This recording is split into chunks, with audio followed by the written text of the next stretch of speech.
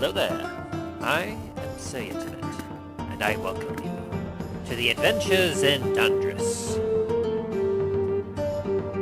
On the last exciting episode of The Adventures in Dundras, our intrepid band of heroes, Dain, the Dwarven Paladin, Talos, the Dragonborn Paladin, Milo, the Halfling Rogue, and Dallen, the gunslinging sorcerer Dragonborn, had appeared before the hut of mysterious mysterious old lady. Having been invited for tea, the party trepidatiously entered, where Talos and Hemlock were given a tea. Meanwhile, Milo, Dallen, and Dain stayed behind outside in the rain for a little while, utterly confused and concerned with these statues that were outside. Eventually, once the whole party had entered the hut, the old lady, known to call herself Grannie Jemima, told the party she makes deals to help others, and she heard some of their requests. Dain wanted his armor back, and so Grannie asked for something as equally valuable for the armor in return: his last name. The party was shocked by this, and while Dain pondered this, the rest of the party began to wonder what they would do next. Dallen, seeing an opportunity, stepped forward and asked if she could help him find his mother, to which he traded a magic cloak and one of the claws for his own hand.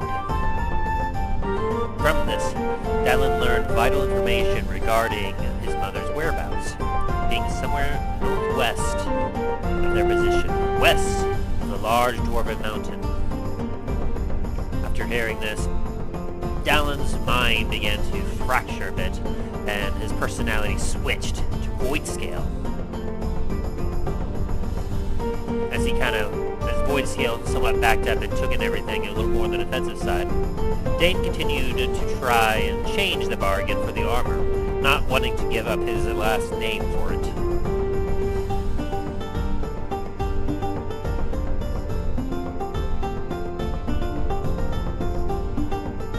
So while the two continued to bargain, Voidscale came up and, to everyone's surprise, asked Granny if she could remove a dark spirit from within his body, from Dallen's body, which everyone else has come to know as Thragon, some sort of dark spirit within him. Granny said that she could do this, but in order to do this, she would have to take Voidscale as well. Wanting to protect Dallen, as he's done for so long, Voidscale agreed to this, and so went up to the cauldron with Granny, who handed him a potion. Upon drinking it, Voidscale was ripped out of Dallen's body and landed in the bottle. And the darkness that was within Dallen, Thragon, was also pulled out. Like a black miasma around Dallen's body, it escaped and flew through the window out into the beyond.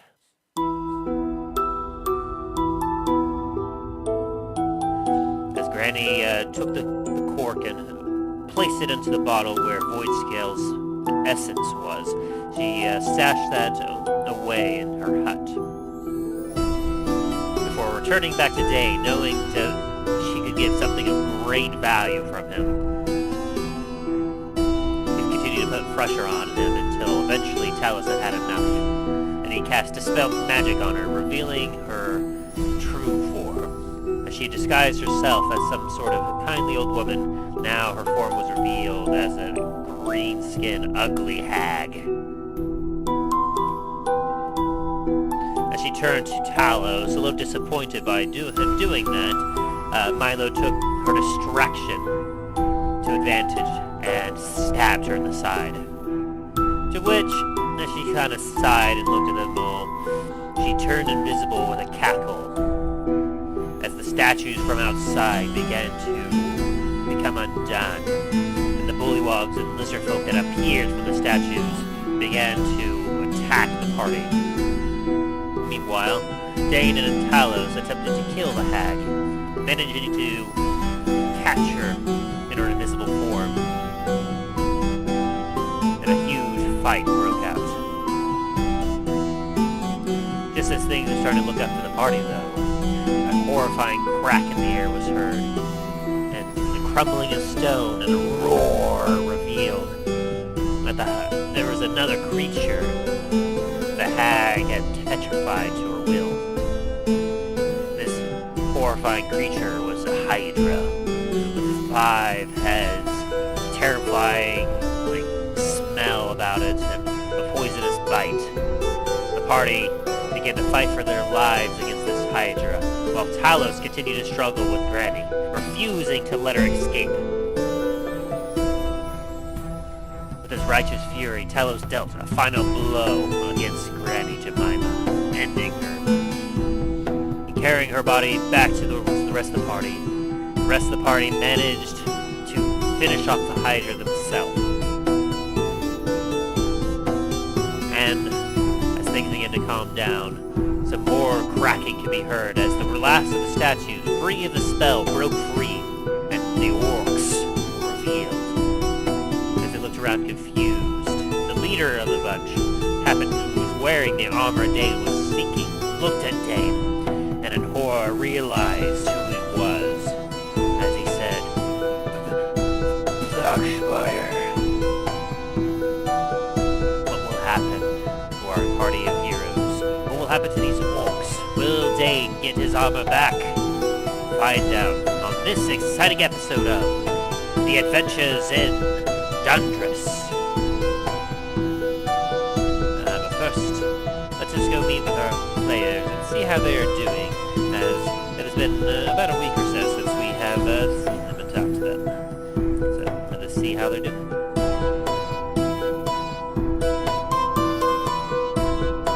Oh yeah. And I don't think no one wants that on the internet right now. Oh no. And your Probably boss not. probably wouldn't want to hear that either.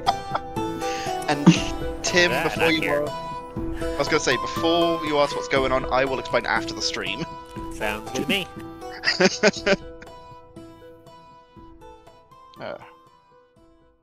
That's why I like to post a little I'm coming in right before I come in, because I'm like that adult. It's like, put away whatever mischievous things you're doing. Stop talking about whatever you're talking about, because I'm coming in.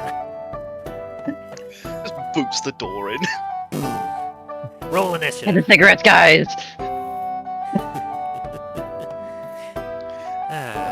So how are we doing today? Doing I'm existing. alright. That's always good. Something's going on with your mic there, Tim. You're sounding very staticky. Am I? Him's Well- looking warforged. You were, then you stopped. That's strange. Am I sounding good now? Yeah, you're good now. Huh. That's weird. That is weird, because I didn't do anything. Might have been a Anyways, carry on. thing. Technology be weird.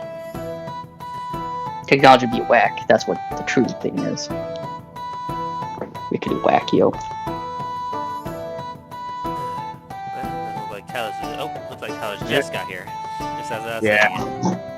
Yeah, just finished cleaning myself up, throwing clothes in the washer. He felt a disturbance. Yeah, it's gonna be an annoying thing. I'm gonna have to clear out the entirety under the sink. Go to Home Depot later and pick up that drain seal wax, whatever you have to get, because I have to unscrew the drain. That's good. Of course, my sink has those weird little cross section things as a guard that are built into the sink. So it's like, of course, I can't put this, because normally I have 3 different style of drain snakes. One for the bathrooms, one that's for kitchen, and then one I could use for pretty much anything because it's really tiny. But because the way that cross section is, I can't even put the tiny one in there without it getting caught because of the teeth. And the one that's for kitchen sinks, that one's actually designed to break up. It has multiple different heads you can change out, and it's meant to break up stuff like that. But of course, I can't do that. Ugh. And I found out why. Apparently somebody was washing something in the sink and didn't realize it was grease. They thought it was something else. So it combined that with whatever else was probably in the sink. And it doesn't help that the dishwasher is connected to that same drain pipe, so I can't use the dishwasher. That kind of sucks. Yeah, it's like of course all this happens at once. But D&D. Indeed.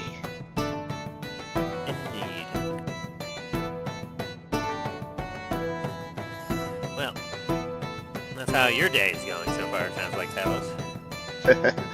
Yeah, but as I say, that's the life of an adult. I'm tired of this, Grandpa. That's too damn bad. Keep Unless digging. you suddenly become a billionaire and can pay off all your bills and shit, keep digging.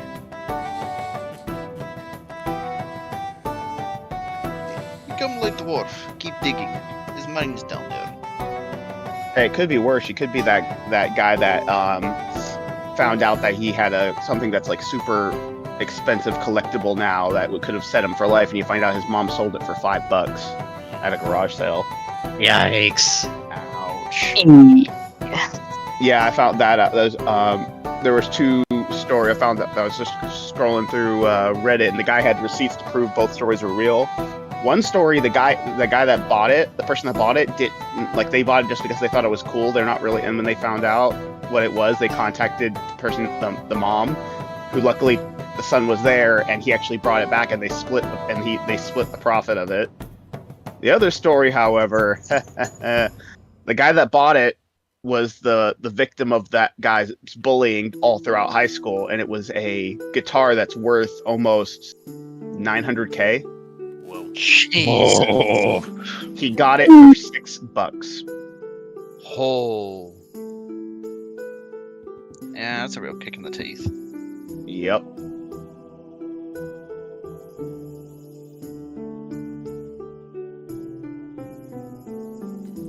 Very interesting. No, did you have anything more for any small talk, Dain? Not much. Just got back from my cruise, and so that was very nice. Sailing on the high seas on the Basilisk Folly. I'm glad you enjoyed it. Anything interesting happened while you were on the seas? Not much. Saw a pirate ship. That was cool. Oh, that's always neat. In Nassau, they've got a like a tourist ship that kind of goes around the bay to look at the attractions at Nassau, but it's done up like a pirate ship. I mean, Nassau is traditionally a notorious pirate town, Oh yeah. so that makes sense. Once again, saw a lost city in Nassau, which is always fun to see.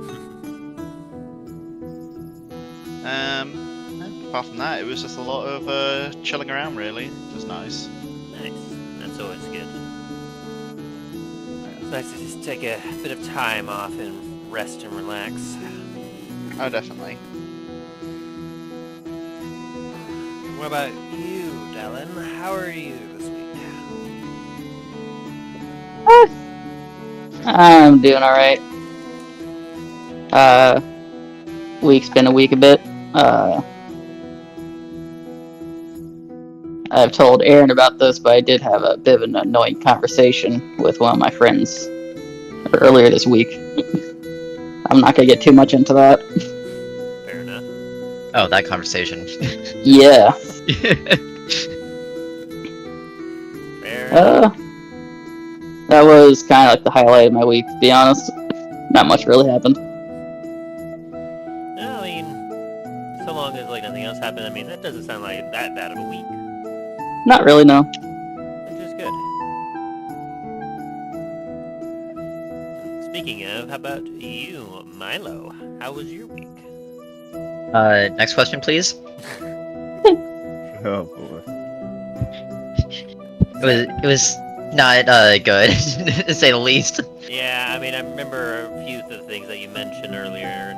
It definitely did not sound like it was a good time.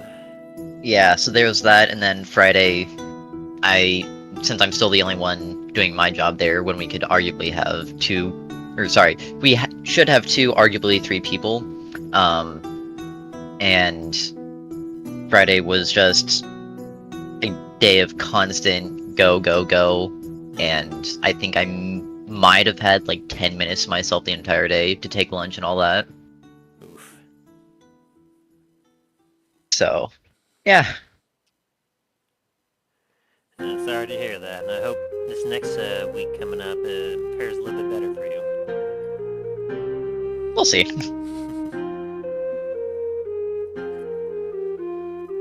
Well, not much changed with me.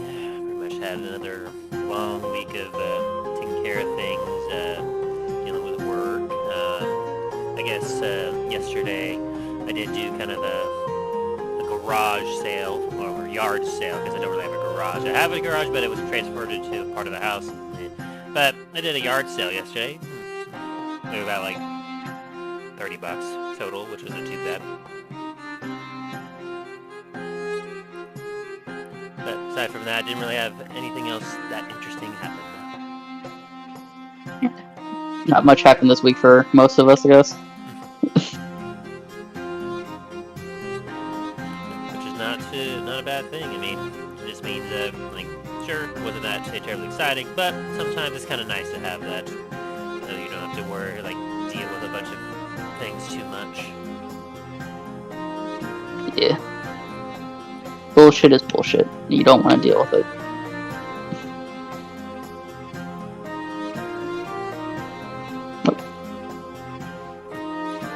We are all here, of course, for the D&D game. If you're all ready, we can dive back into it.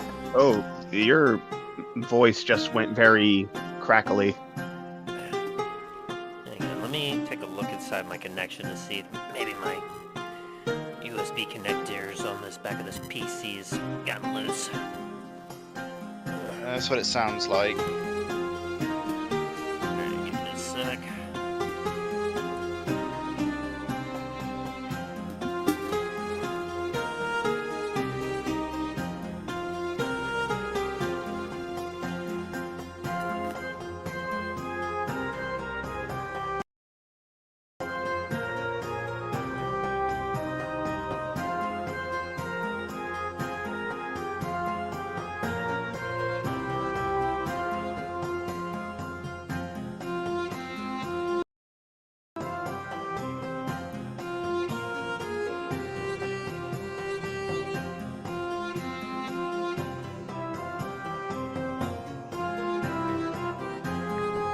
How's that sounding now? Much. No, it sounds a lot better. Okay, I messed with a few things and whatnot, so hopefully that won't happen again. Still very weird and confused about that. It probably just came loose is all. Yeah. Don't really mess with anything really back there much, so... Oh well. As long as this issue is fixed and not really a thing, it makes me happy. Computers are a thick thing. They can be. That they can be. Without further ado, I suppose we should get back into it.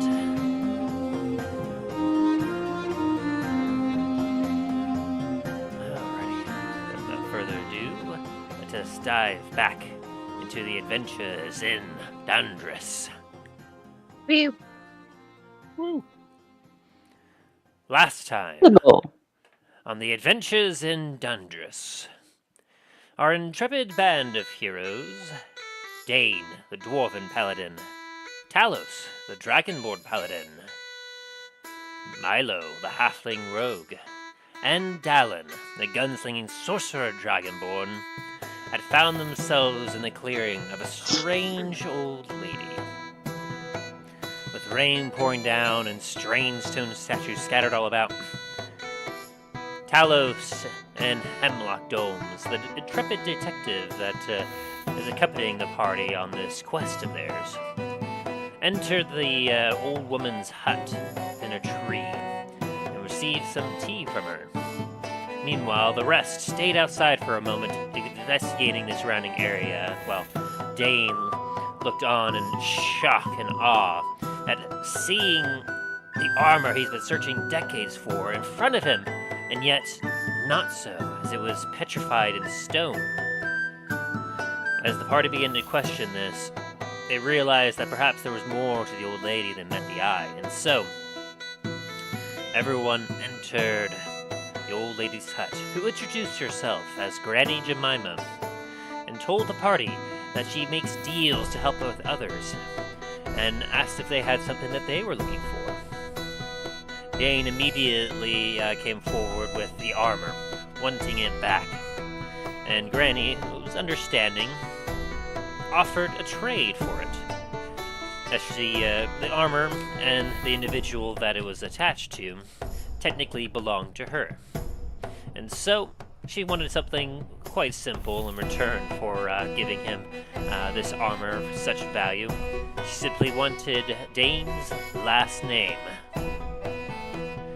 When she said this, the party was shocked and was quiet for some time, as they began to wonder what they would do next, as they suddenly realized that the individual they were dealing with was perhaps far more dangerous than they could have ever possibly imagined.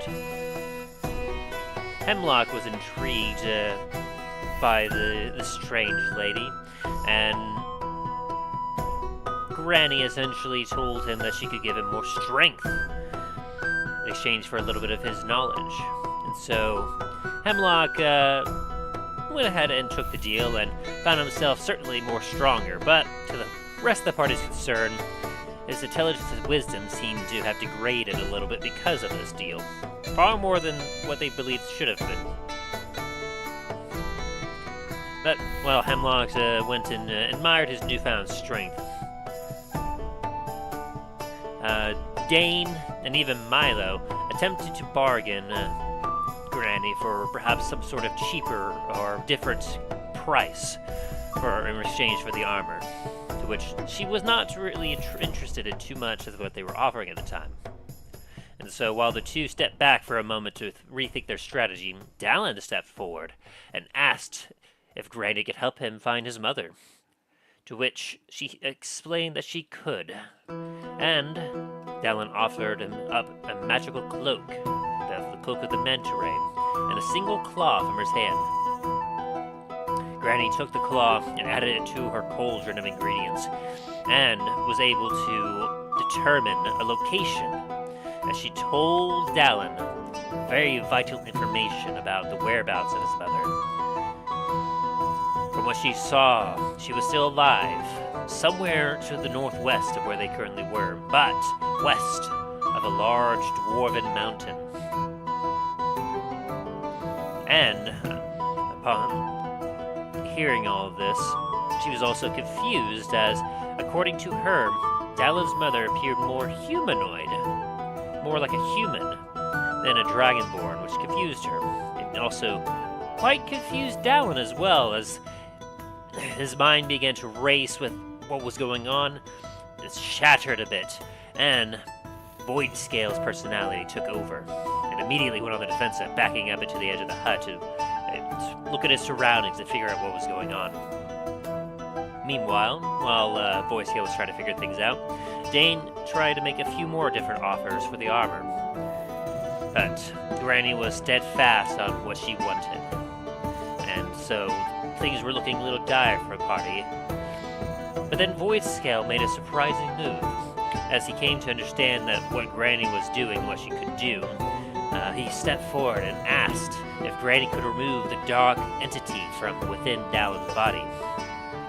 Granny, being wise enough, was able to notice a change in this person's body from being somewhat different from the one that made a previous deal. And seeing the opportunity, she thought about it, and she realized she could, in fact, purge Dallen of this dark entity, but as a cost, she told this Voidscale that it would have to, that in exchange for purging this body, she would take him instead. Without a moment's hesitation, Voidscale agreed. For years, he had been trying to protect Dallen from this dark entity, and now to have the chance to finally get rid of it, he was willing to sacrifice his whole being in order to accomplish this goal. As the rest of the party looked on in shock, Voidscale walked up to the cauldron, to which Granny handed him a potion from within. Upon drinking it, the party watched as Dallen's body convulsed, as from the bottle itself, the weird liquid that was within it began to disappear, and then the bottle magically refilled with something else, something smoky, cloudy, as Granny quickly snatched at the bottle and corked it before going to stash it away. Dallen had then collapsed, and his body was surrounded by a dark black miasma. As Talos and Milo took a look and were beginning to get a little concerned about this, the dark miasma bolted from Dallen's body out the open window and out into the swamps. As Dallen woke up and was quite confused over what all had transpired and what was happening, he felt himself more whole and more full of vigor than he had had in a long time. Getting tired of some of these lower deals, Granny put the pressure on Dain to try and settle on a deal to finally allow him to get the armor.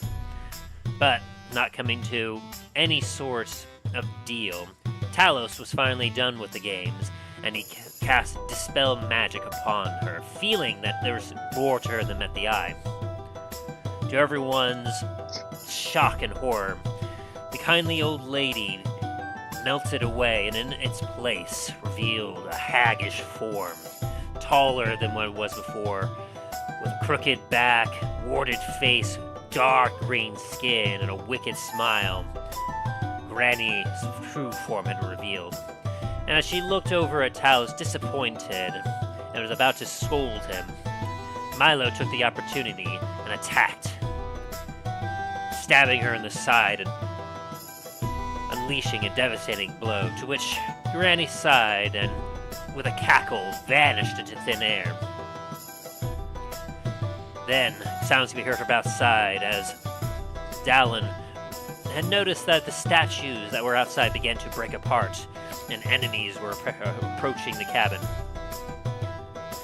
While the rest of the party initiated their assault against these statues, Dain and Talos attempted in vain to try and stop the hag, as they realized that she had turned invisible thanks to Talos' divine sense.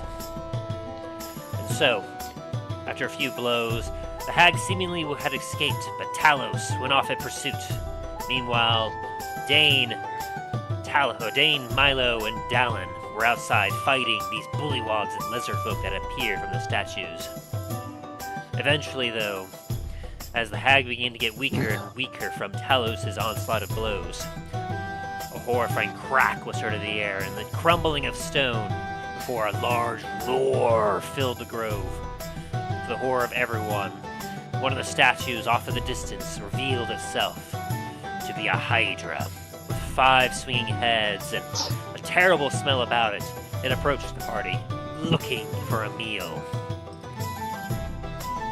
At this point, the party had to fight for their lives, as Dain took blow after blow from this Hydra, while Dallen stayed back a little bit, bucking off shots and attempting to weaken this beast, while Milo turned ghost and floated about, striking at this horrifying creature.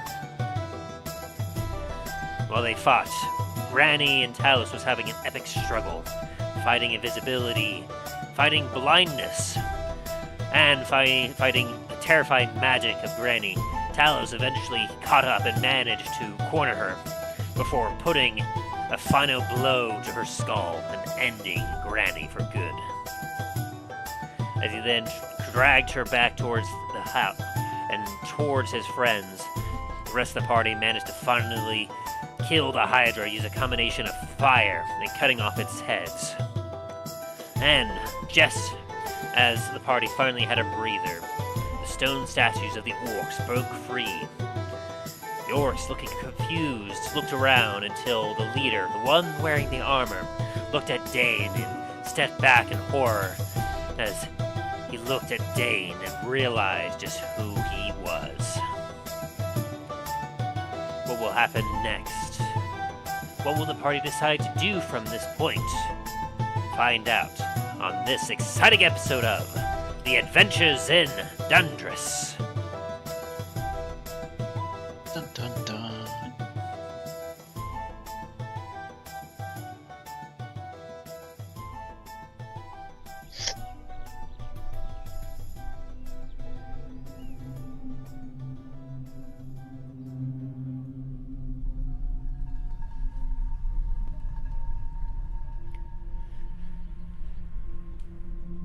as you all find yourself before the hut.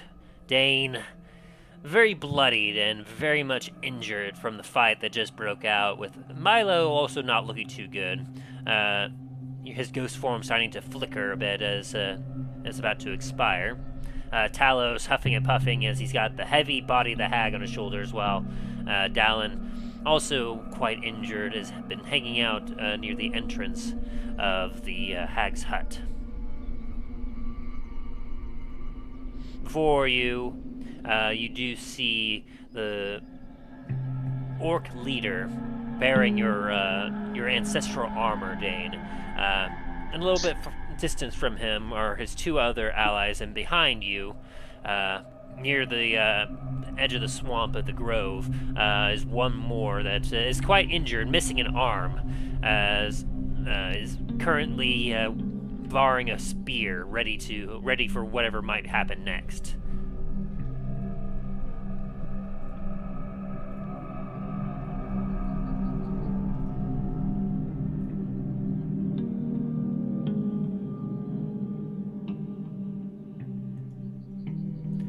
So, as you stand there, looking, the leader takes a step back.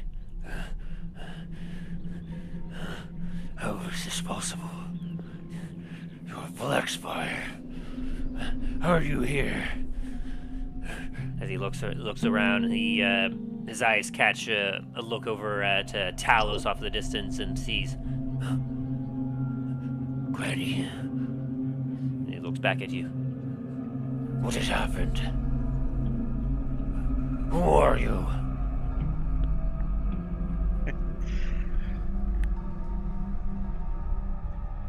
Well, looks like you lot had the unfortunate happenstance to, well, piss off a hag. Until, well, about a minute ago, you were all turned to stone. And unfortunately for you over there, my friend, you're wearing something that belongs to me, and I'd very much like you back. Please.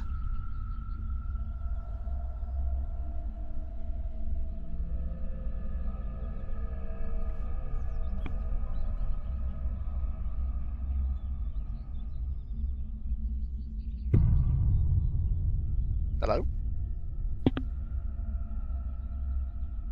You're still here, Dain.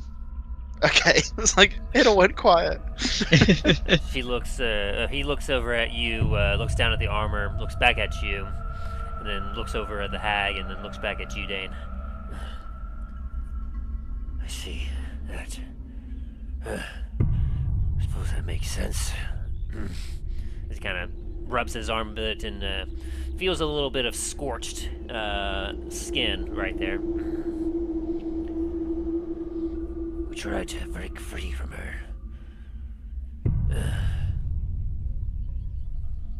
Not sure how you even found us. It's been a long time. Honestly, we thought that after so long, you Blackspires likely wouldn't be hunting for this anymore.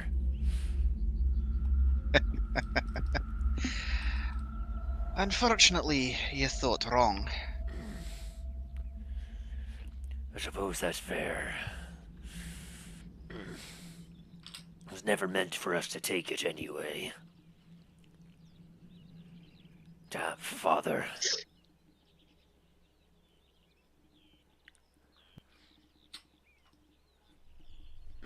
I'm Oakluck.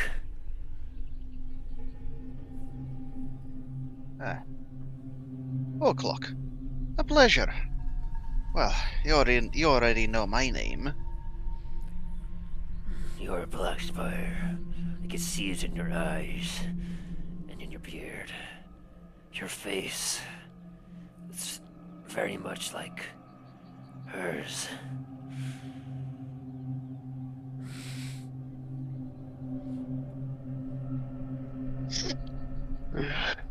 Well, walking forward, dragging Granny with, like, brain dragging with me, Get close. And just. The other orcs around are looking trepidatiously around, looking at the leader for guidance as he looks over and he goes, Uglug kind of holds his hands up a little bit as to be like, oh, hang on. A lot has happened. Well, I would say today, but today seems to not be today for us. But I get to see from you all that you all haven't fared much better, especially against the hag. Against Granny. Oh, I wouldn't say that. Like I like should kind of slightly hold up what trying to kind of try with one hand kind of holding up like the whatever body part I'm like dragging her by. While this is going on, Dane's going to use his lay on hands on himself. You just kind of pat yourself down and feel yourself heal a bit. I'm also gonna do that as well. Also going to inch closer to Milo and use the last 20 on him. I'm stealth right now. I thought you were a ghost. Both. Oh. He's a stealthy ghost. Never mind, I do not see Milo and I stay where I am.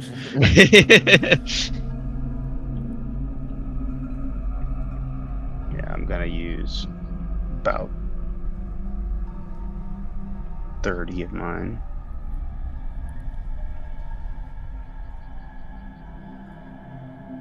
Also just going to casually drink a greater healing potion as well, because why not? As you just bloop, bloop, bloop.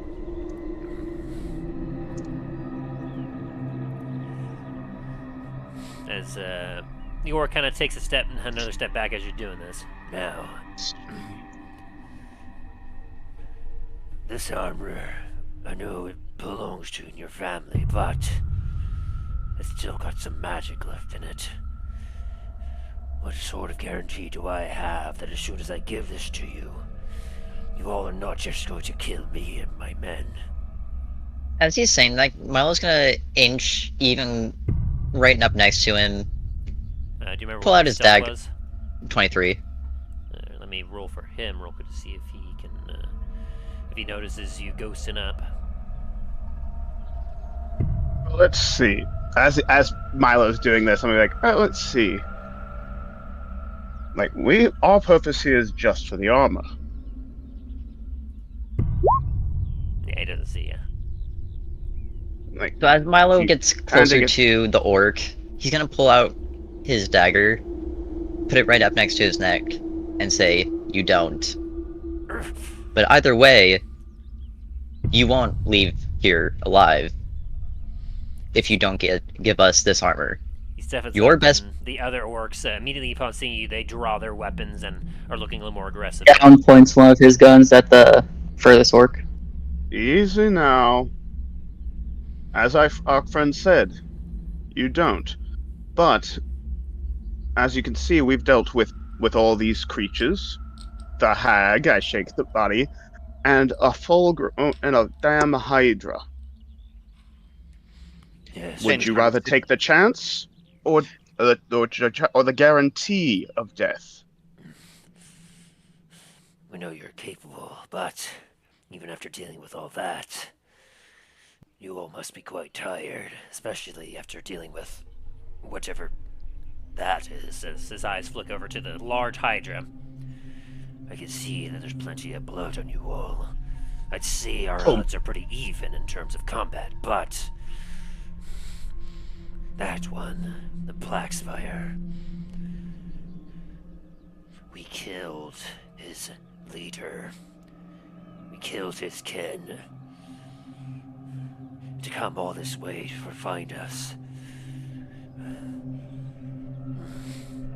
I don't blame What say you, Dain?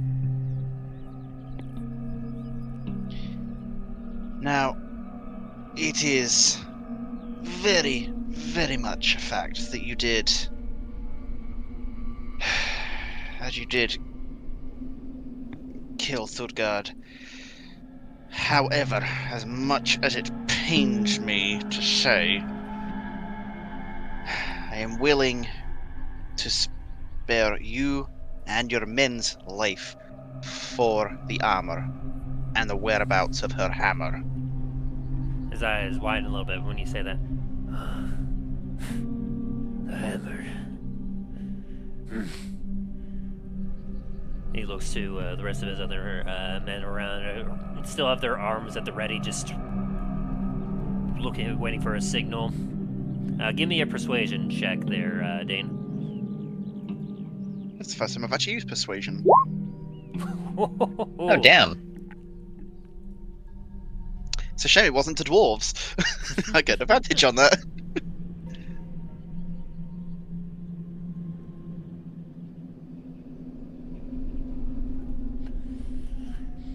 The orc proceeds to turn his back to you, Dain, and he holds his arms to his side.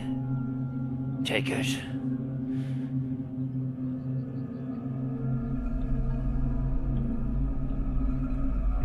Then Smilo's right next to him. He will start taking the armor off of him. As he goes down to a single knee to make sure that he's as non-threatening, and he gives you the best opportunity to take it as possible. So he's eye level with Dain.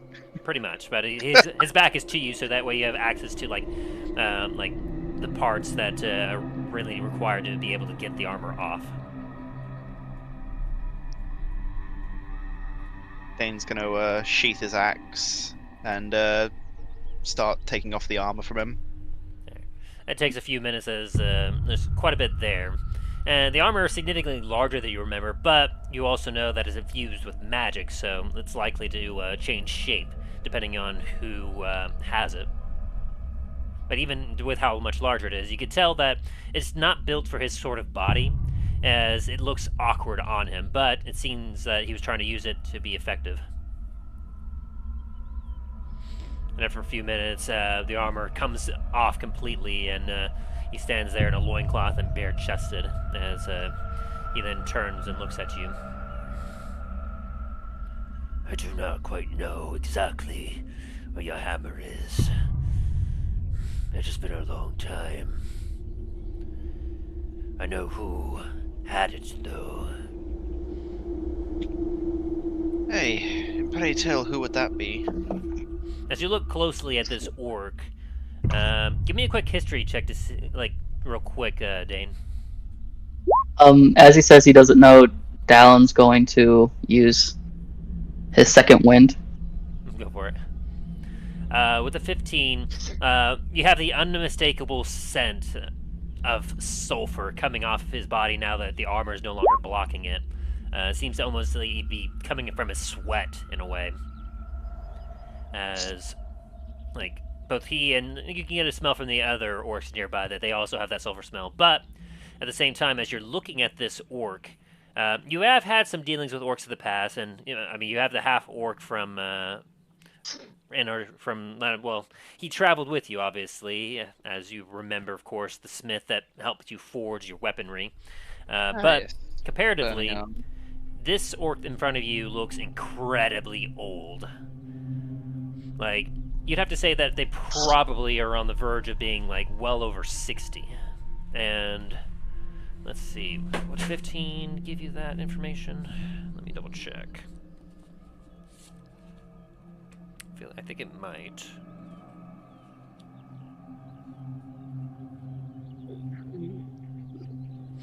Yeah, you could probably determine that this particular orc has got to be closer to like 60 or 65, and you know that orcs very rarely tend to live like into their 60s to 70s. So, in terms of in terms of a lot of factors, this is a very old orc. Still fairly fit for what he is, but you can tell that he is particularly old, and the rest that are around him also appear that way as well. You know, I've got to say, looking at you and your the rest of your band here, I'm guessing you guys are rather accomplished warriors, especially considering your age. At one time, perhaps. The last 40 years, though, haven't done much fighting. Mostly just under the thumb of her. As he kind of juts his head over at Granny.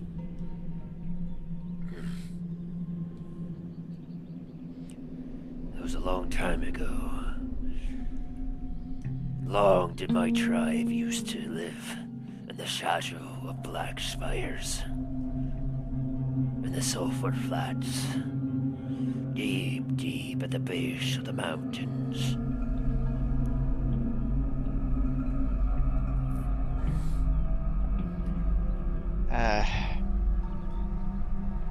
You don't even need a history check. You do not know exactly, like, you know about the sulfur flats, but you don't know about these orcs. You never knew that anything could survive down there.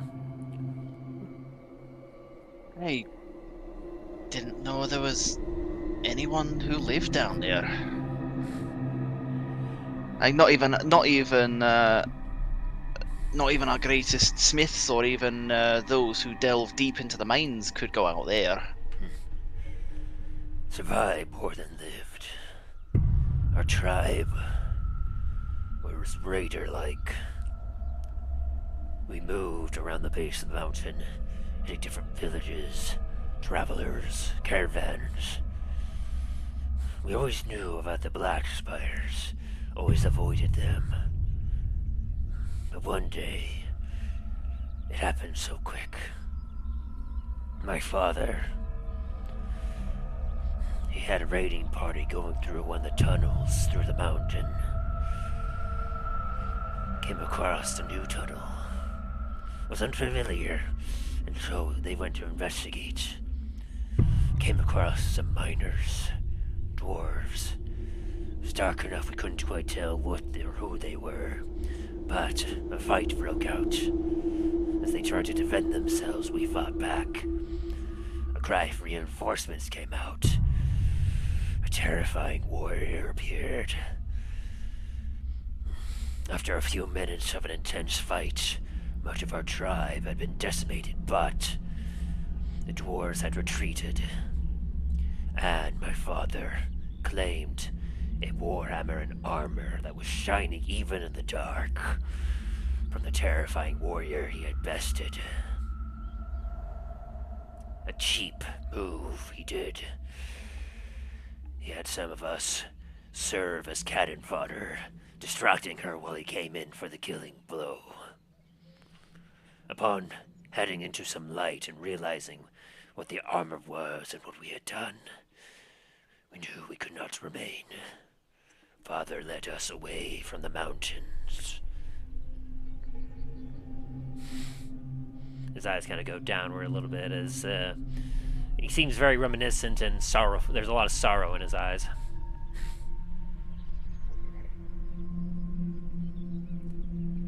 Eventually, as we tried to continue moving about, pillaging and raiding to survive, we made our way to the ocean. Killed and took the ship from some sailors as we attempted to survive on the waters. Father seemed to like that lifestyle. He took that hammer, that prize of his, as his own, and used it to make himself into a powerful pirate. Eventually, though, the tribe was split.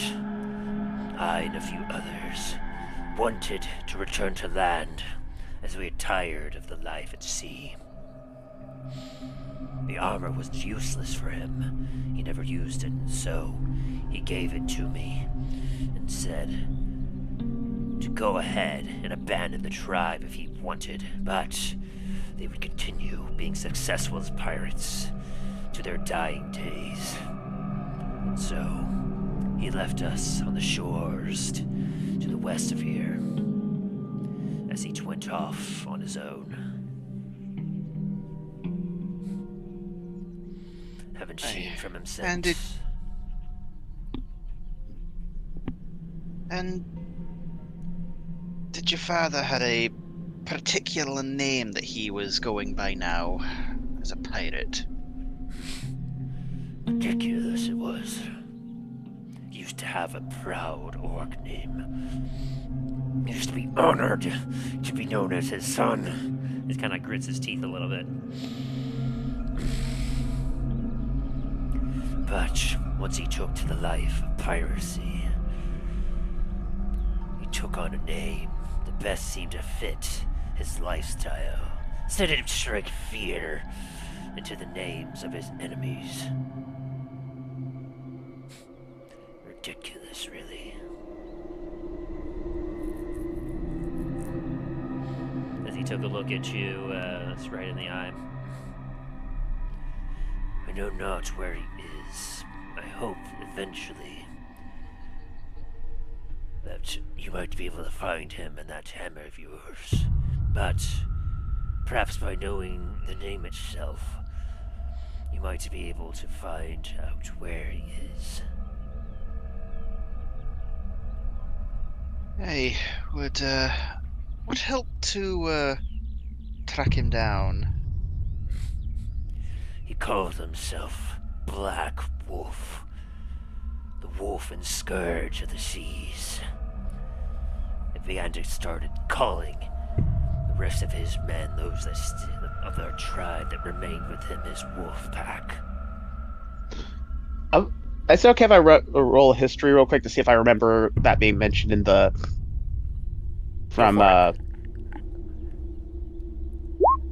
Nat. Oh yeah. 20.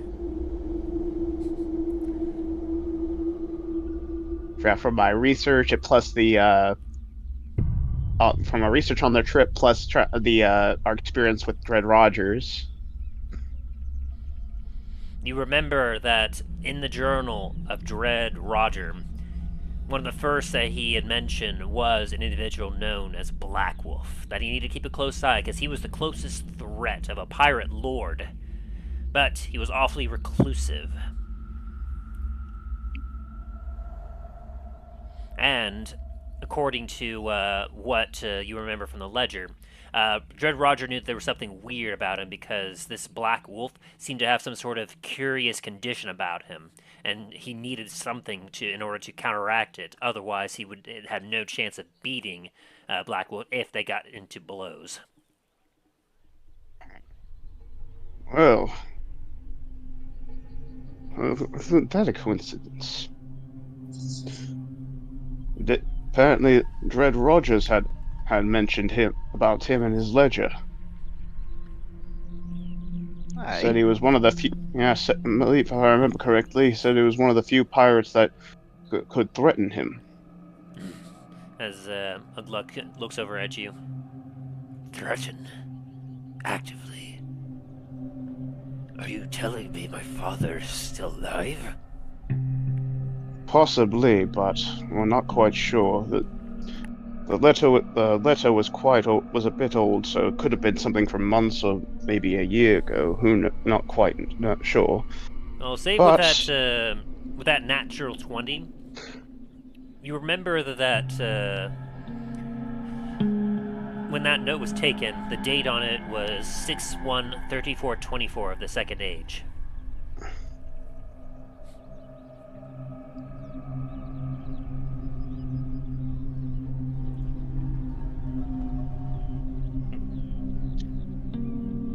So at least within a year. yeah. Because we are now in the first year of the Third Age, if I remember correctly. Yep, you're at the very beginning of the Third Age.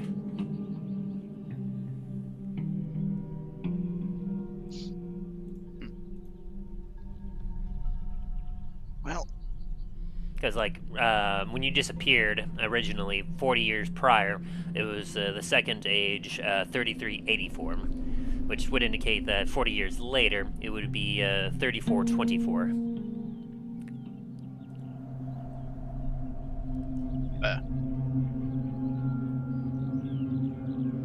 And as you kind of previously concluded before, news of the New Age hadn't spread quite yet. And eventually, you remember, deeper in the ledger of Dread Roger, it got corrected to the Third Age. And so, yes, you can confirm that that journal entry was written within the last year or two.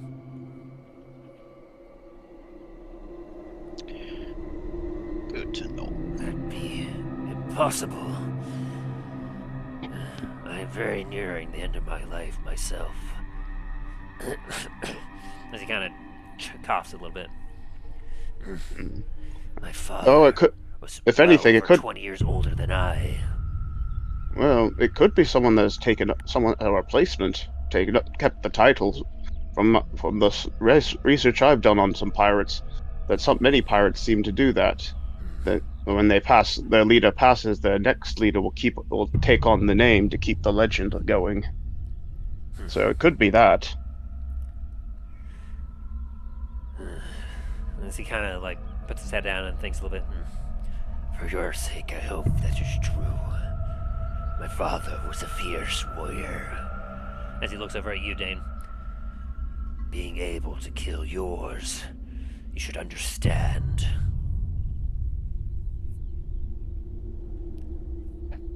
Aye.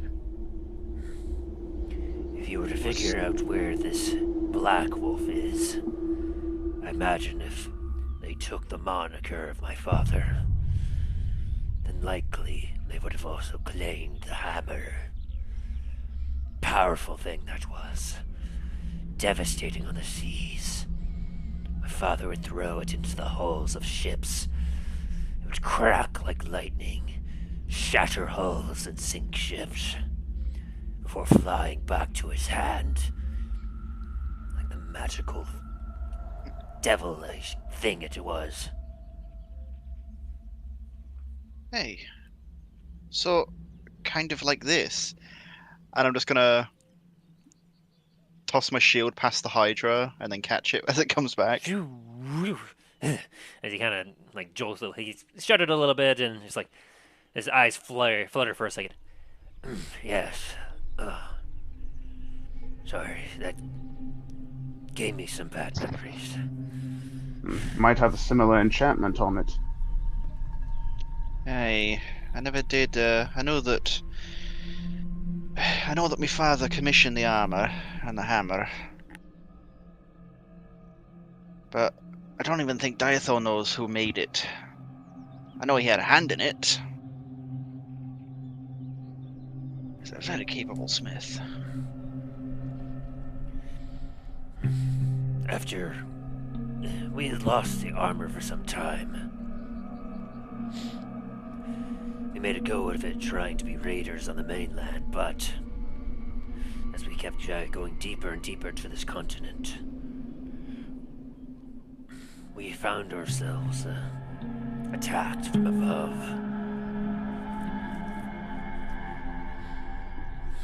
5 of us remained after the attack, but it was some sort of flying red devil that came down. The armor had served me well, but against that thing,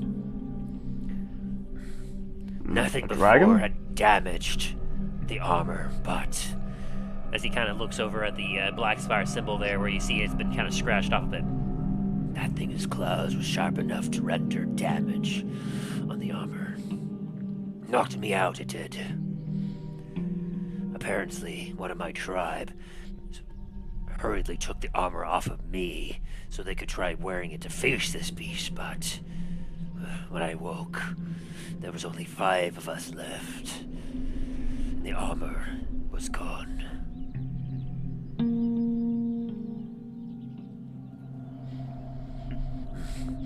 As we sought refuge, as there were so few of us left, that was when we found the hag.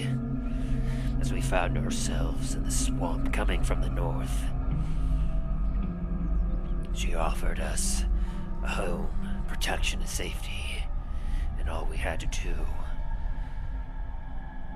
was serve her, protect her grove, help with her, as he looks over at her customers.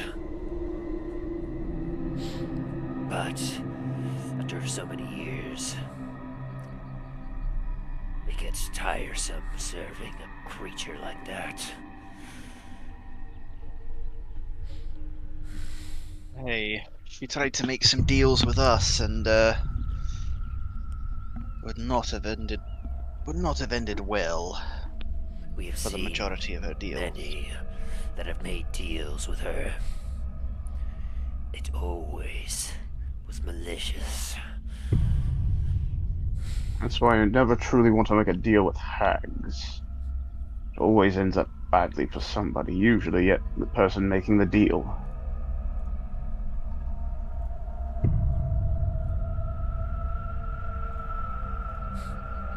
Orthak. As he kind of looks over at the one with the missing arm, he limps forward, holding his stump, which seems to like have somewhat weirdly cauterized as like the stone spell, like the petrification wore away, but he's clearly still in pain. He was scouting for the witch one day, as we are off to go out into the swamps to collect things for her. He found a cave. Said when he looked inside, he found strange bones, but also treasure. He came back, and so, while the hag slept one night, we crept there, hoping that perhaps we could find something that we could trade for our lives. That, to our great shock, is when we found the armor.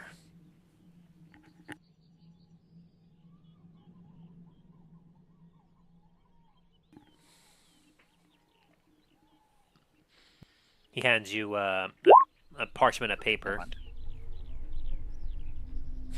Now, what are you looking for there, Dain? No, I was trying to see if with all of the sort of context clues I could try and see if I could figure out what type of creature he was talking about. 11. Something red flying from the sky you've never seen. But you know that it would have to be something of immense strength and power to be able to make a mark against its armor. And so you could probably come to a few personal guesses as to what it could be.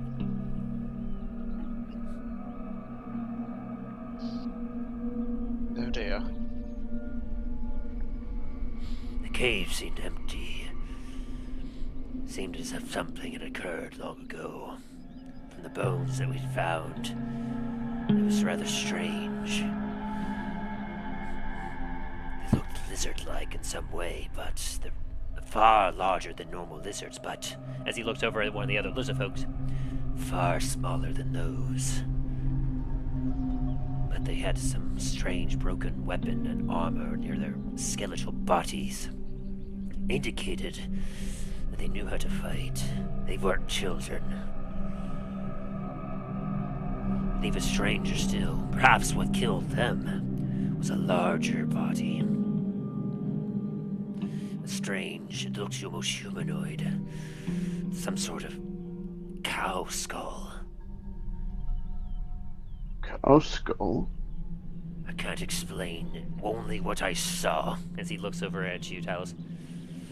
Never seen anything like it, but we didn't want to stick around too long, especially since we had the armor. We thought that perhaps we could offer it in trade, or perhaps it could protect me like it once did, as we could fight the hag and finish her. In case you're interested, as a show of good faith, since you have shown mercy to us, that parchment is a map that Orthak, went and drew to help us guide us back to the cave. Perhaps you might be able to find something more in there.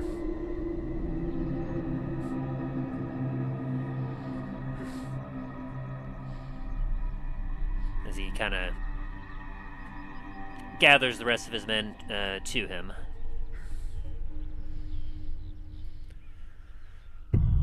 Afraid we don't quite know where to go from here.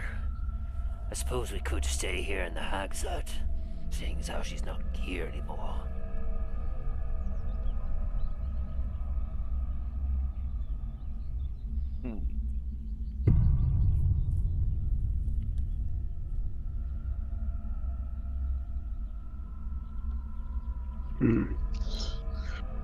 Well,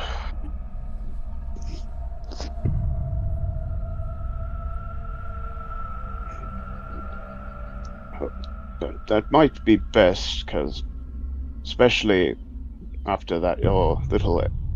I'm guessing it was your escapades in the back in the city, getting the armor. Yes, as he just kind of looks down and scratches the back of his head. The hag wouldn't take the armor. She said that it would merely help us. Would do our job more efficiently. So, on another night, she fortunately wasn't angry that we'd gone on our little adventure, seeing as how we are back in time. But, realizing that she would not take it, and realizing that perhaps she needed something more, we decided that we should try and perhaps get gold for it. And perhaps if we got enough gold, we could buy something else to trade for our freedom. But as we got down south through the swamp to the city, we realized we weren't welcome there. It was then that a rat found us. Offered to trade the armor, take it to an auction house, get some gold back. The boys and I agreed to it, and so we gave it the armor, but, well, we knew that armor was something special, and so we thought that we could perhaps get ourselves a little bit of more out of the deal. After the rat took the armor, we listened and waited around until we heard that the auction had occurred, and that an individual had purchased it. We snuck in, managed to find him. We wanted to just shake him down, take not only whatever gold he had left, but the armor as well.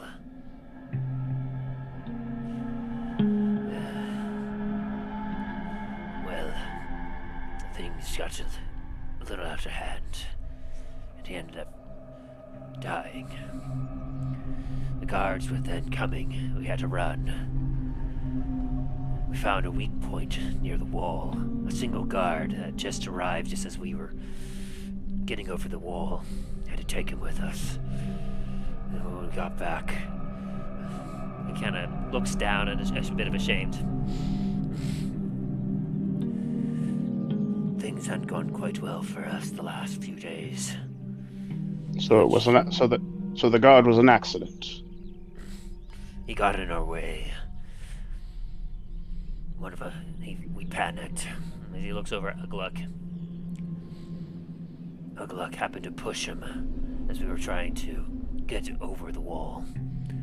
He was the last one there to secure our escape, and, well, it's hard to call it an accident, but it was unintended. Talos is kind of like, he's obviously not happy of like hearing about the death of the guard, but at the same time he's just like, he knows it probably wouldn't be a good idea to start smacking people at this moment.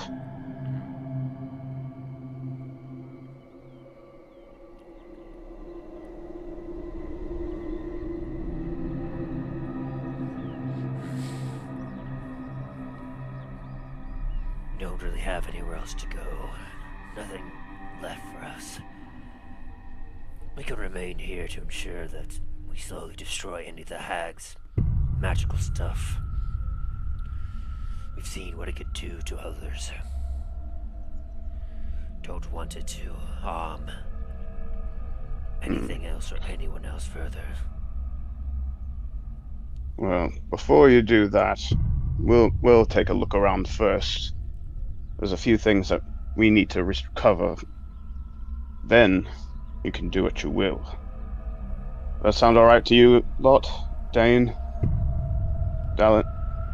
Where's Milo? There you are. As his ghost form is kind of dissipated and he's back into his normal form. Has been 10 minutes? I'd say probably, with all the talking conversations that's been going on and enough time has passed. Fair enough. guessing my haste is worn off as well, and there was sort of just like Yeah, during the just conversation, like sat on one of the Hydra heads. yeah, during the conversation as he was talking and explaining what happened, you felt lethargic for a bit, and you're like, "Whew," which every one of you could have probably taken that as like taking a lot of it in all of a sudden from hearing all this, but you know better. Dane's just sitting on a Hydra head, dry heaving.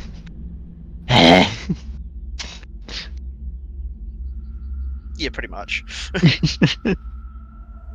John's gonna go in and look for his cloak as well as his the bottle of Voidscale. Here, let me go ahead and switch to this since combat is not breaking out. Where is it?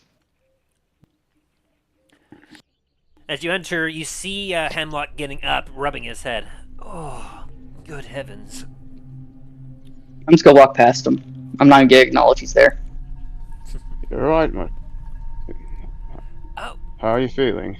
My head's a little achy there. I must admit, I don't know quite what came over me, but I had such a throbbing headache I passed out. Oh, I'm gonna look real quick. I'm gonna do a quick check and see if I can find that bottle that from the one that for Hemlock. Or was it? Yeah, it was. She had the one for Hemlock, so. Yes. I mean. Yeah, she had Hemlock's intelligence. So what do I need to roll for investigation? Yep, investigation. Damn it! I can't. At 4, it sucks. Yeah. Pull out more freaking. Nope. Go ahead. Okay. Yeah, as you start to kind of pat down Granny, like you find bugs and some weird stuff on her.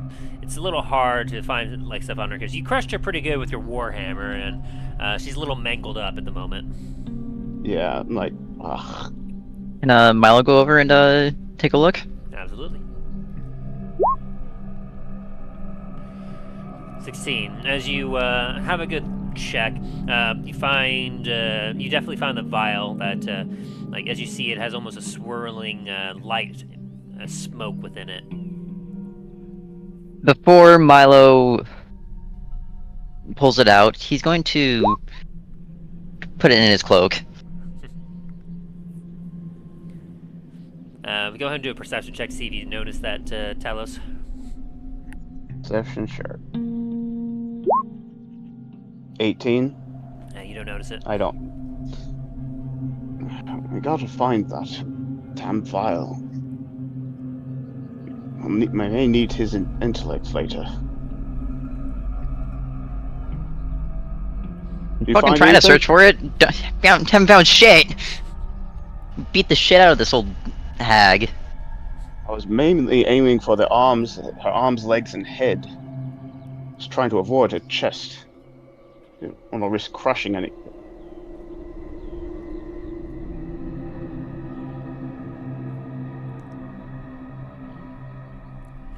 I'll try an investigation again. Oh, gotta be kidding me. You find a little broken glass, as Yes. well as, let's see here.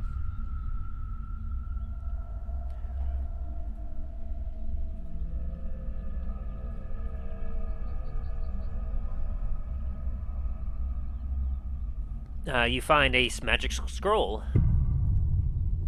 Scroll? It might be useful. Let's take a look at it. The scroll says detect fire.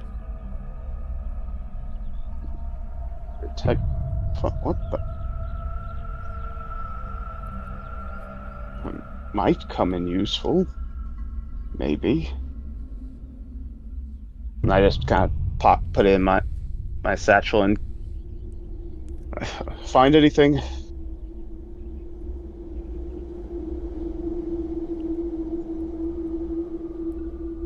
Milo? I just said I haven't found anything. We ain't found shit. Well, keep looking. See if we can. We need to find that vial.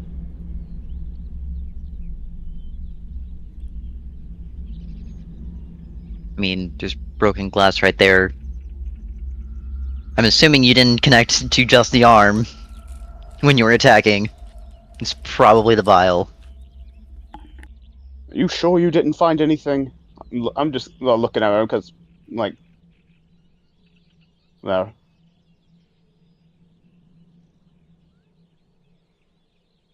Tell us if you don't trust me enough to find a fucking vial on this dead body, then do it yourself.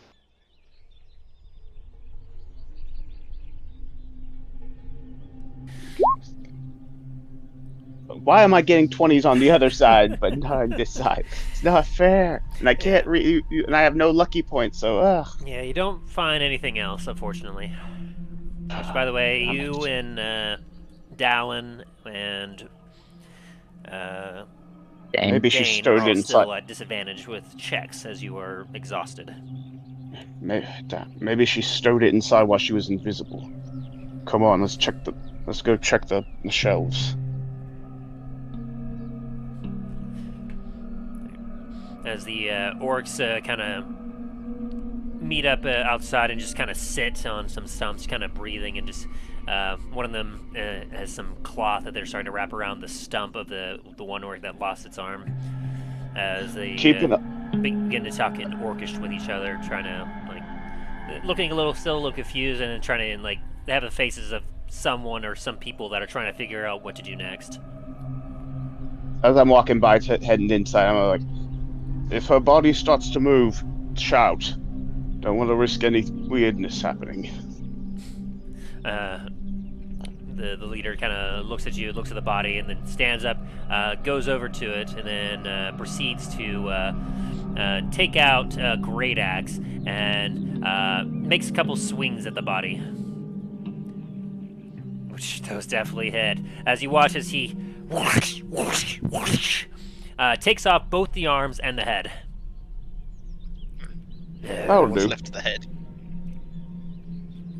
That'll Don't do. do anything if you don't have a head. I kind of nod, kind of like a nod and shrug at the same time, and then just continue forward inside. Go ahead and roll me a quick Arcana check while he was doing that, Talos. Oh, sure. You're not quite sure what it was, but with each of those strikes, you almost felt a dark energy come from each blow that he struck onto the body. As if something that came from his attack and his weapon himself. But you're not sure what exactly. Because I'm out there still and seeing this, can I roll it as well? Or? Yeah, go for it. Ooh, a 16. As you watched as he got up and went over to the body, you could actually see a bit of almost dark necrotic energy begin to be infused within the axe itself, as he then used it to seemingly almost deal some extra damage with each strike on the body. And then after a minute, it seems to dissipate as he goes back and sits down with the rest of his orcs.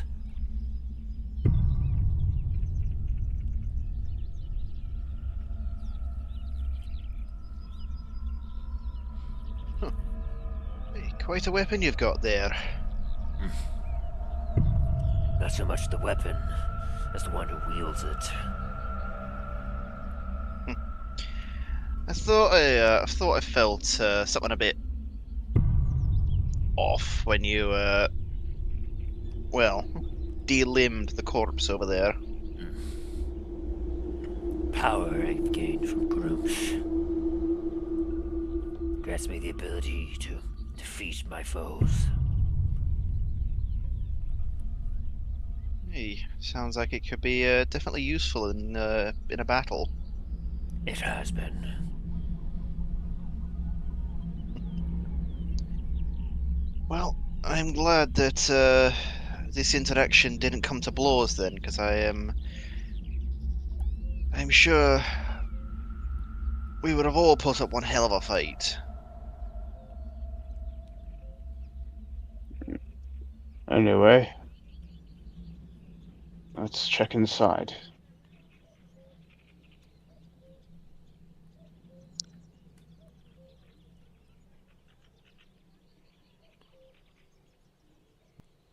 Hey. As you all kind of head inside, the orcs remain outside while you all make your way in. You can see Hemlock just sitting on a chair, kind of rubbing his head a little bit, while you see Dallen going through the cabinets where he didn't get to see, but he's just kind of going through different cabinets trying to find stuff. Go ahead and roll me an investigation check, Dallen.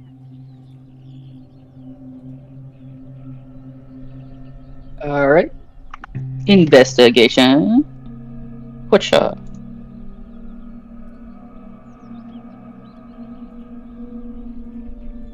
Where are you?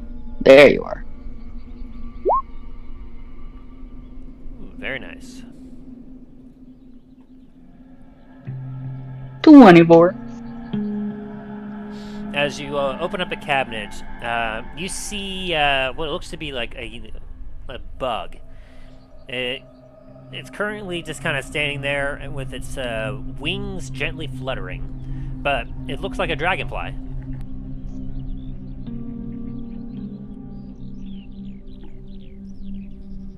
Is there anything else? You find some pots that seem to have some weird, strange substances within it, but nothing else in this particular cabinet you looked at. The dragonfly just continues to stare at you, though, as it flutters, and it walks around. It's strange, because, like, the way that it looks, and the way that you can kind of almost hear its feet tinking on the wood planks that are below it as it walks. Almost as if this dragonfly is made out of glass. Can I kind of, like, what would be the best check to figure out what this thing is? Actually what this thing is. Arcana check? Arcana? Alright.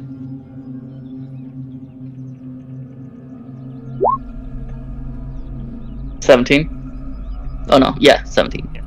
As you take a look, you can see that this thing seems to almost be like an enchanted, like, glass sculpture. Glass blown in the fashion of some sort of dragonfly, and then seemingly enchanted with some sort of life? Question mark. Essentially, like, it seems to have all the aspects of being alive, but it doesn't have any of the abilities of a dragonfly, and it's hard to say if it has any sentience or not.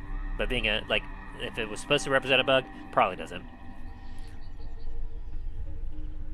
I'm gonna try and grab it.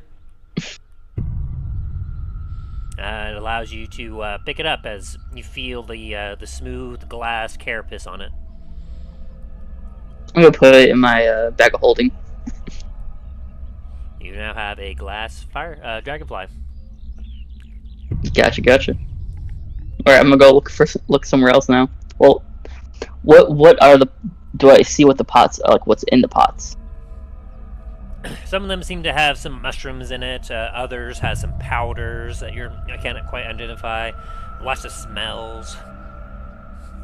Some of them have some maggots and bugs within it. It's just like there's a lot of weird stuff, essentially. Yeah, I'm walking away from this cabinet.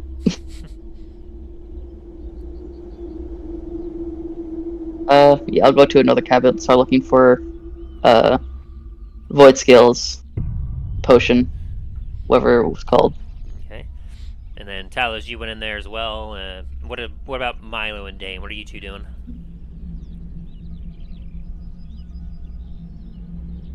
Milo? Whichever one. I was gonna say Dain is gonna kind of go in, but stay within eyesight of the orcs. Have you done anything with the armor yet? Not yet. I'm just sort of holding it. It's more of just shocked that it's there than anything else. Mm-hmm. And then Milo, have you? What are you doing? You know, Morris hasn't eaten in a while. I'm gonna feed him the Hydra. Merv's kind of sniffs a little Dear bit as you hold God. some of the, like one of the heads, and he kind of sniffs it and goes, and then sucks it up.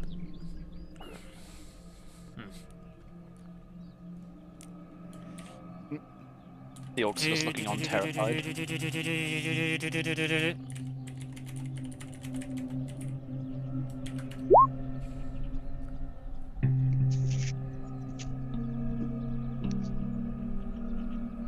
Well, there's plenty of stuff here. Actually, as soon as I say that, I'm gonna say, you know, give me a second. I'm gonna check the rest of the bodies outside first before I feed them to him. Just do kind of a general investigation. Nat 20. Oh, jeez. How about that?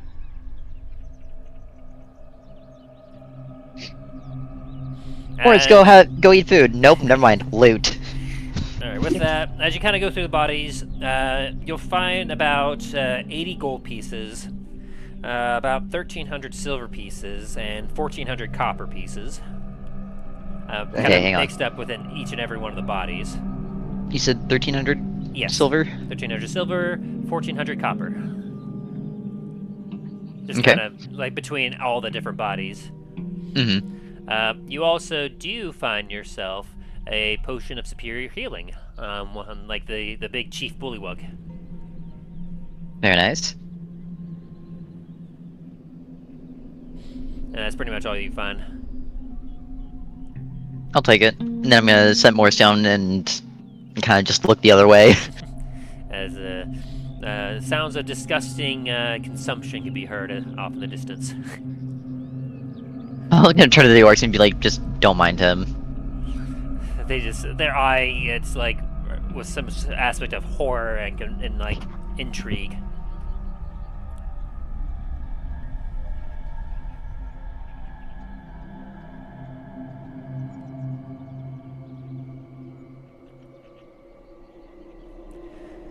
And so you're inside, Dain. You're kind of like standing at the doorway next to where Hemlock is, as he's sitting there, kind of keeping an eye on the orcs' armor in hand.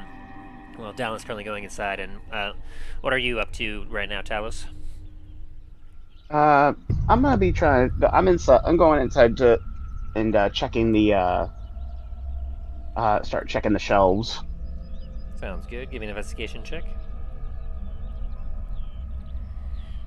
Like, come on, give me some. Are you kidding me? Interesting. Are you kidding? Like, what is going on here? At least it's not a nat fair. one. Yeah, at least soft one is better than nat one. Yeah, but still, it's like what? Like I know Talos is tired, but come on.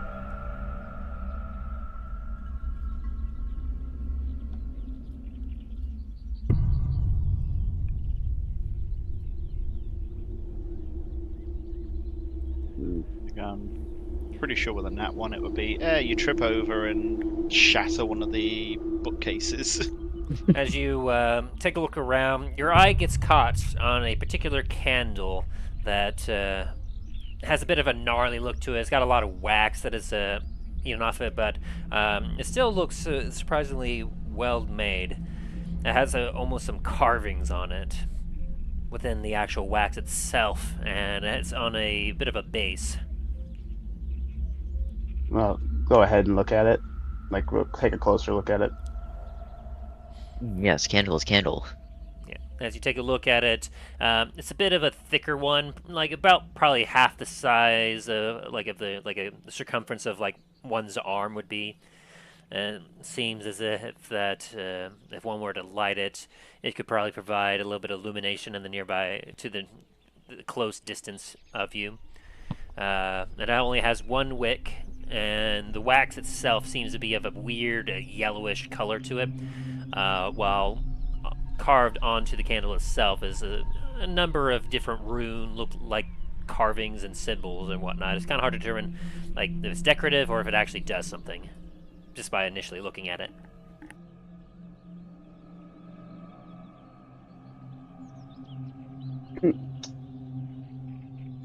Let's see if I can roll a history check, just see if I like might know any, like recognize any of the runes. If I might have Be more of an arcana. Arcana, okay. 15. That's better than before. 15. 5 since you're at disadvantage. Oh, 5. Oh yeah, I just fine. Fuck. Yeah, as you take a look at it, it seems like a neat candle. Should light up if you were to put a flame to it. For now, I'm just gonna put it in my satchel. Just have it there. Okay. Like, might not be interesting. And then Dallen, as you kind of went over to a different cabinet, go ahead and roll an investigation. Gotcha.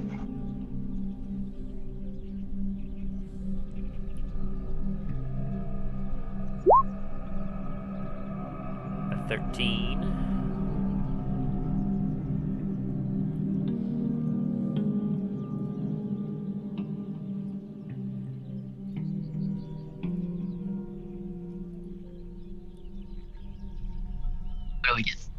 Do I get nothing? No, I'm looking. Oh, okay. As you kind of walk over towards the cauldron, you trip on a wooden board. And as you kind of take a look at the board, it has been kind of uprooted by your foot. You see that it there's a lot of darkness under the board.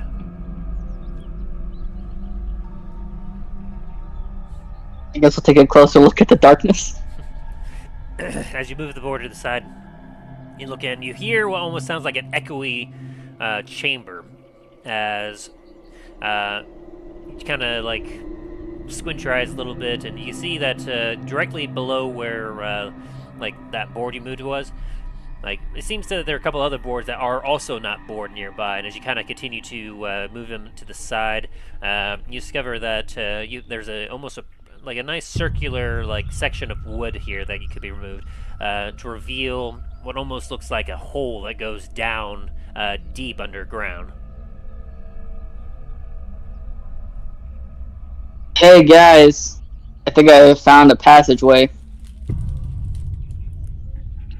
You what? I think I found a passageway. Alright. Hey, good find there, Dallen. Did you happen to check these shelves? Huh? The shelves over here. Did you happen to check them? I was wondering what Tim said. I just said that the hole you found, it goes straight down.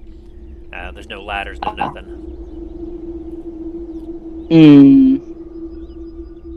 Don's gonna keep his hands and body away from it. Seems unsanitary. As Milo gets closer to the hole and sees that it's just endless, can he grab a candle and kind of just drop it down there? Yeah. Lit candle. Yes. As you take the candle and kind of drop it, you all watch as the light flickers as it goes down, until you suddenly hear a sploosh, and the light goes out at about 40-ish feet down. And Talos, are you pointing at the cabinet that Down looked at, or one of the cabinets that he was going over to? I think that's the one that were the ones he was going over to. Oh, no, I haven't looked at those yet. I was actually moving over there when I tripped over this and found this. Ah.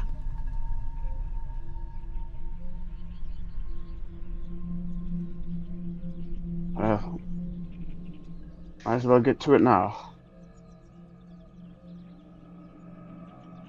Just watch out for that hole. Like, I carefully step around it. And is there anything like really heavy in the room that I can see? A few things. I mean, there were some crates, jars, table. Not everything would fit down this hole, though. I mean, it's about probably 5 foot like circumference. Something like heavy enough to hold if I were to tie a rope to it and go down the hole.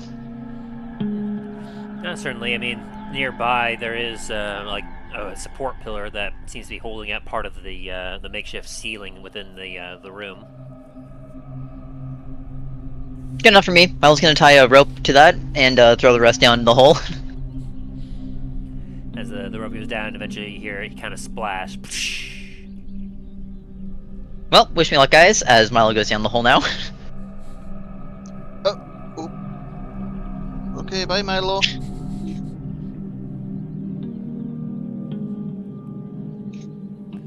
And Dallen, you're looking at that cabinet now? Yeah, I'm gonna go look at the cabinet. Go ahead and roll me an investigation. Gotcha.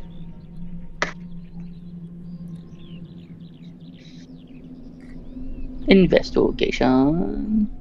Whatcha? 9. Fuck. I really wish I didn't fire that gun. But I didn't like the juju of that bottle. That's all good. It's all good. I will say is, like, you get up to the cabinet, you stop as you're immediately distracted by a ball of snot-like sludge that is currently hanging from the ceiling above you. Sounds good. Point his gun at it. What is this thing? It seems to be slime-like sludge that just kind of... It's not moving, it's not doing anything, it's just kind of dangling from the ceiling. Is there a stick around me that I can use, that I can grab? Like a long stick? Roll Something I investigation. can poke this with. Okay.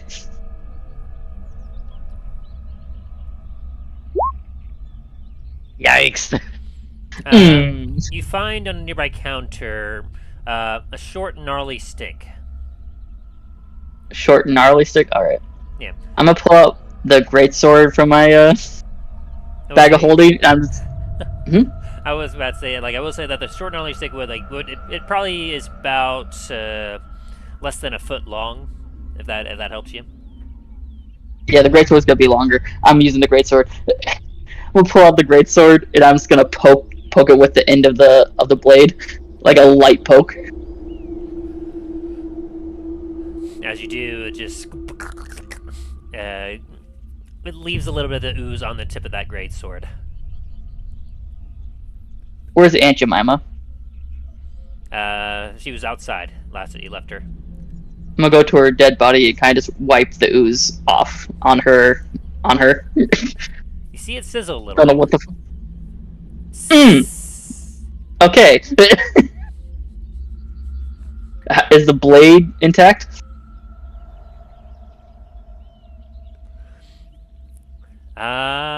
Yes, the blade is still intact. Okay. It does not seem to have affected metal. I'm gonna go over. I'm gonna go back inside and point at everyone. Point it out to everyone. That ooze. That's not. Do not go under that. Do not let it touch you. Okay. Well, why? What does it? Seems acidic to organic material. Oh. Gonna look at it a little more cautiously. Okay, let's be very careful then. Yeah, keep your eyes on the roof when you're walking around. Keep your eyes everywhere. Actually, I don't.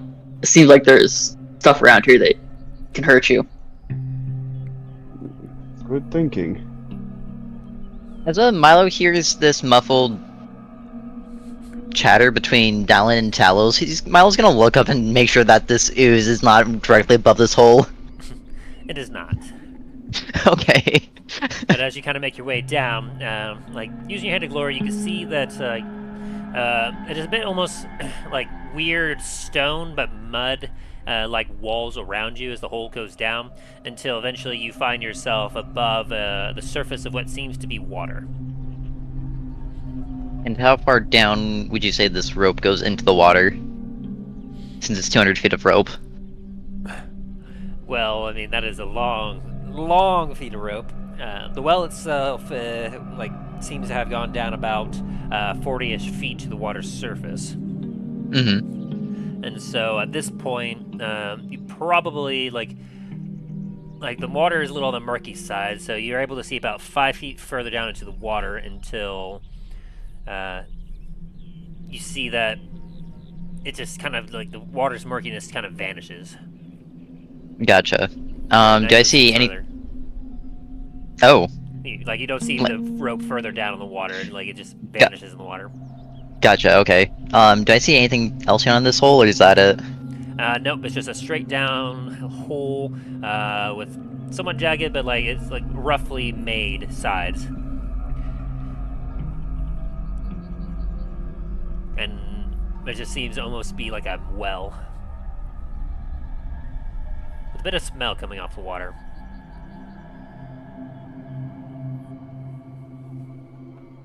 Like almost- Milo's had enough of this. Almost Milo's had stabbed. enough of this hole. He's gonna climb out.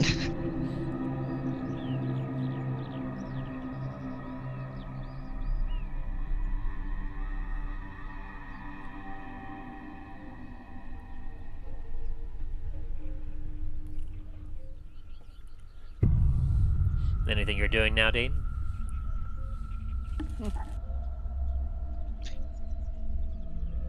After kind of making sure that nothing's going to immediately pounce on us, especially with Dallen saying that there's, like, keep an eye on the ceiling. Which I do look up and see if there's any of that goo above me. Perception check. Perception. 2. As far as you can tell, there's nothing above you. Fair. Dane's gonna try and put the armor on. Alright, you take the time to put the armor on. After a few minutes, you lash the last one into place, and you feel the armor begin to shrink as it molds itself around your body, and it feels nice. It feels familiar.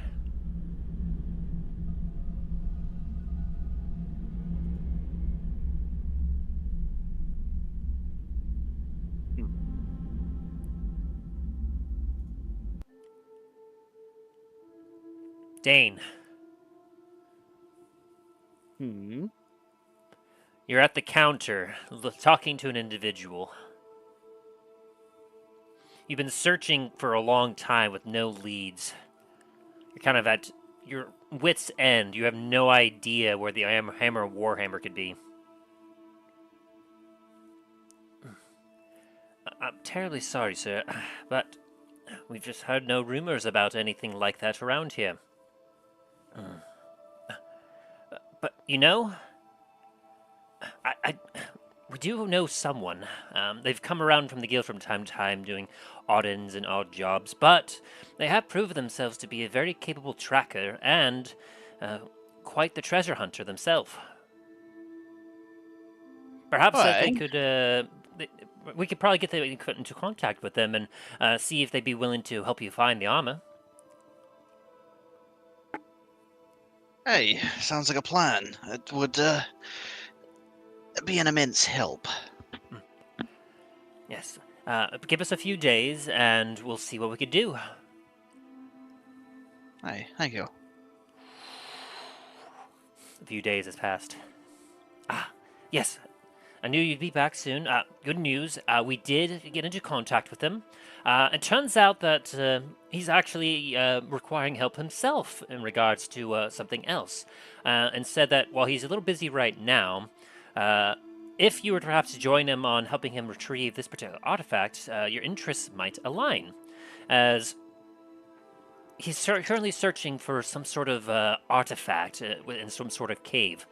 He has a general idea about where it is, but is not sure of the kind of dangers that await him there, and was looking to bring on a person or two that could help protect him as he delves into this cave, per se. And he did mention that once he heard what you were kind of looking for, he did some checking, and he did just to make sure that the interests aligned, because he really liked the sound of you and what we told him about you, and he said that he thinks that he heard some rumors about your Warhammer, at least your armor, perhaps your Warhammer as well, having been spotted somewhere in that region. And so, if you're willing, You could perhaps join him on his little quest, and you might both be able to benefit.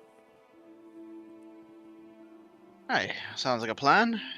Perfect. He said, to head over to this particular tavern in Sturma to take a ship over to the unmarked lands. He said to be looking for an individual with the last name of Highhill. Hey, Mr. Highhill. I will, I'll definitely keep an eye out for him. Perfect. Well, Dain, we wish you well. Hope you are able to find your ancestral warhammer and armor. Safe travels out there. Hey, thank you. Dain's gonna finish his drink and... You're back in the hut. As you look around and the armor is on you, you realize you've had some sort of weird flashback of something that you'd forgotten long ago.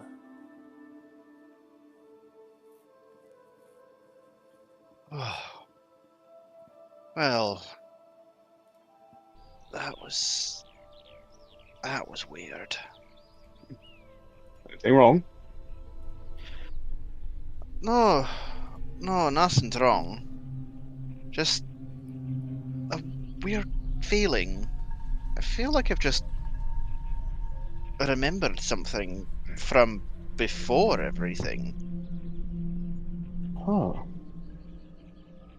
About, well, meeting Milo before all this. On a lead to find something.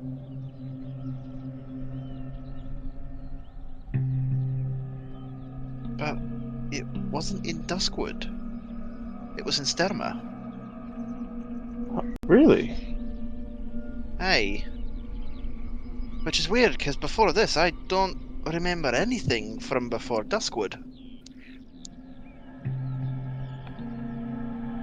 Well, anything leading up to it anyway.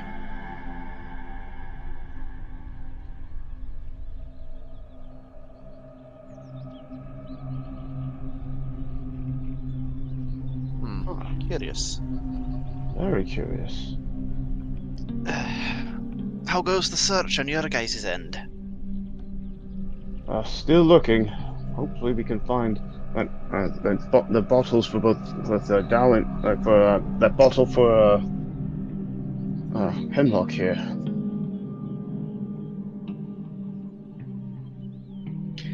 Hey, that's probably a good idea. Hemlock, how you feeling? A little better now. How's your memory? Missing a few parts of it, I believe, but that's not what caused me to pass out. Whatever that was about that cackle of Granny's, it caused me to go somewhat mad there for a bit, but then the splitting headache that occurred afterward, it was too much for me to handle. But I'm glad to see that perhaps the job is done. And what about the Orcs?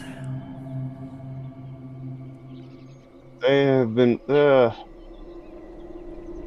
more or less pacified. They've willingly given up the armor, so it's that. Hey, and well, fits like a glove, to be honest. I see. I'm very glad you were able to find it, Sir Dain. I'll be, and what of the hag? Did she escape? She is quite dead. I'm gonna just kind of point a thumb over my shoulder to what's left of the of the torso. We're searching for the vial that she had with whatever the trade you made. We're trying to see if we can recover that.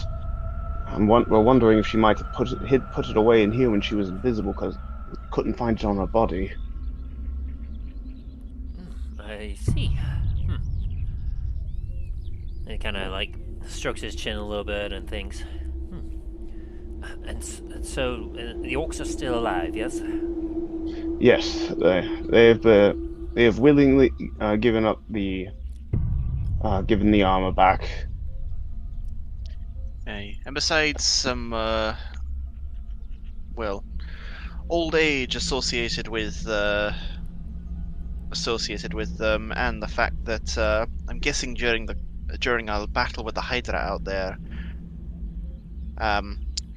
while they were in statue form, I think one of their arms got knocked off. So he's a little bit worse for wear on that one. But aside from that, they're all living, they're all breathing, and they're well, they're not in any hurry to have a go at us about anything. I see. Oh, I will say my head is quite foggy after all that, but I do remember that my job was to apprehend the culprits and bring them to justice. Aye, for their part as well, like, they did say it wasn't meant to go as far as it did, regrettably that it did so. They were just trying to shake him down to get the armor back. Apparently, they found the armor after claiming it, and then it was stolen from them, and then auctioned, and it's a bit of a mess. I'll say. This is a bit of a spot of bother, though, as what to do. And he kind of sits and thinks to himself for a little bit. Meanwhile, Dallen, as you get close to a certain cabinet, give me an investigation check, straight roll, not disadvantaged.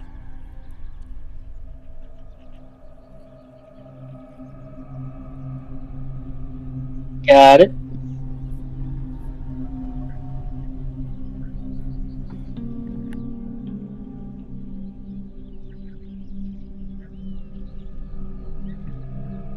Investigation. What's up?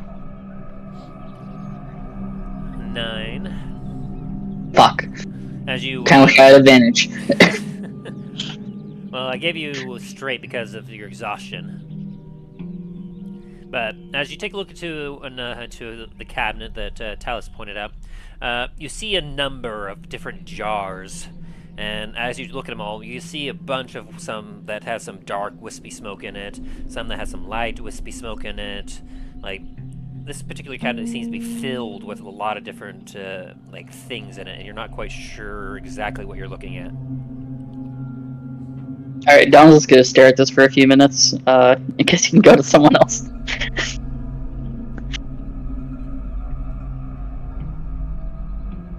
Yeah, Don's not gonna make any actions until he gets some more information.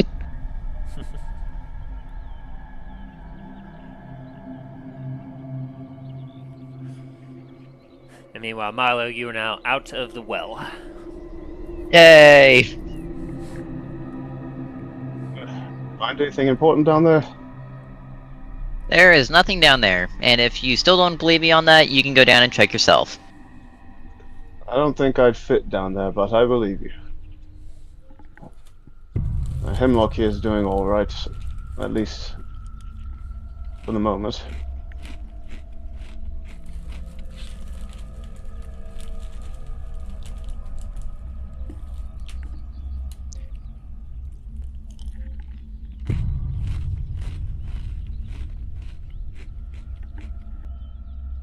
Sorry. With any luck, we can find that. We'll find what we need to restore his. What the hag took. And find anything else might be useful here.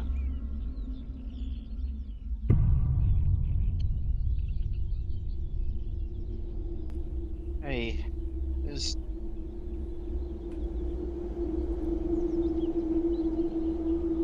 probably some stuff here that can help us out, or at least, well, possibly help out others that have come here and suffered a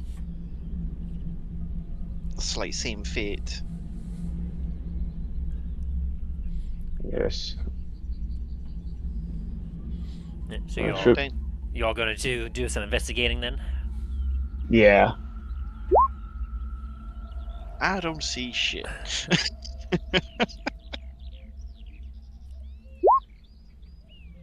8. Better than before, but still. That was just Dain, we're tired. you look around, you find a chest, and you think it's, you're like, ooh, this gotta have something good. As you open it up, you see that it is filled with an ungodly amount of sweets. It looks like almost like candied stuff and other sort of things. It seems very kind of crazy how much like candy is in this particular chest. It's just filled to the brim. By the ancestors, I don't think this is really a good place to be keeping this much. Well, treats, really. Talos, come have a look at this.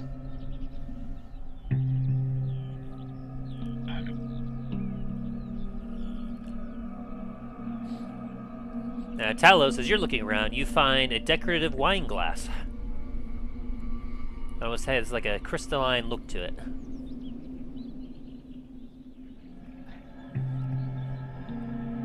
When the hells would she have this?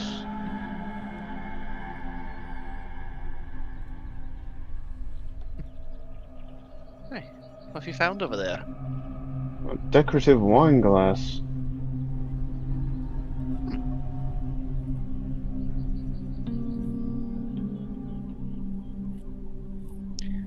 Hey, could be good for a nice table piece. Maybe. Well, I'll probably get it checked out while when we get back to the city. You never know. With a hag's hut, what it actually might have in it. And it might be enchanted or cursed. Who knows? Milo, you found an extremely large slug in a cage that seems to produce a very sticky ooze off of it. As this eye stalk just kind of looks over at you. Can I take some of that ooze and see if it's poisonous? Test it with your poisoner's kit. Yeah. Yeah. Go ahead and roll. Go ahead and roll your poisoner's kit for that. Okay. 19. All right. It takes you a minute as you work the ooze, as it is very sticky. Like it's just sticking to the edge of the glass, and it slowly, it has a very high viscosity to it. But eventually, as it gets down into the vials and you test it, it is not poisonous. It's just very slimy. This is bullshit. So I'm gonna put the slug back down on a table or something. This cage rattles as the eye stalks just stare at you. I'm just gonna stare back at it. Dallen continues to stand in front of this cabinet full of jars with his hand on his chin, just looking at it, just staring, just trying to figure out what to do. Make another investigation check. Go for it. Straight roll. Alright. Come on, Dallen, don't let me down. 16. As you stand there focusing in, you get a weird sense of attachment to one jar in particular. Alright, Dallen's gonna grab that jar. As you pick it up, it has a bit of almost black but white wispiness to it that almost looks humanoid in form, as you almost feel as if it's looking up, staring at you. A little confused, but it continues to just stand there. Hello? Can you hear me? Can you respond? It cocks its head.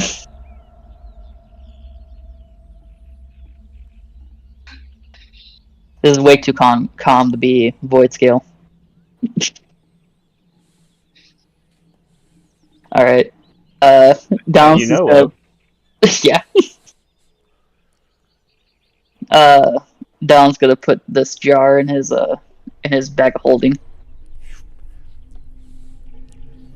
You have a jar filled with black and white wispy smoke.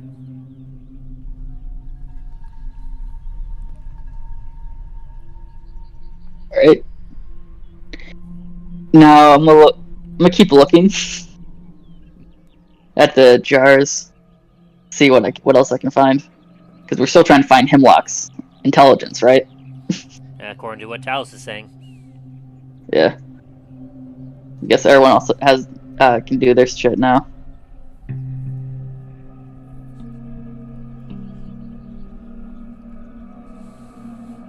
There's lots more strange and weird things within this hut.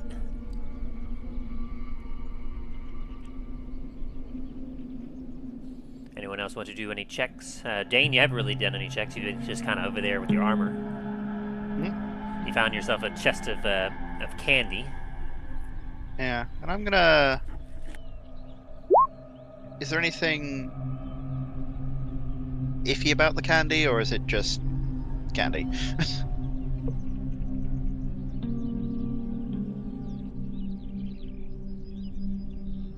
You don't really sense anything coming off of it, but it does have like a very sickly sweet smell coming off of it that almost seems to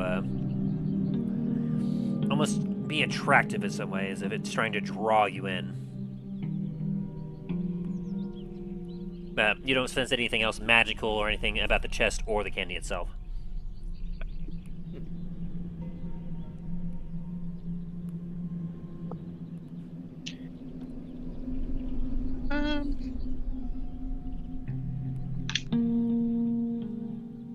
I'll leave it alone for a minute. I'm just gonna close the lid back on the chest. I'm gonna, do I see anything?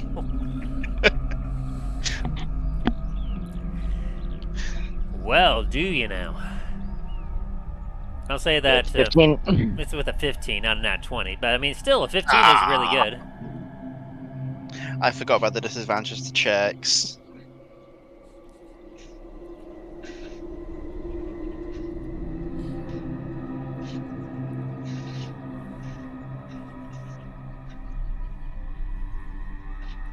As you have a look around, Dain, you happen to find yourself a green vial of liquid.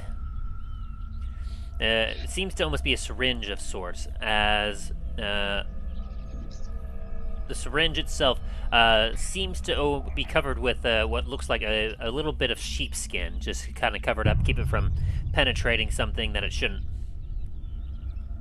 And within this syringe is a solitary worm that almost seems to have like a spiked mouth and ridges in it. And as you kind of pick it up and look at it, it seems to lash about on the inside, in this floating in this fluid.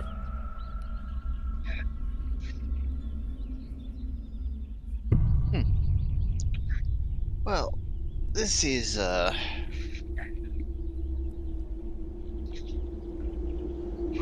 this is interesting. Hey Milo, what do you make of this?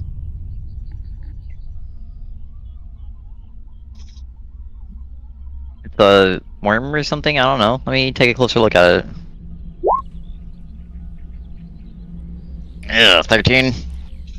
As you look at this, you recognize the syringe as something that you've seen in the underworld, that some individuals will use syringes like this to stick in their arm and gain some sort of benefits, sometimes psychological, sometimes physical.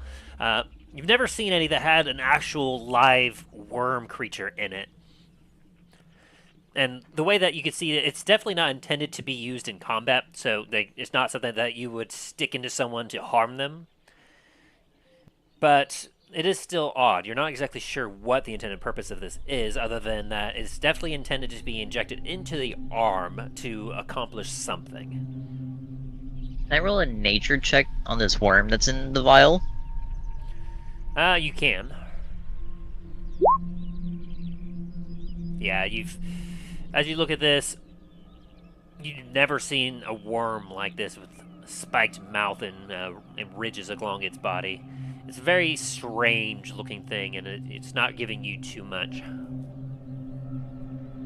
So I'm guessing mine's no better. Nope. You've never seen anything like this before, Dain. So Dain, I've seen stuff like this used and kind of just like injected into your arm.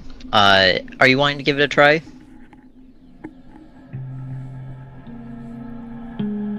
so you're using him as a guinea pig. Maybe we should wait till we're back in the city and find a professional that might know what this is. To be fair, he did find this, so that's why I was asking him first. Got it. I mean, should probably wait until we're somewhere a little bit more safe.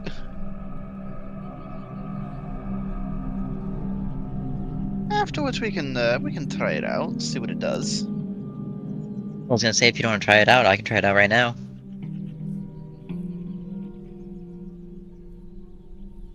I mean, if you really want to, I'm not gonna stop you. Very well, as Milo's gonna stab himself in the arm. Alrighty. What? Like, Milo, he tells us, just looking at Milo like, what is up with you? Like, you are a lot more unhinged today. Which arm are you putting it in? Left or right? Left. Alrighty. That works. As you stick it into your left arm and you push the syringe, you all watch as the green liquid in the vial begins to be injected into it, and the worm, as it's wiggling, seems to go through it as well. Oh, that's not what I was hoping for.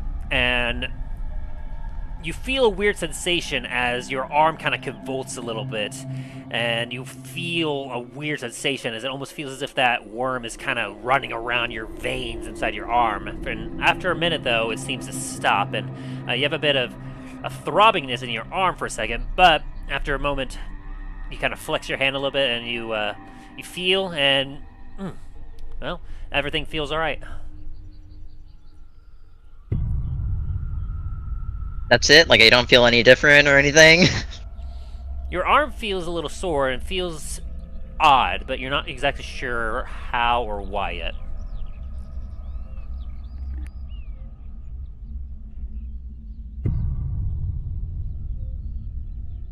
Well, not what I was expecting to happen, but alright.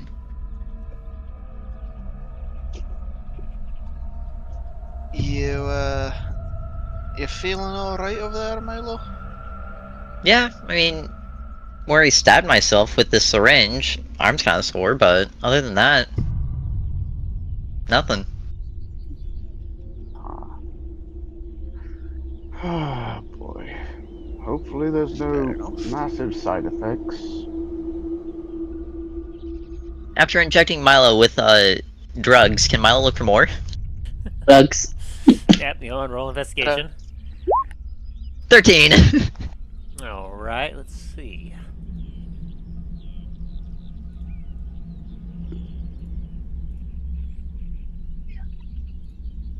Roll me a 1d6.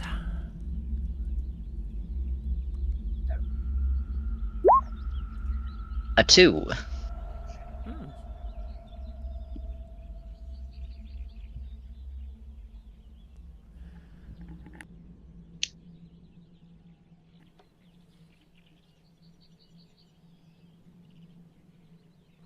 As you take a look around, you actually come across what looks to be a simple wooden top.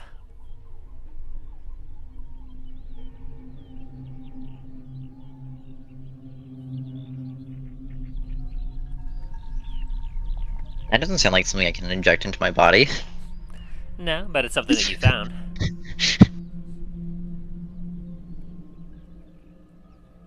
Alright. Do you do anything with this top?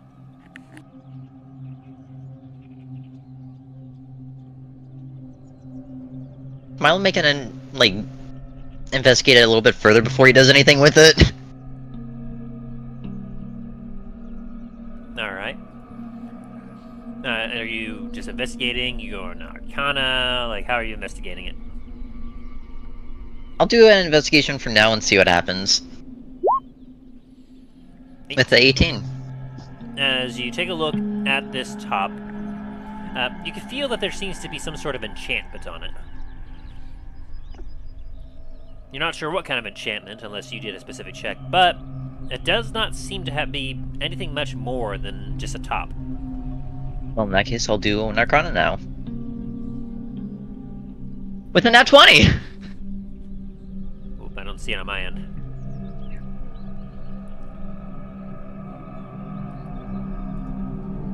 Does anyone else see that? No. Oh, there it is. There we go. Very nice. Yep. As you take a look at this top and you feel the arcane around it, you could definitely determine that there is a particular enchantment upon it. Now, the particular enchantment, as you look on it, it's not something that seems very practical. You feel that it seems to almost be a kind of enchantment that seems to, once an effect has started on it, it seems to continue until something else happens.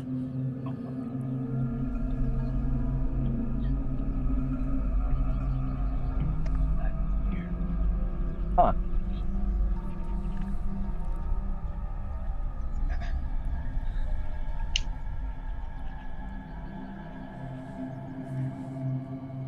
With my nat 20, can I see if there's already, like, some other spell casted upon it? With that nat 20, that's what you get, is that it seems to be a simple wooden top with a particular enchantment on it. There's nothing else really more about it. It has a little bit of string on it, ready to be curled up so you could then spin the top. I was gonna take it, go outside, and try spinning it. Alright. As you take it outside, the orcs are just kind of sitting there. They seem to have grabbed out some rations that they've had and are currently eating it. And as they watch you, you take the top and you watch it spin onto the ground. And you watch it continues to spin. And then it continues to spin. As you continue to watch it, a few seconds to a minute goes by. It does not slow down. It does not stop. It continues to spin. Huh. What's that? Honestly, you know as much as I do right now. It seems to spin. Yes, and it most likely will not stop unless I stop it. Well, that's curious.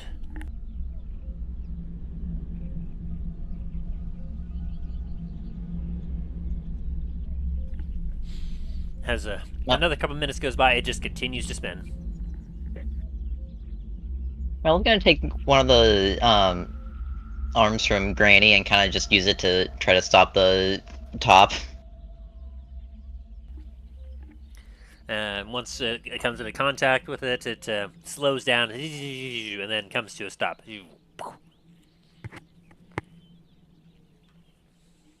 Neat. Alright, well. Let's go in the bag. Strange trinket of Granny. I mean, you guys know Granny longer than me. You have any idea why she would use that? She had lots of need for entertainment. I remember hearing something in one of the other rooms that sounded like that thing, but I never got to see it myself. Strangely enough, she would leave the room sometimes after I heard that noise, and sometimes after half a minute it would stop making sound on its own. But for as long as she was in there, it always made that sound. I was gonna try spinning it again and then just not look at it. Alright, as you spin it,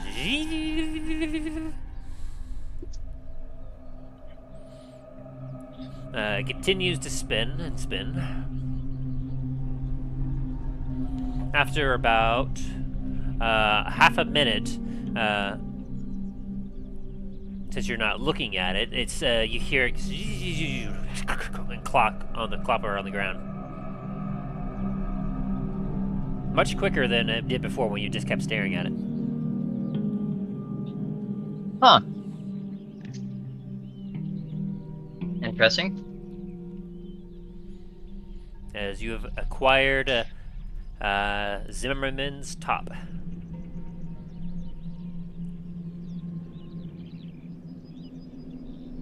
I thought you were gonna make an Inception joke with how it kept on spinning. Not quite. It's Zimmerman's top.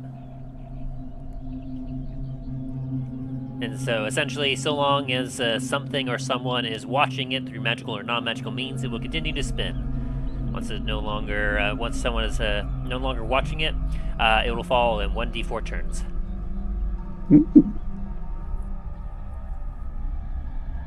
Have fun, that's just a fun little trinket.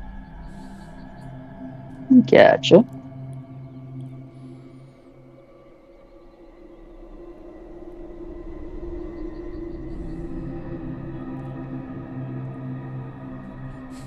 And then Talos, are you doing anything?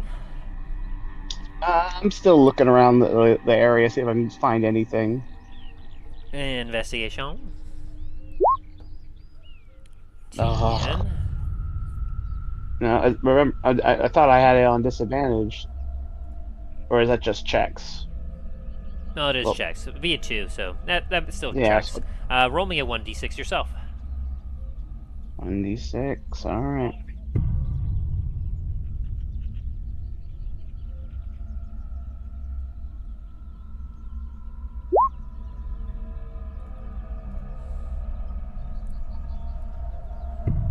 As you are looking around, you find yourself a rope. Hmm.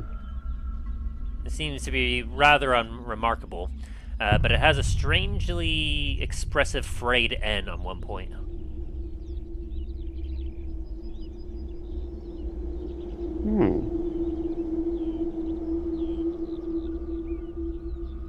I'm gonna kind of just like swing it around for a little, just like slightly swing it around a bit. Kind of check the tension on it and see how strong it is. As you kind of swing it about, it has like a good heft to it. Not enough that like it'd be overburdened or whatnot, but it seems to definitely be fairly strong. I'm gonna check the end of it that you said it was like what? It was like a flared end, Mm-hmm. Frayed end. frayed. As you look at it, give me... What kind of check would this be?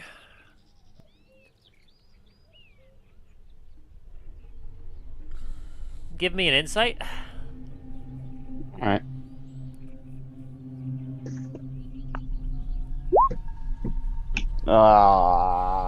As you take a look at the frayed end, it's got some weird, it's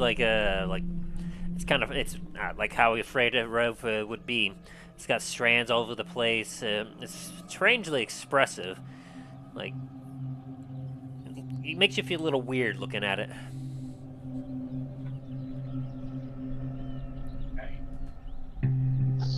This is very weird.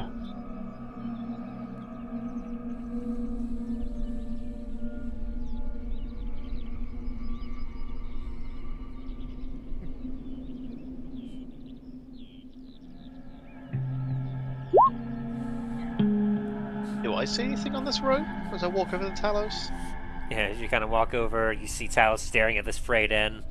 And as you look at it, you get a weird sensation, almost as if, like, you look at that frayed end, and it almost, like, you know that can't be, but it almost looks like the way that the frays are setting. It almost looks like you see, like, what looks like a couple ears, like floppy ears, and it almost looks like some sort of mouth, and, like, where it depresses inside it, like, almost like where it should be eyes. Like, it almost looks like a face on the end of that frayed rope there, but it's not, that can't be. It's a little weird.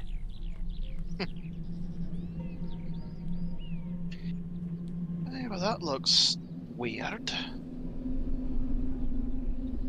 I'm Oh, kidding. Well, if you look at it from that angle, kind of looks like a face. A face? Surely you can't be serious. And as he points it out and you have a look, you kind of see it as well, Talos. What in the world? What? Why in the world would a rope have... What kind of... Talos is very confused.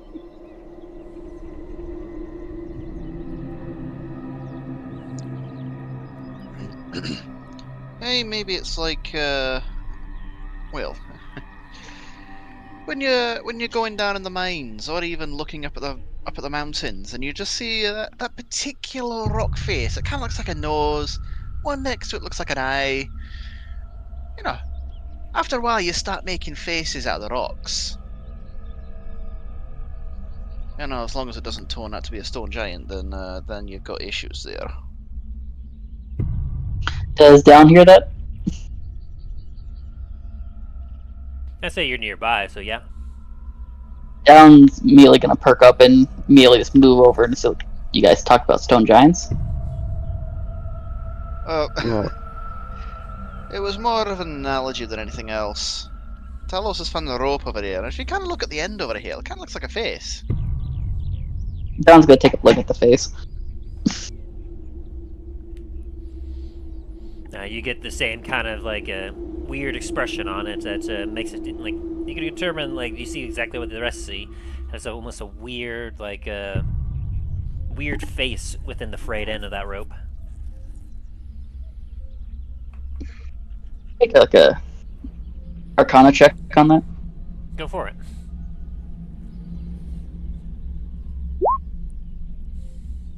The 10.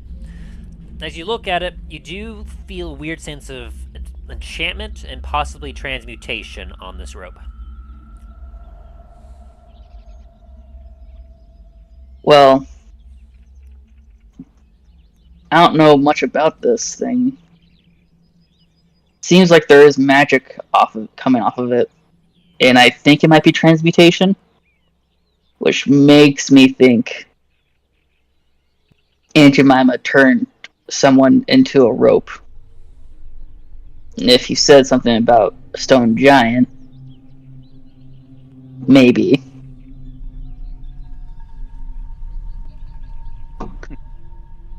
I am kind of stretching with all this thinking.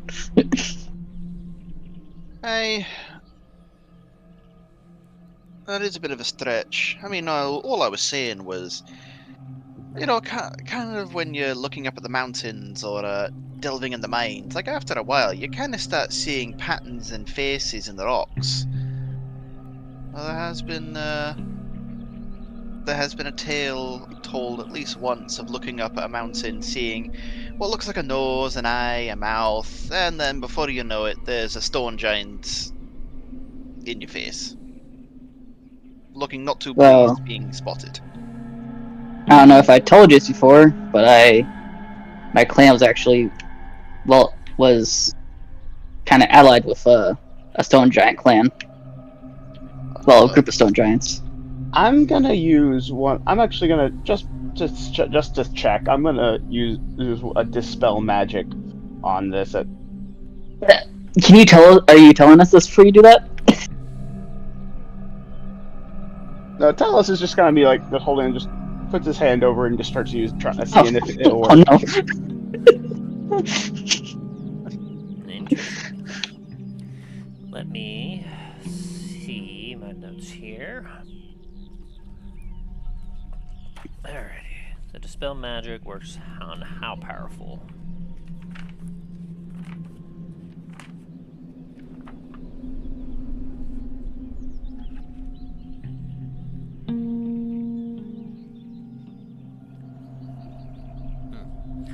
As you begin to cast Dispel Magic on this rope, you feel some magical resistance, and you feel that you will need to make a check if you were to succeed in this. So as you focus in, I need you to roll me. Let's see, make an ability check using your spellcasting. So you'll have to do a charisma.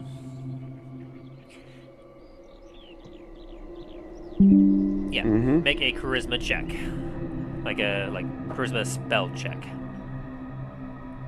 Alright, charisma spell check. Or I wonder if there's this particular button you can click in here. Let's see. Oh, that's saving throws.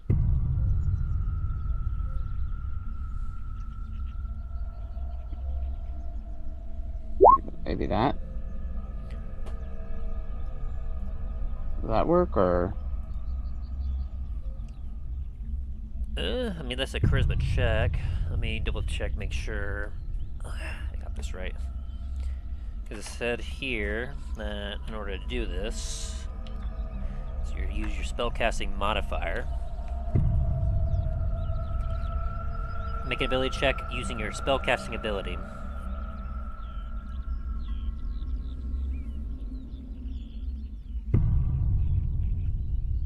So yeah, it would be just a straight like charisma, because like that's what your spellcasting ability is through your charisma. And as you focus on dispelling this rope, you feel the magic try to take hold of it, and then just dissipates as you feel the spell not take it to effect. Maybe I can try that later. I've given some rest. I roll it up and put it in my bag. Perhaps we can check it later after I've had a bit of a rest.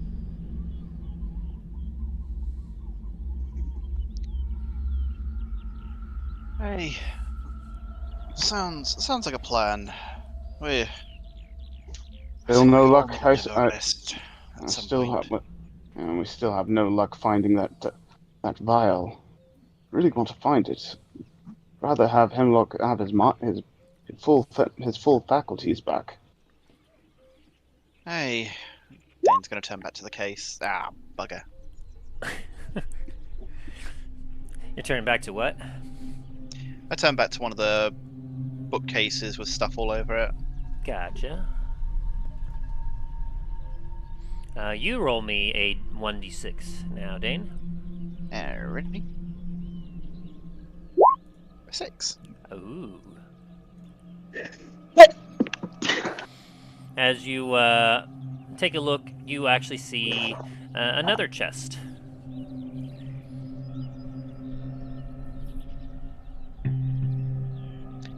Hey, there's another one here. Hopefully this one isn't full of candy as well. I'm gonna open up the chest. As you open it up, let me see here.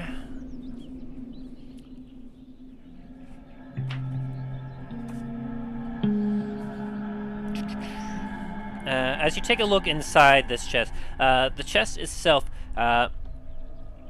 seems to be a little on the smaller side, as obviously it sits on a bookshelf. It seems to be able to fit on it. I'd say probably is about no more than 1.5 feet long and 1 foot deep, and about maybe about 1 foot tall. And as you take a look at it, you undo the latch on it, and you take a look inside, and you see that there's a few things within it. From within, you do find a set of bone pipes, a tiny silver icon of a raven, and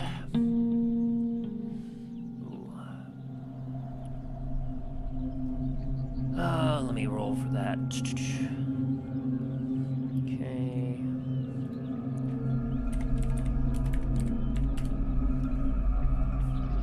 Okay. There is a light hammer in there as well. That seems to be made out of obsidian. Oh, well, that's interesting. Seems to be decorated with a beautiful spiral leather grip that wraps around the hilt, and it has some words engraved in it. Does anyone here speak Abyssal? I mean, I do have my Goggles comprehend languages. If you were to, Take if you were- Greyhound understood. if you were No, to, I don't. if you were to grip the light hammer with the goggles on, you would be able to understand it eventually, Milo. Like after about a minute. May I, Dain? As Milo will put his goggles on. Hi, found this hammer. I see you've got your goggles on. Would you mind translating it? Sure. As Milo kind of just grabs it for a second, he's gonna very sarcastically say, "Ah, yes, it says, go fuck yourself, Dain." That's just highly uncalled for. The hammer just Such know a you. mean Come on. thing. God dang. After about a minute, you feel the words begin to have meaning for you, Milo, as it reads, "Forever bound."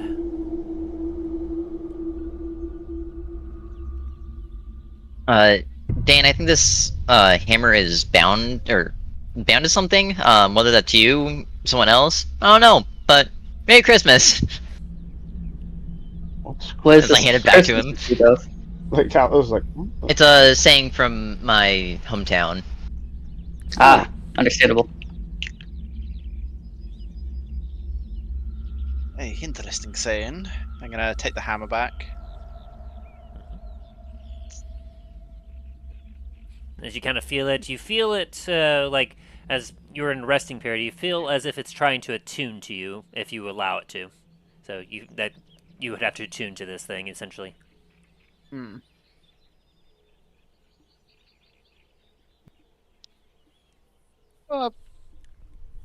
I'll play around with it for a bit, but I'll take the rest. I'll put everything else that's in the box. I'll close the lid on the box and then put the box in my bag of holding. Sounds good.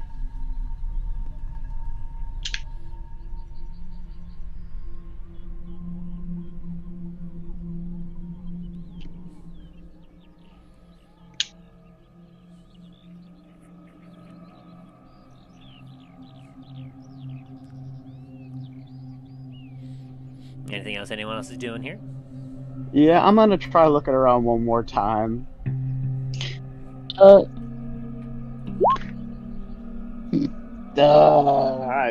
need Talos needs a nap.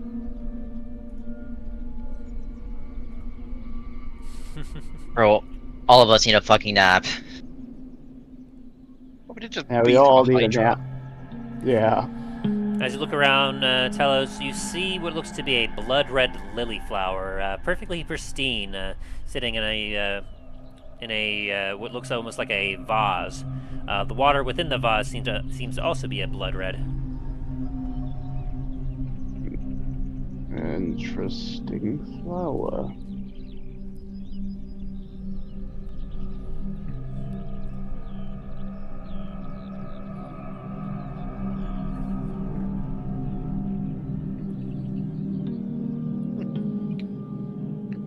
That's... Is that a roll a nature check? See if it's something I might. I'm very doubtful I'll recognize if I might recognize what kind of flower this is, but Yeah, you could roll nature if you want. 11.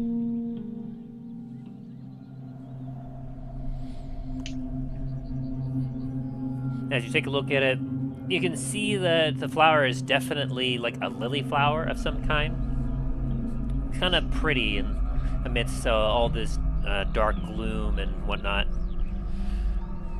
But as you kind of pick up the vial as well, you could definitely tell that there's something off about the water that it's in, because you know, like normally people will put like flowers in vases full of water, keep it alive. The viscosity of this water is unusually thick, and it has a very metallic-y smell to it. Is that blood?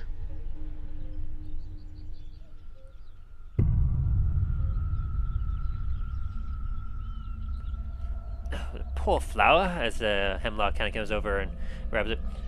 No flower should be drenched in blood. As he picks it out of it, pours out the blood into another bucket, and then proceeds to find a nearby bucket of water and fills up the vase with it. Here we go, as he places the water, the lily within it. It's a lot better. Yes, I'd say. And then you watch as the water immediately turns into a very red and thick viscosity. I think the flower might be the reasoning for the blood.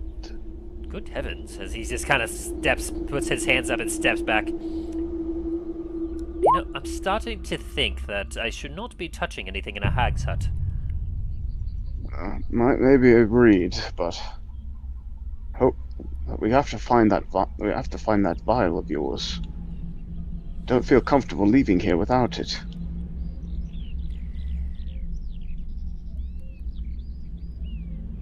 I'd rather have you at your peak. Pish posh, I am quite at my peak. See these gains I have here as he flexes his arm. Your physical but you also need your mental faculties too. Now, don't you think that would be having both strength and brawn, your brawn and your mind at the same time? Wouldn't that be more effective? Well, yes, I suppose so. Although, if you haven't found it quite yet, I dare say that it's likely lost. Perhaps broken in the midst of the combat, or stashed somewhere that we never know. Hope not.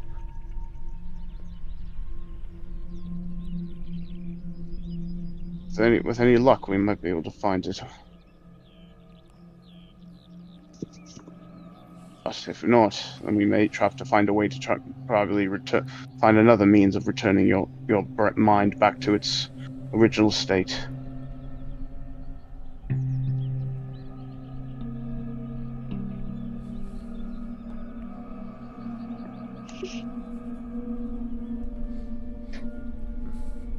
Well, I've been giving it a good thought, and, well, I don't know. You all have seemed to have shown mercy to the Orcs. I don't know. I mean, to be fair, no one really saw exactly who murdered that person. Justice does demand someone responsible for the crime. I mean, there is an arm from one of the orcs outside. Is that? I suppose I could bring that and make a story believable that perhaps they perished and this is all that we could find. I think part of the if there's any part of the Hydra left, we can bring up like one of its severed heads to show that was the creature that did the deed. After all, this is the swamp, and nobody. And we can bring the hag's head as well. And there's another thing, a threat that has been probably affecting people here. You're not wrong about that. I do say that that could even garner some additional benefits. Yes, we shall take that arm, as well as the head of one of those hydras and the hag, and we can make our way back to the city. Very well. Hey. Well, before heading back to the city, definitely something that we might want to go and investigate beforehand. Not so. Well, there was that that map that the Orcs gave us of a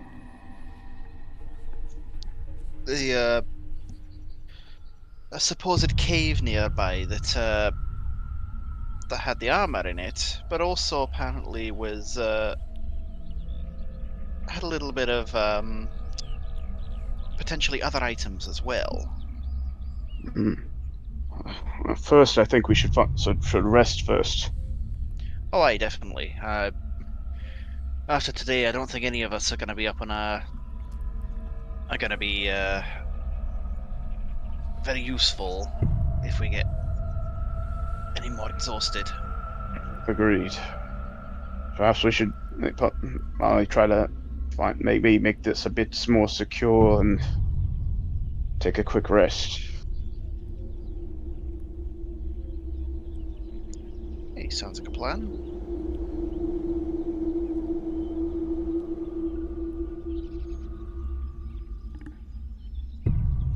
So you all are going to be camping out here for the night?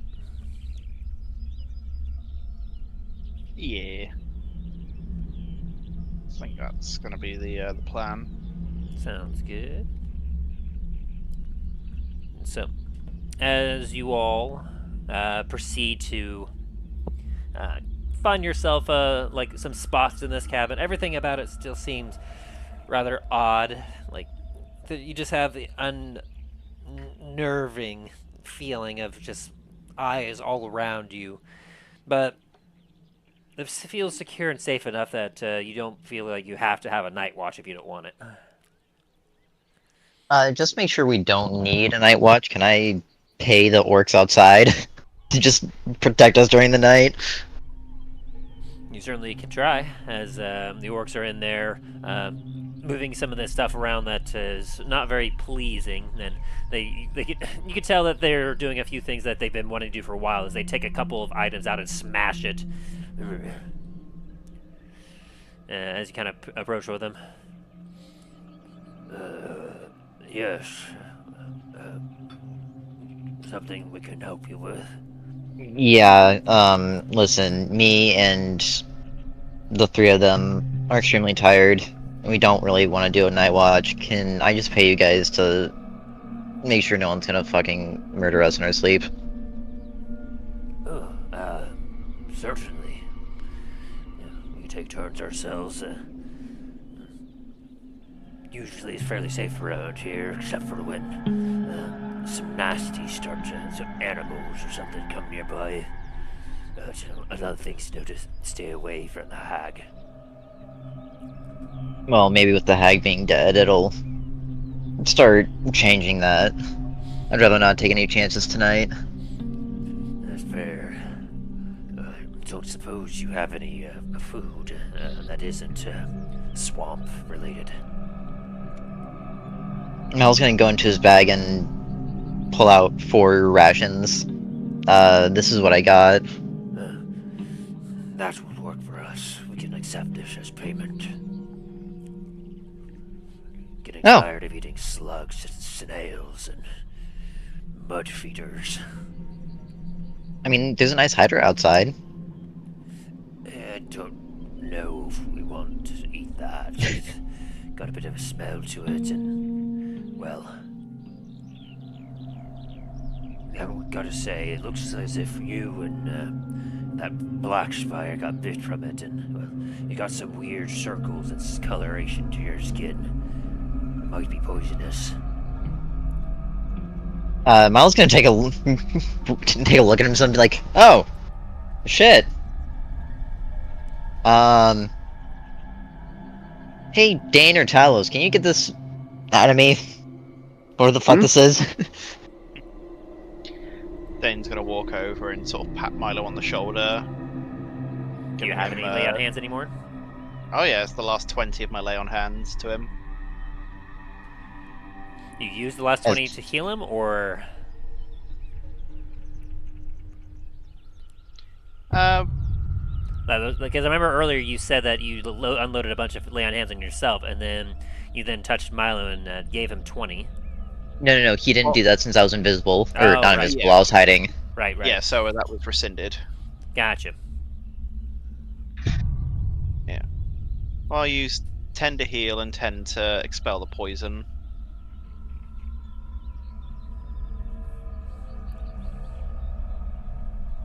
No. Thanks, Dain. Figured you were gonna take the rest, or at least get the poison out of me, then the poison out of you too, since I know you got hit a couple of times from that Hydra. Poison doesn't really do that much to me. I'm sure a good night's sleep will remedy that. So Fair enough. So you're not curing yourself with lay on hands? Nah. Alright.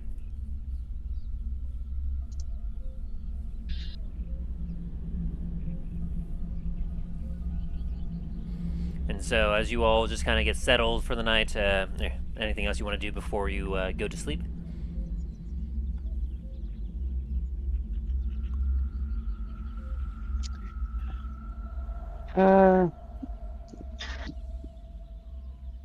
You first.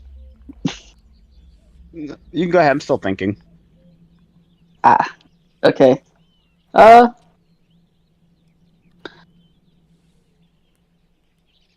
my god.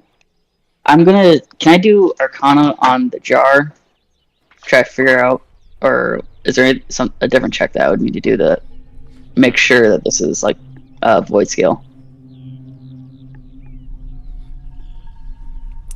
I mean, you checked earlier for investigation. I guess you could do Arcana as you take a look at this. Okay. 20, even with Oh! disadvantage.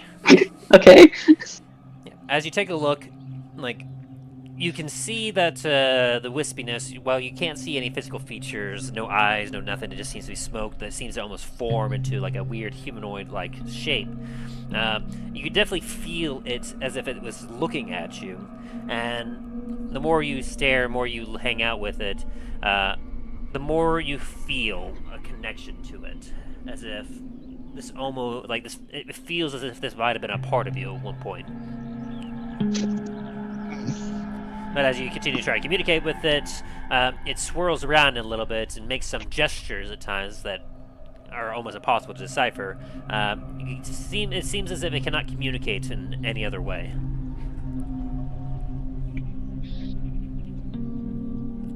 Okay.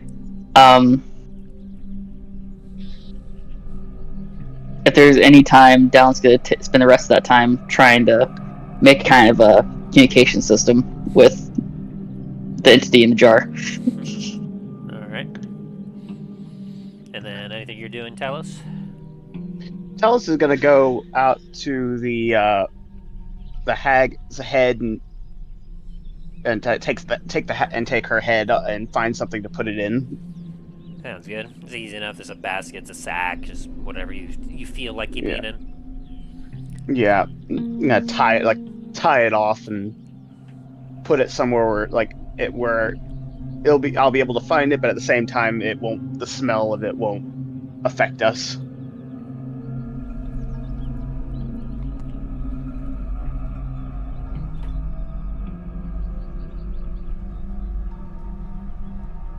Sounds good. And then Dain? Dane's just kind of find a spot to just collapse in the corner. Easy enough. You find yourself a nice comfy spot, you just throw it out bedroll, and you lay down and head to bed for the night. Everyone just hears a clunk in the corner.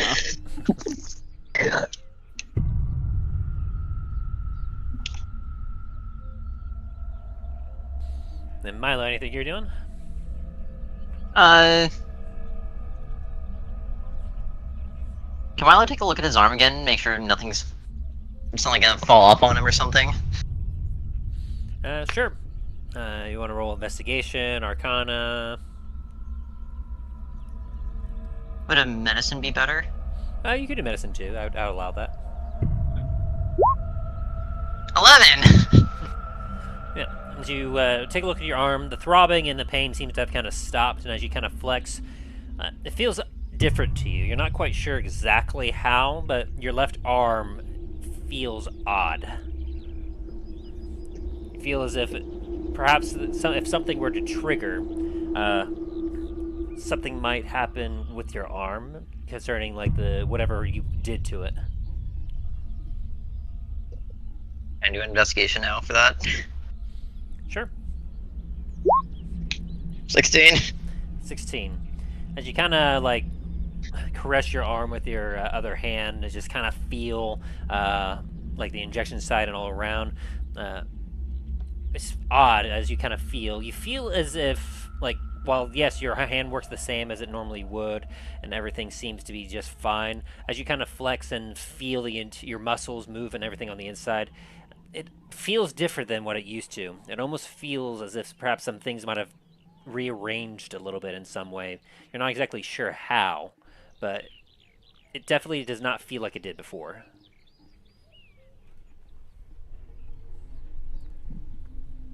Well, in that case, Milo's just gonna kind of hum to himself to try to keep his mind off of his now.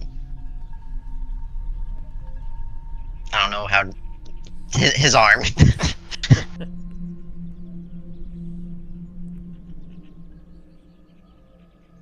Alright. And so if there's nothing else anyone wants to do, you all head to bed. Yeah. Alright. You all gain the benefits of a long rest. Hooray! We're not exhausted anymore. Yeah, my bad, guys. Dain, Yellow? you're still afflicted by poison, and you don't, like, in the mornings you wake up while you feel fully rested. You feel slightly weaker than you did previously. As your hit point maximum has gone down by 4. How fun.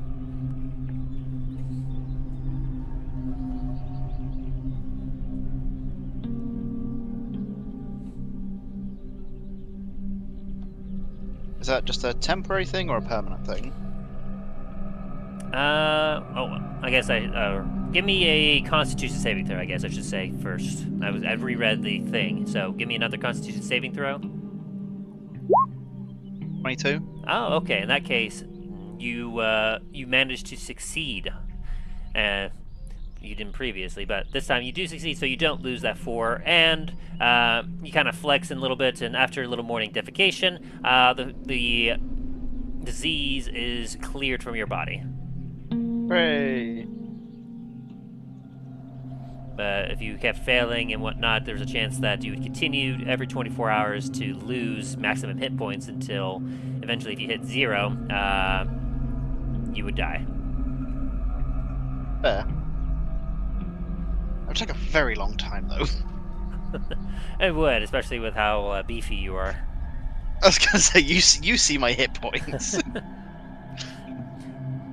Just have you roll every day, and then eventually it just, like, if you're like, it's just not really telling you, and just slowly whittling away until eventually you're like, I seem weaker than normal. Yeah. Then It's just like, why am I collapse. It's like, why Like- is this kobold one-shotting me? It's like I feel like something's wrong, and your arm just sloths off.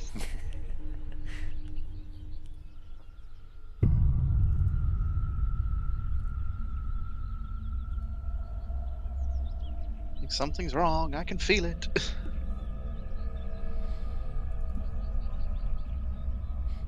And as you wake up, the orcs have proceeded to move around a few more things and have set up a kitchen, the kitchen area to be a little bit less diabolical. As Ugluk takes a look at you. Nothing happened in the night. That's good. Well, that's good. Thanks for watching out for us. I'm so happy.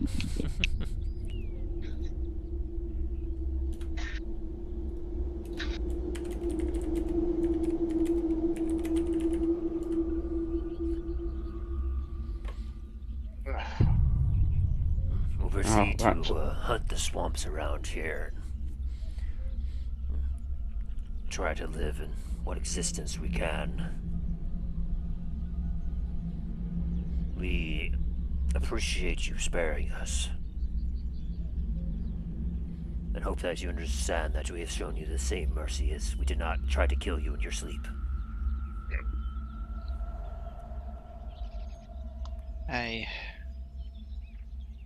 Well,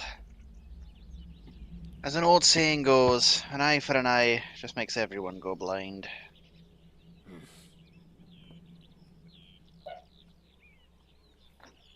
As much as I would love to take revenge on on Thurgar's murder, I do know that violence continuing will not solve any problems and will not bring her back. There's truth in your words. But still, for what it is worth, we are sorry. We hope you find your hammer.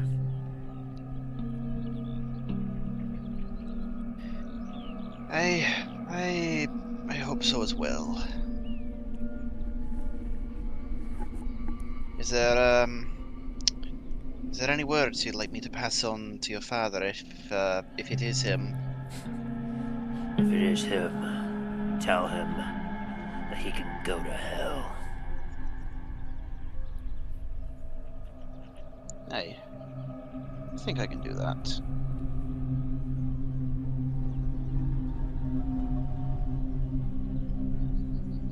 What he did essentially destroyed the tribe. For that, I've never forgiven him.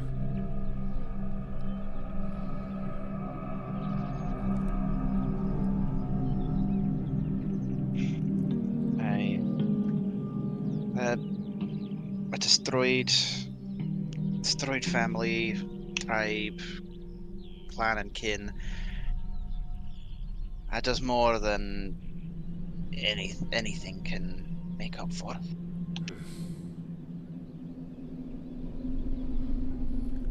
If you're heading to that cave, be careful. There was nothing there when we were there, but hard to say if something was out in the wilds when we were gone. Might have made it at home, or perhaps it came back to its home. There were lots of bones.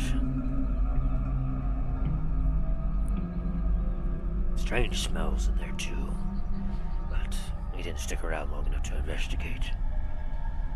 Aye. Well, if we go over there, we'll keep an eye and an ear out.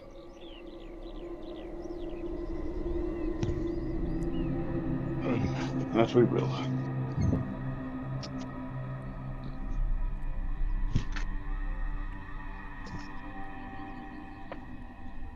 Okay. So the day is yours. What are y'all doing?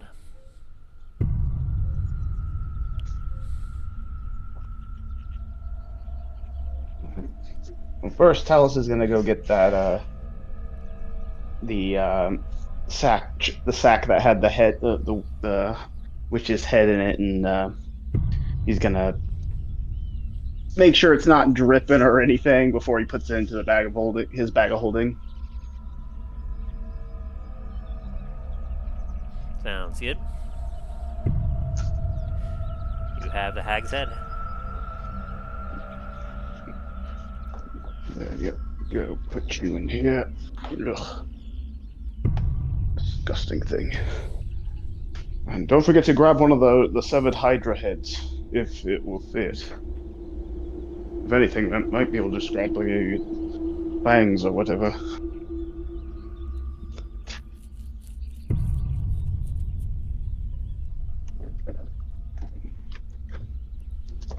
Hey, I can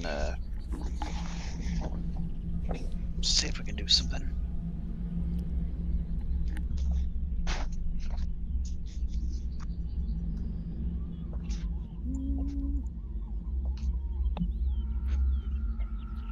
Stuff in bags of holding don't decay while they're in there, right? They will eventually.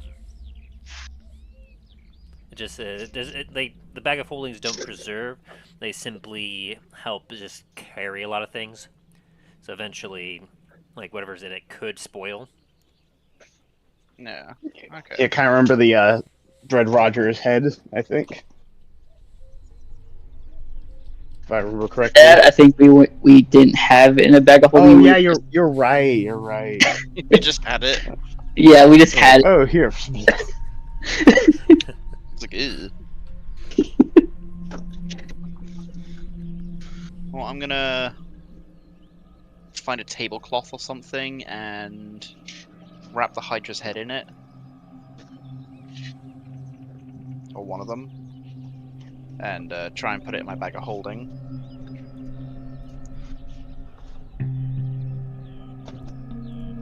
Yeah, make sure the cloth is nice and tight around it so that the... Ooze. Yeah. Sounds good. You do successfully do this.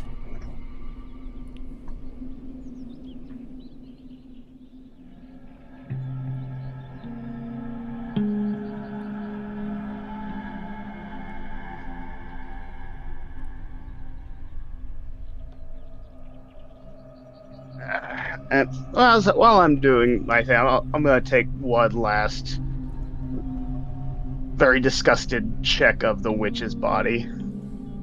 Sounds good.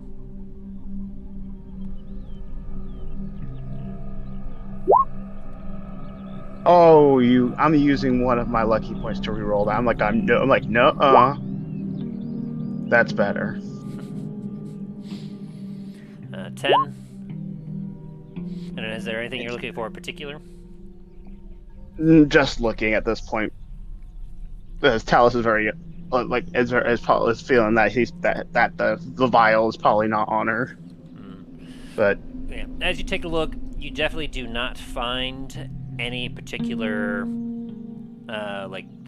anything in particular. Like you do find a bit of that broken glass, but it does not appear to have really any liquids or anything dripping off of it, as if it contained something. Could have been just like an empty vial.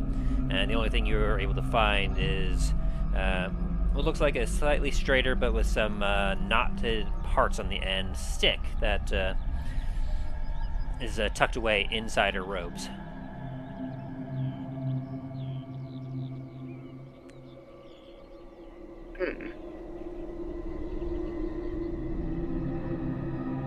Interesting. We'll do an Arcana check up.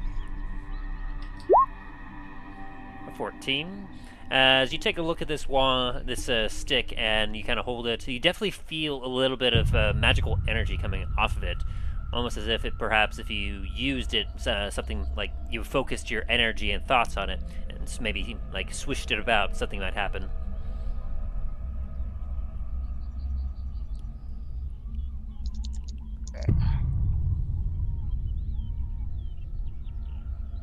Thinking this might be a wand.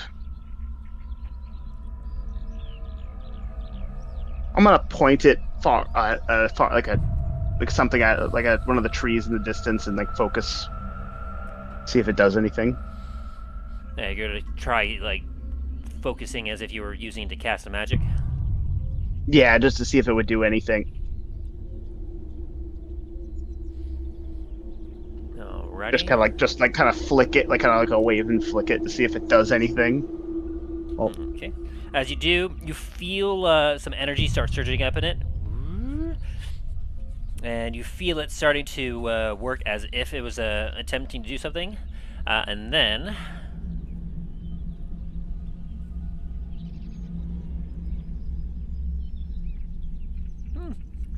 are you aiming at anything in particular? Just gonna aim at one of the gnarled trees in the distance. Just... Alright, about 30 feet away from you, you see a tree, and as you kind of aim the wand at it... Let's see... here it is. A lightning bolt strikes the tree, dealing 27 lightning damage and splitting the tree in half.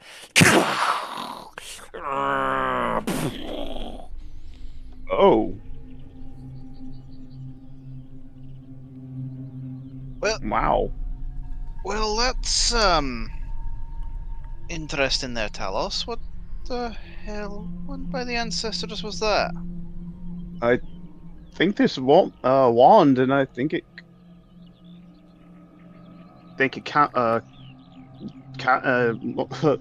launches lightning bolts at things. This is definitely going to be of use.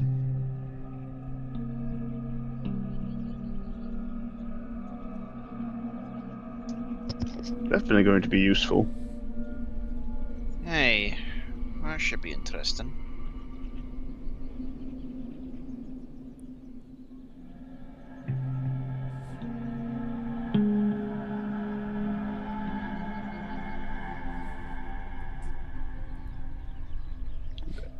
There's Definitely. a bit of a small fire catches on part of that tree, but then as it sinks further into the swamp, this field of fire goes out. Psst.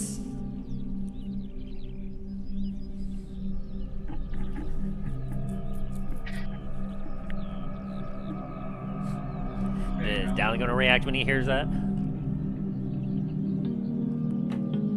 Just a random bolt of lightning. So Billy gonna get up and, well, Don's just gonna pull his gun out and just start pointing at everything. What was that?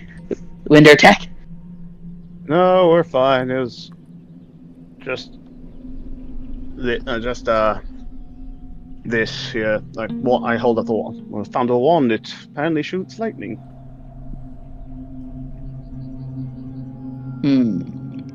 All right.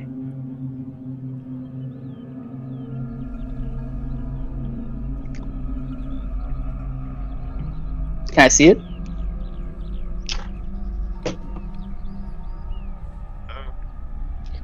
Sure, then I'll need it back.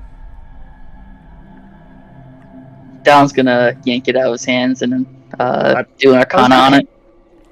Alright, go I was on. gonna hand it to you. I was just like already handing it to you. Yeah, So you I hand was it like, to it, and he just snatches it. Yeah.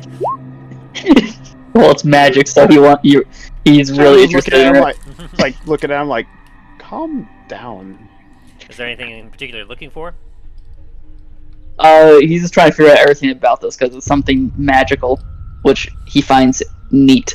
The 26, which is an insane check, by the way. Yeah. As you take a look, you could definitely feel the arcane magic swirling from within and around this wand in particular. You can almost feel as like it has a certain set number of charges that can be used, about like 5 left at this point. And as you kind of hold it, you feel as if it's connected to something ancient and powerful, but you're not sure exactly what.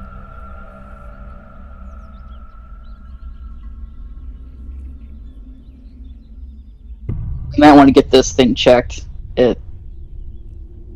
But you also Does it seem like bad feeling, or is it like just neutral or something like that? Neutral. It's very neutral. Neutral? You do Gotcha. also feel that like it could also be used as a focus if someone like needed a focus for their spell casting. Okay. There seems to be a Sounds combination of being a focus, but also having a connection to something as well, some sort of power source in a way. Gotcha. Down's gonna hand the wand back. Might want to get that checked before you use it more. Seems like it's connected to something powerful. To be honest, that's what most magic is. But thanks for the heads up.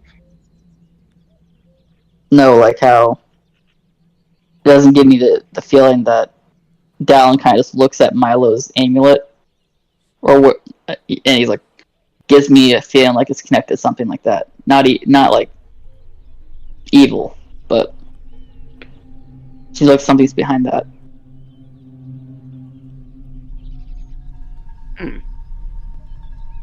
Although, if you ever want to learn magic and use a focus, you could use that as a focus.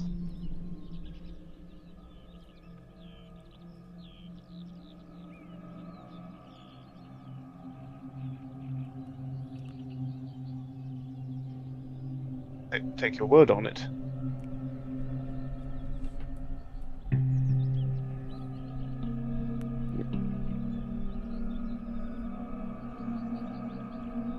But for now, we should probably start heading out to that cave, check out that cave, and then head back to find our way back to the city. Hopefully there we might be able to find someone that magically attuned, maybe help fix our friend Hemlock. Yeah.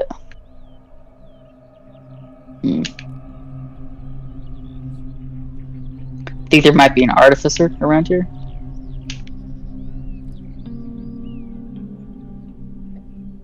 Yeah, don't know. I'm gonna have to look. Well, actually, is Dain nearby? Can he hear this? I assume you're all just kind of hanging out, just gathering up your stuff as you get ready to head towards that cave. Fair.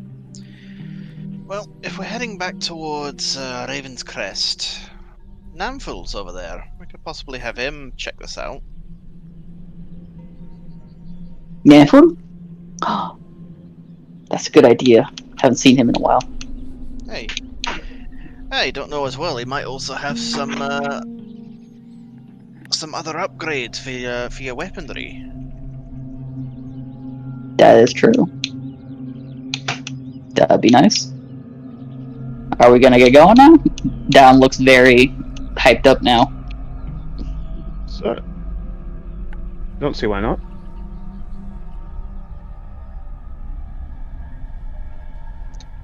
I am ready to go. Hemlock approaches as you all are heading out. Be safe out there.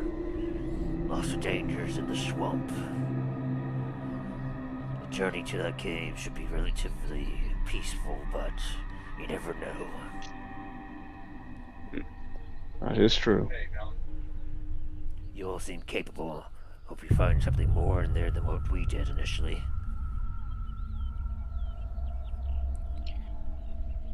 I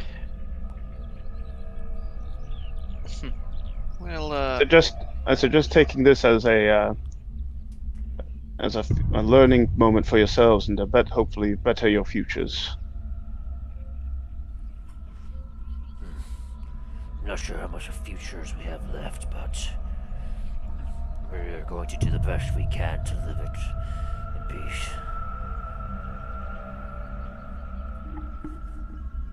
Very well.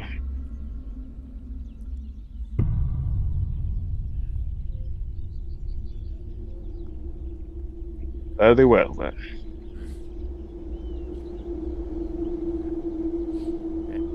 As you all head out to the swamp, you leave the somewhat eerily lit grove and head into where into the swamp gets darker once more.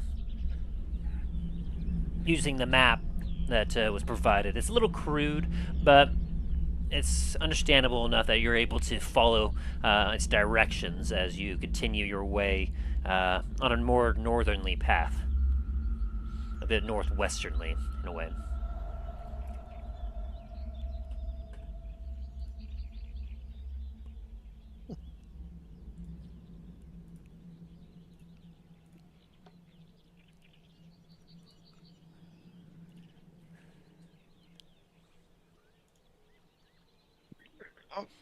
As you all continue making your way through the swamp, making your way through, go ahead, all of you roll me a quick perception check.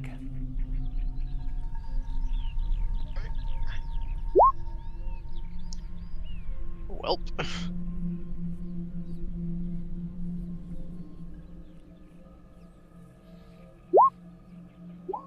Oh, damn.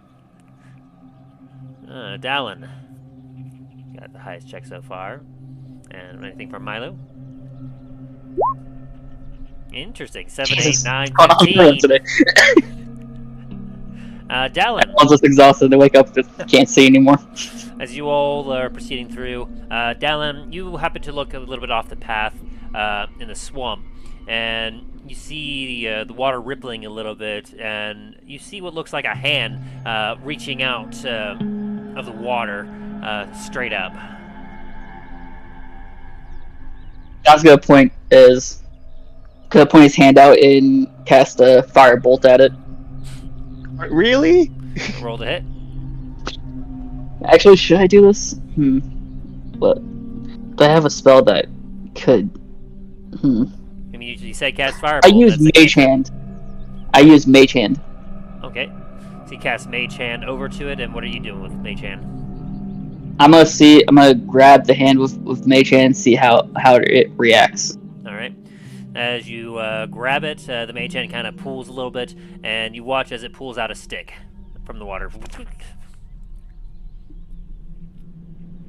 I thought it was a hand that was sticking out, though. Did he bring it to you? Yeah.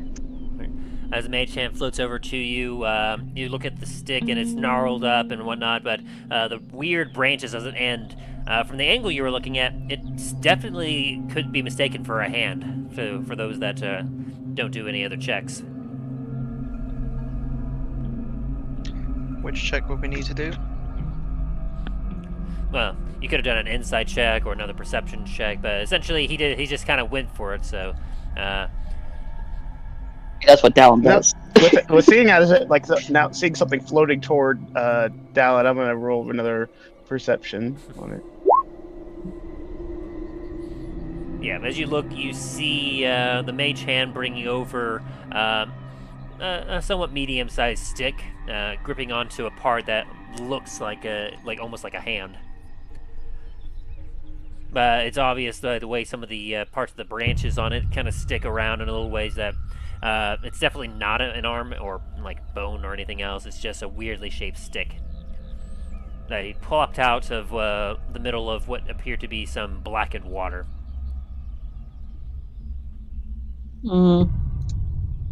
Dallen's gonna just let go of the stick and keep going, I guess. Yep. And so, leaving that behind, you all continue your ways for about 20 minutes, and as you do, you notice that the swamp seems to be getting lighter.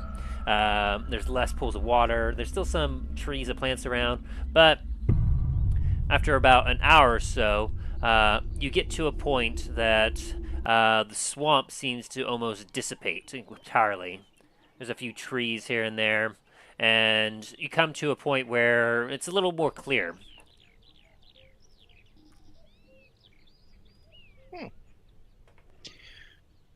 Well, this looks a little bit more pleasant. As you look in this clearing around, you see the swamp spreads out a little bit further towards your northwest or northeast just a bit. But then it stops as you can, just from where you're positioned, you can barely see the reflection of what almost looks like water far, far to the east. And from here, as you kind of take a look around, directly to your northwest, you can see a mountain range. There's a lot of large mountains that seem to stretch as far north as you can see. And it goes down mostly into just to the west of you, where you can see that the mountainside seems to somewhat dissipate as it gets a little bit flatter, where you can see that there's a bit of land that kind of like a bit of a few passageways that open up near what you could say it's probably about a day's travel, but you can see that there's another part of what looks like a large body of water to your southwest.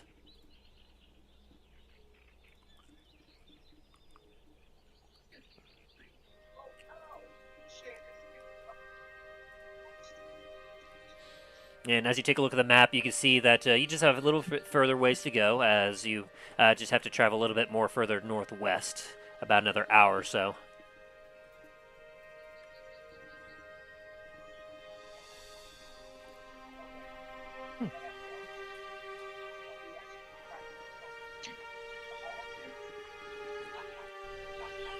Guess we'll keep traveling. Hopefully it's not too much bother. We don't want to get too far deep into this place. Hey, at least it's a fair sight brighter and clearer than the swamp itself. Agreed. How are you holding up, Hemlock? Oh, now the air's a little clear over here. Doing just fine. I am quite curious about this cave. I must admit that I'm sticking around because I could quite use the escort back to the port, as well. We saw all those dangers that were there on our way over. I prefer the protection of you lot to make sure that I get back safely. And of course, Agreed. Plus, we have the some of the evidence you'll need to at least show to the guards, with the hag's head and the Hydra and the arm. Indeed, and don't believe I forgot that there was indeed a substantial reward that I was going to split with you in regards to this. Well, I suppose you got the armor already, and well, I did grab a good chunk of gold that I'd found that was sitting about here and there. So we're probably about even, but there might be a little more once we get back to town.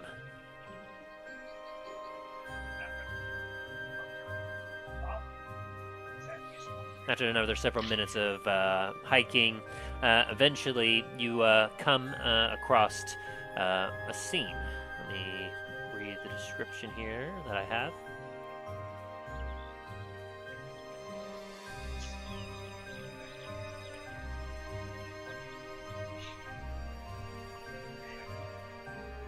Sorry, I lost the connection for a second. Oh, you're good.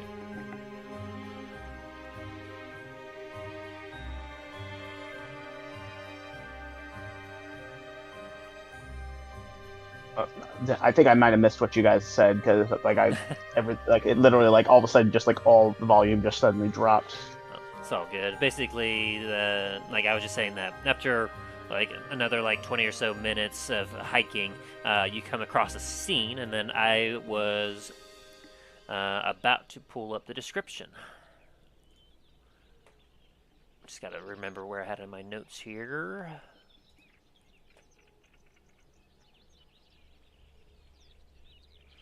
Where was it?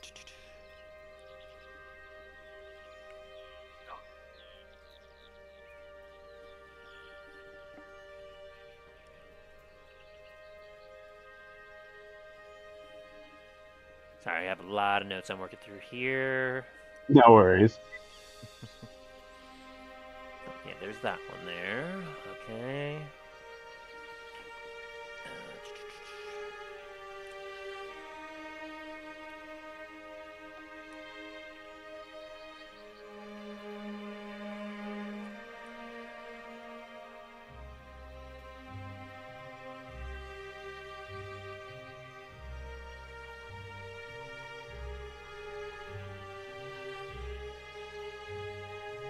I think I'm about to find some familiar stuff.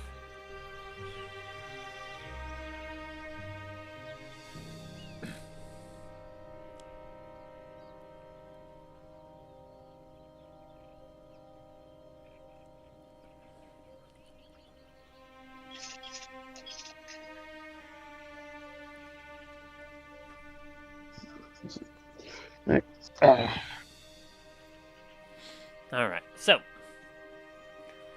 as you all come across this part, you're rather close to where the mountains are located. You're about at the foothills, essentially, and as you make your way over, you see what looks like an old, ancient courtyard. There seems to be perhaps some ancient ruins or whatnot, and right up next to the mountain, you can see what looks almost like an entranceway. What appears to be some, like perhaps a broken door.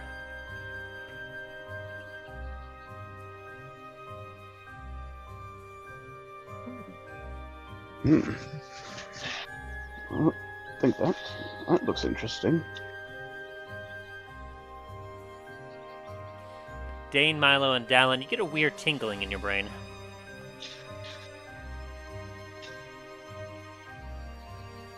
Excuse the fuck out of me? Sorry, what? Like, you get a feeling in your head that it almost feels like an itch. You're not quite sure what, but it's a weird sensation. My Milo senses are tingling.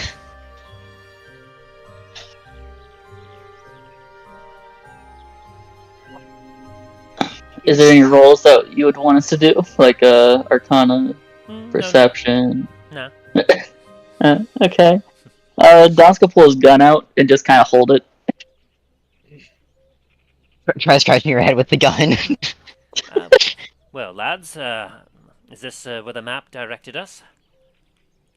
It appears so.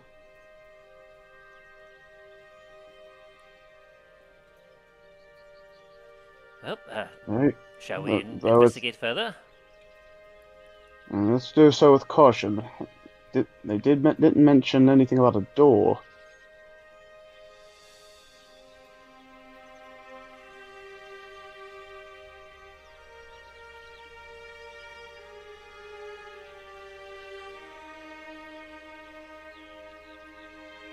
Let's be careful. I feel disturbance. Yeah. I don't like the juju of this place.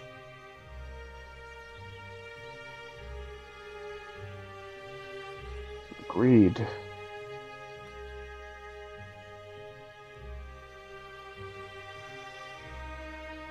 And as you all approach the entrance of it, you can see that the front is there's a bit of what looks like an old collapsed stone door that seems to have been kind of forcefully opened at some point, allowing easy access to go in and out.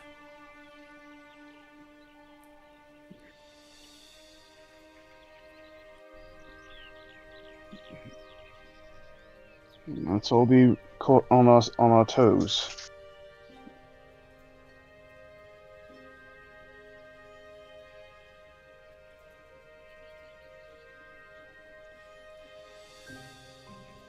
Hey, last thing we want is to be caught unawares in a place like this, especially since seems to be a lot of damage around.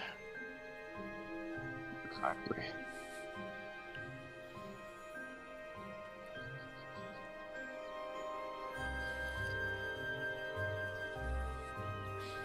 As you see each slowly make your way into the cave, it gets quickly darker as you enter. Dain, you can see just fine with your dark vision, but for Talos and Dallen, obviously you'll need some light. I've got my goggles. I'm gonna pull out my drift globe and set it to like low light. There you go. At each of your magical items and abilities, you proceed into the dark cave.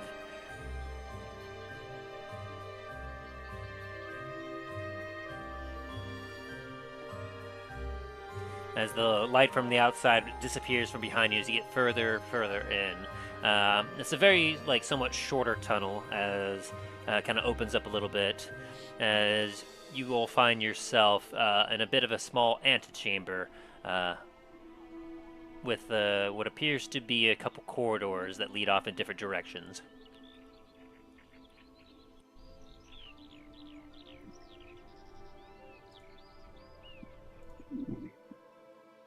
What, think we should split up, or should we all stick together? Let's not split up. I agree on that one. While it might be faster to split up, it's going to be more safe if we all stick together. Very well.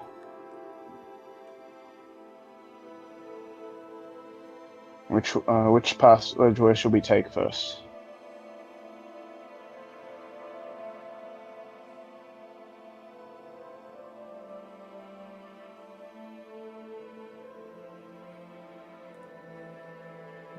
Left or right?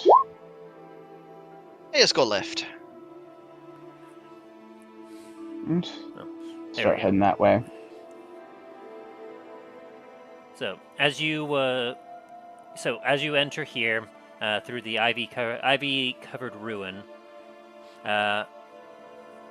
you've entered this passageway, and as you take a look around, you see that there are 3 doors. One that seems to go west, one that seems to go north, and one that seems to go east. As you look around the room, you also notice that the room is full of bones.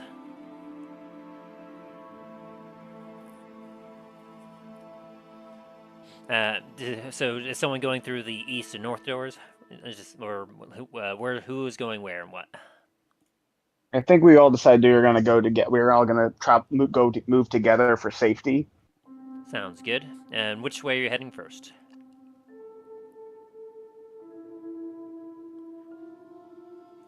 We're going to go to the... what direction is the corridor to our left? That one would be west. West? Alright, we're going to go west first. Alrighty.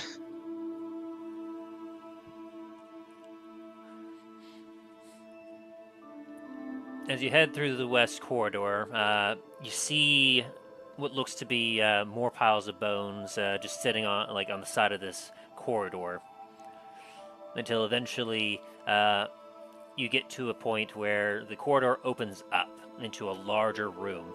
There appear to be some shattered crates and even more skeletons here and there. Skeletons that seem to resemble what was spoken to you prior. Almost lizard-like in some fashion, but small. Really small, but not tiny. Small-sized. And near the edge of this room, you see that there is indeed a large skeletal body, which I won't have you all check because you faced this thing before in undead form. You see the body of a minotaur, the skeletal body of a minotaur, as it lies scattered on the ground.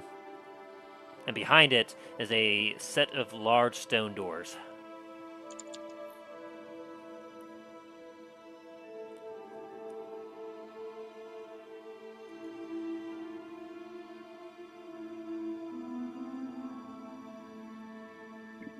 I'm glad that thing's dead.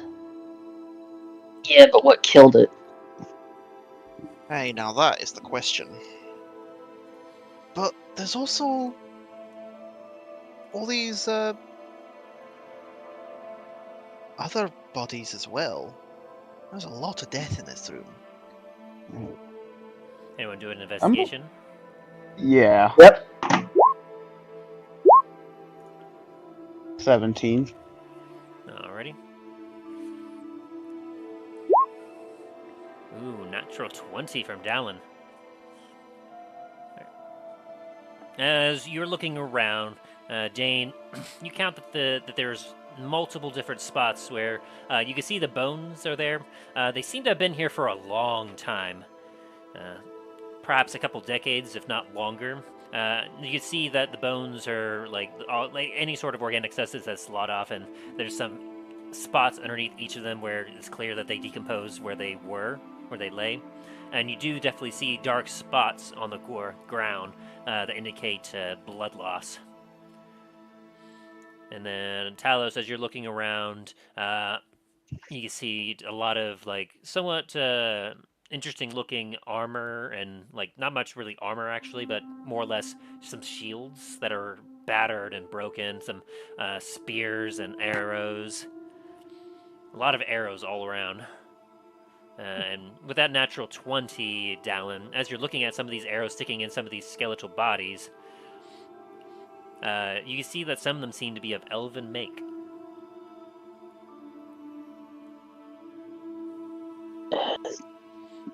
As you look around These arrows are elven. And as you look around the room, you can tell that it seems like a lot of the stuff, a lot of the crates and other stuff, seem to have been placed up as a barrier of some way. But interesting enough, as you're looking around down with that nat 20, you discover a couple sets of bones that are separate from the rest that seem a little older, as if they had been here a little longer than some of the others.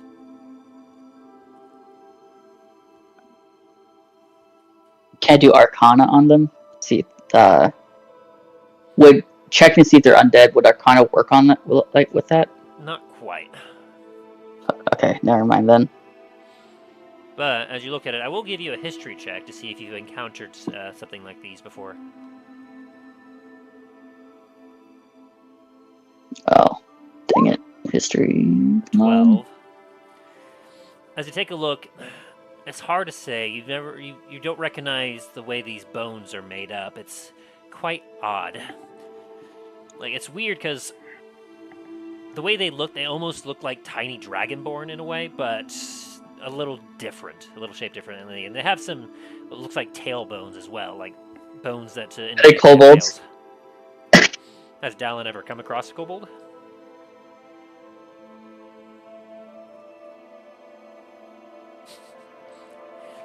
The rest of the party has.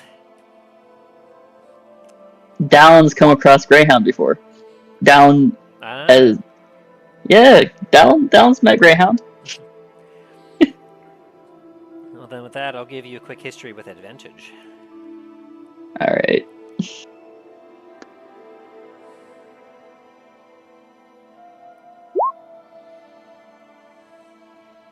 A 19. As you take a look, these bones look surprisingly similar in stature as well as make to kind of like the frame that you saw Greyhound. Hey guys. Come over here. Does this look like what would greyhound kind of looks like. Hmm. I mean, if he skipped about 150 meals, but yeah. Then you realize that the Well- entire room is filled with kobold bones. Oh. So, all these bones are kobold, and looks like there's a lot of elven arrows scattered about. That's not good. Are there any elven bones around, or anything that looks like an elf? As you look around, not that you can really see, and a lot of the bones that you do see, like aside from some of them having arrows just kind of scattered within them, some arrows stuck to bones, there are, of course, still some of the skeletons that have clear, like, slash marks from perhaps. It's hard to say exactly what, but there are some with some deeper gashes than, like, in the bone than others. It doesn't look like there's any elven bones, but looks like there are some that seem to be a bit more. Their wounds seem to be a bit more brutal. Definitely the kobolds. As I said, the elves must have been in a battle with some elves. Maybe the more deeper wounds were done by the Minotaur while they're there. But who knows? I mean, the likelihood is that the owners of these arrows are elven, but we can't take out account of they could just be people who have elven arrows. Aye, there is that.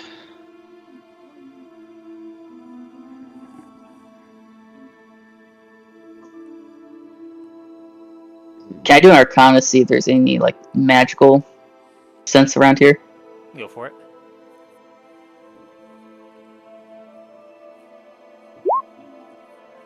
As you kind of reach out your senses and feel around you, you do not feel anything, any sort of magical weave-related items nearby. Like, what about if someone had used magic to defend themselves? If they had, you wouldn't be feeling any more at this point. As seems as if a lot of time has passed. Okay. What do you guys think?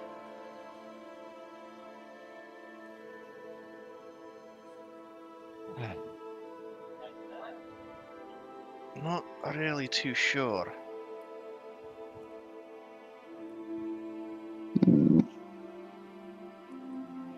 It seems like there was a fight. Whoever defend themselves. I don't know if it's people bunkered themselves down, because the kobold bones seem a lot older than some of these other bones. Maybe there's people that live here.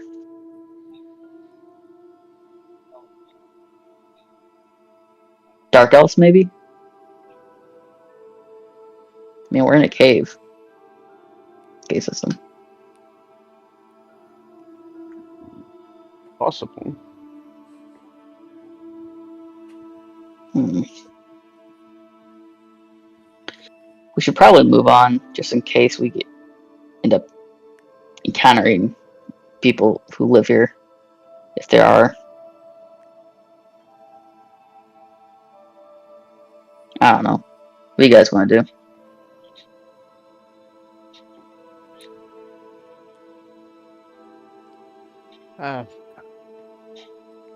I should probably, have a quick look, but then if there's nothing of import, there's that big door at the end. Yeah. Well, you guys can look around. I'll keep watch just in case.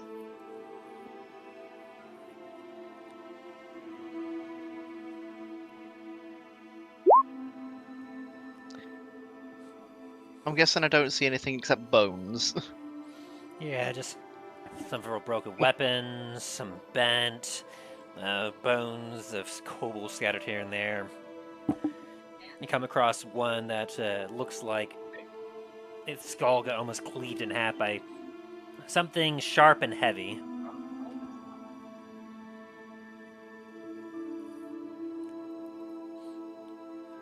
As you stare at the skeleton, you feel strange looking at it. Huh.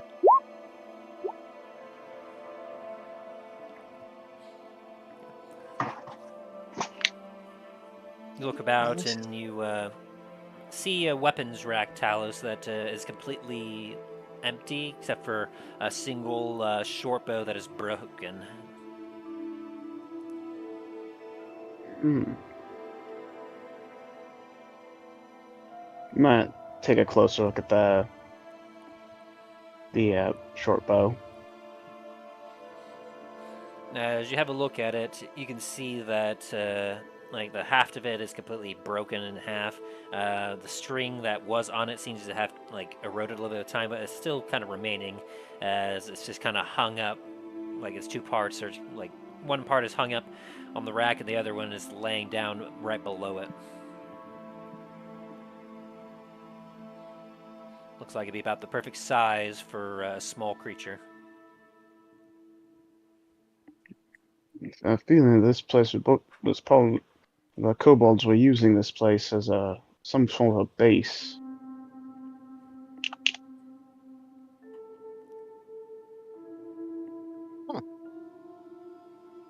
I mean, besides the front door of this entire place kind of being ripped off, it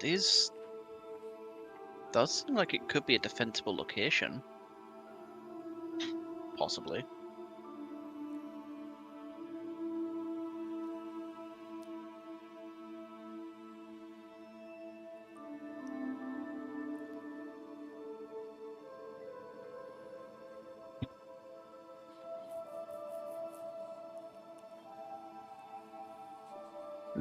If anything, we can always check the other rooms as well.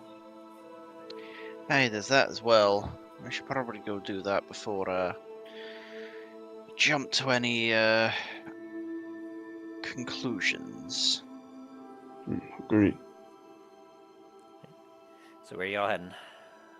Hey, Joe, you find any of those baseball items I mentioned?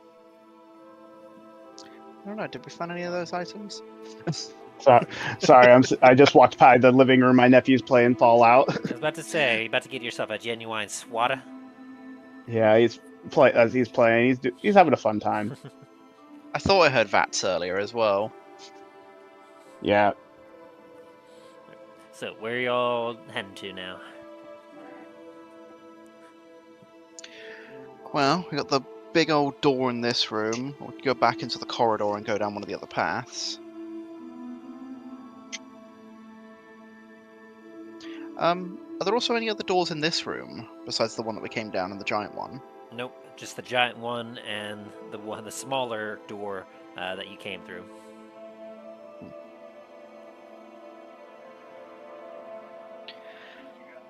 Well, I don't know about you guys, but we should probably check out the other rooms before we check out that massive one over there. That does sound like that'd be smart. I'll have Because to agree with you on that too. something that needs a door that big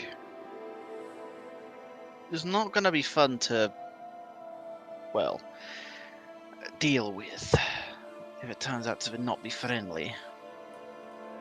I can't argue with that. So you head back through the passageway to the first corridor. Yeah. Right. As you go through from the west side, you look over to the north where you see a door, and the east where there's another door.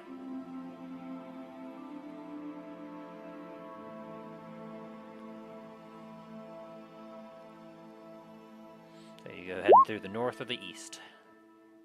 Gonna head due north. All right.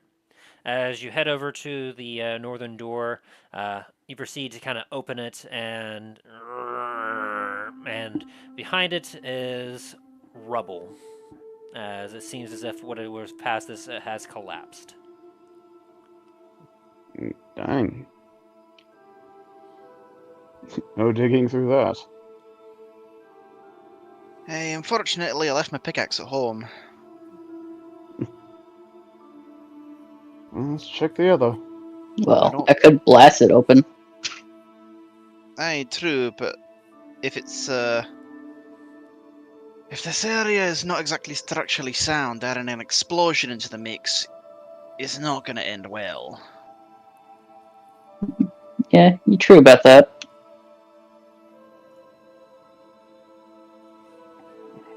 And I don't think Talos' shovel is also going to get through this. That it will not. I think this was more designed for. My shovel was more designed for dirt and muck, not stone. Aye. Well, let's go check out the other room then.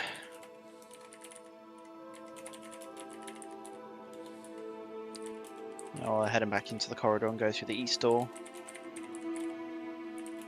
Alrighty. As you head over to that part of the corridor, you proceed to kind of open the door where, kind of on the northern side of this next corridor, you see that a bit of it has collapsed, but to the right of you, you see what almost appears to be barrels and some crates and what almost looks like an oven.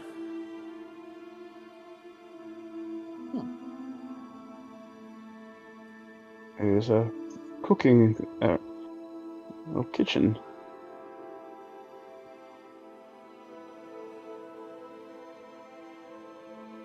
Hey, definitely looks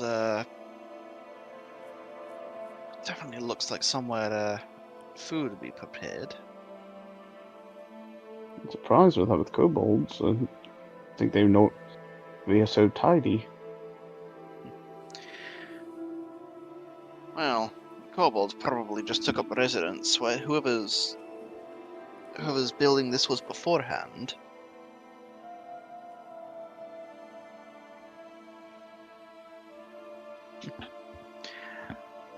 Dane's going to go over to some of the barrels and have a poke around.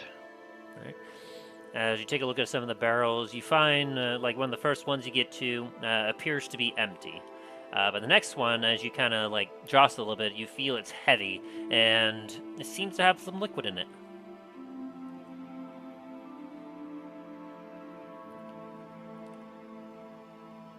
Dane's getting a very, very, very slight sense of deja vu.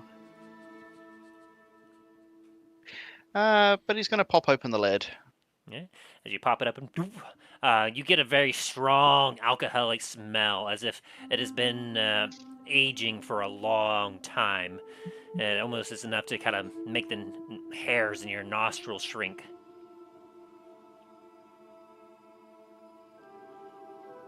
Do I recognize the smell? Give me a history check. With a 15. As you get a whiff of this and your eyes tear up a little bit, there's something oddly familiar about this particular, like the smell of this liquid. Hmm.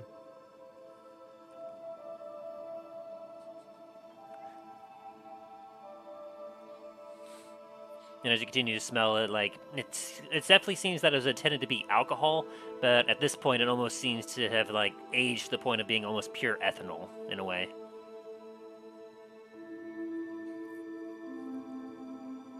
Dane's gonna have a look around for any like glass vials or mugs or anything like that. As you look around, you definitely are able to find it in the nearby area as. You see a couple of broken wooden mugs, nothing really glass, but you do, as you step around, you hear as you feel broken glass at your boot heel. And you do also find some wooden utensils around here there as well, as it's not very tidy in here. It seems as if, like, perhaps someone was using this area but then never bothered to clean up. Fair. But you do find like a few wooden mugs that are harder to break.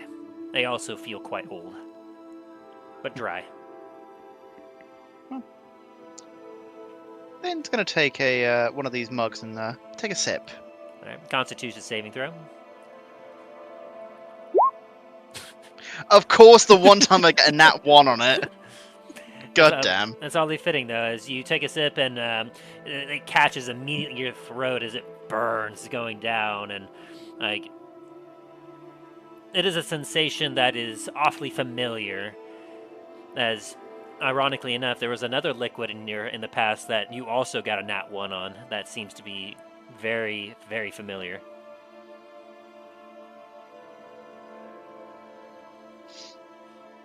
As the rest of you see Dain just dip a mug into this and start coughing after he takes a sip. You're all right. It's that's a bit strong, that one.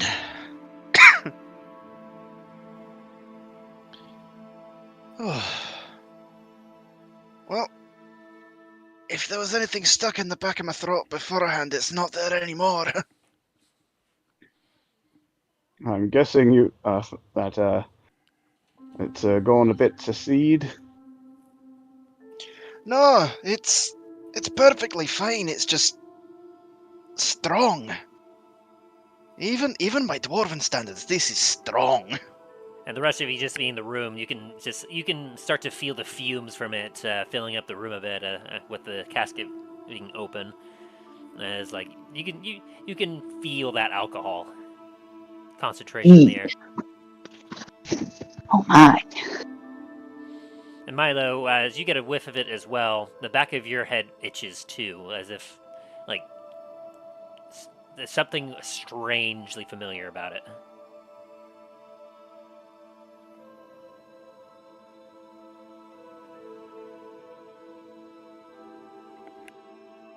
Wait, is this similar to the rum?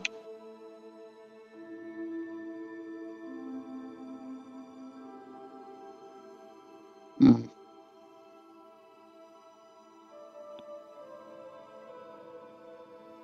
Nah.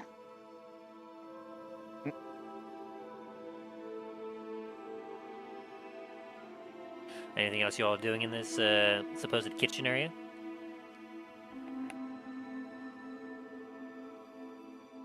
Is there any other entrances, or is it just the one that we came through?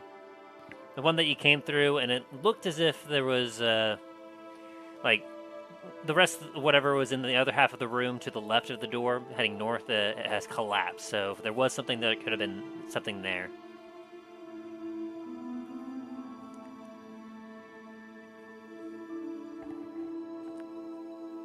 Oh. Oh dear. Wild Chief has entered the call. Dain's gonna kind of go over to the pile and have a look at the stonework, see if there's seeing if it'd be safe to shift some of it across, see if there's anything behind. As you take a look, you can see that there's a lot of rubble. You could determine that it might have been something natural, perhaps, as it seems as if the top of the ceiling collapsed inward after some sort of great force shook the entire area.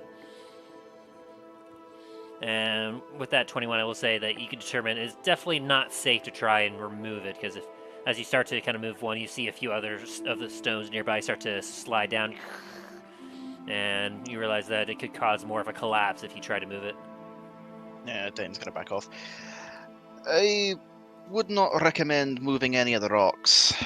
I feel like if we shift stuff, it's all gonna start collapsing even more.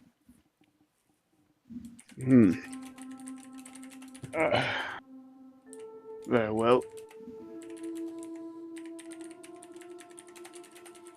I'd rather not get crushed underground. I would rather be underground than anywhere else, but I do not want to be entombed in it. Agreed. Well, there's only one area left to check out. You find anything, Milo?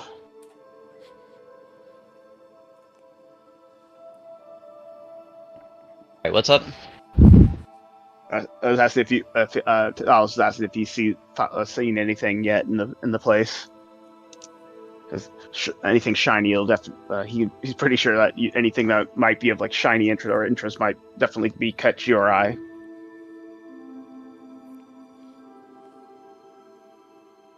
Make a quick investigation check, I suppose. Nope, I don't see shit apparently. Yeah, as you look around, you see a few skeletal remains here and there that seemed rather old. But aside from that, you don't really see anything else in the main corridor.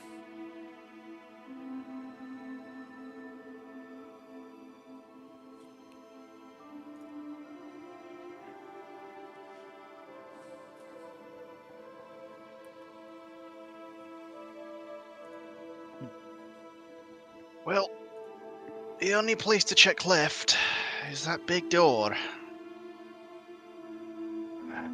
Unless anyone have any objections. Might as well get it over with. Also, does anyone else have this weird itch? The back of their head, it's driving me nuts. Talos kind of looks at you, them both of you, like look at one, like kind of confused look, like weird itch. Hey, ever since we kind of stepped near this place, it's been like a constant itch, and I can't scratch it. I think I have a bug on me or something. No, I feel it too. Weird that you don't. What about you, Milo? Do you feel that itch? Yeah, unfortunately I do. No fucking idea why, but it's there.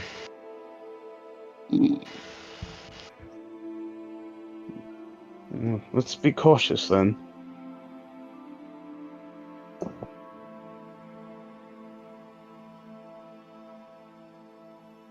Talos is gonna come up to the door and inspect it. As you head back through the western corridor, you make your way into the large room where you see the kobold skeletons, and you find near the entrance of that big door, which is cracked open just enough that a medium-sized creature would be able to squeeze through, but in front of it you do see the remains of the Minotaur there. You see a rather sizable axe nearby, with a lot of deep cuts within the haft of the axe, as if it taken a few blocks from some blows of some kind. Hemlock, test your little deduction skills. See if they might have returned to you now that the hag's dead. Let me see here. As he kind of looks around. It's a little hard to determine. I can see that there is some depressions in the ground, that a lot of dust collection here and there. It's a little damp now as we've been trumpsing through here a little bit, but there is some slightly older trumps over here.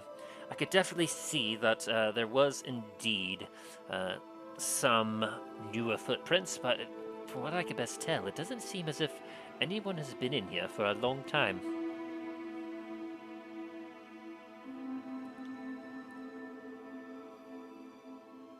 Good.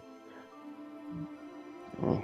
And these barricades that are here, I can definitely determine that whatever the direction of these barricades are, it seems as if they were trying to dissuade invasion from where we just came from, preventing anything from entering that large room, or whatever's past those large doors at least.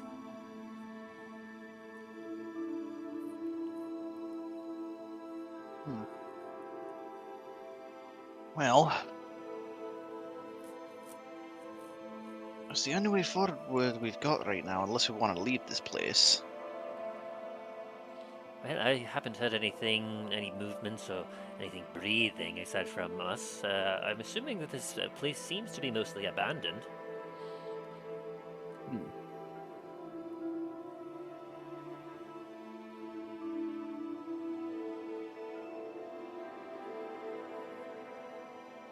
Hey. Let's probably just at least try to open it up and see what we can find. And you said you were investigating the door further, Talos? Yeah. Yeah, I remember you stepping up and saying that. What did you roll? Oh, you 10. Okay. Yep. As you look at the door. No, I thought you meant for me to roll again. Oh, okay. Did 'Cause you roll my- earlier my for the door? Was it that 14? Yeah, it was a 14. Oh, okay. Well, sorry. I guess I didn't quite fully finish with all that. I had other things on my mind. So, yeah. So with that 14, yeah, you saw the Minotaur skeleton near the front. For the doors themselves, you can see that they are slightly cracked open enough that a medium humanoid can squeeze their way through. But you do see that the door itself seems to be made out of stone, and good chunks of the stone have been removed from the front. What looks like perhaps arrows might have struck it at some point, or some blows. As you take a look at the door, you do actually see some rather interesting script. Let me see, which you actually do understand.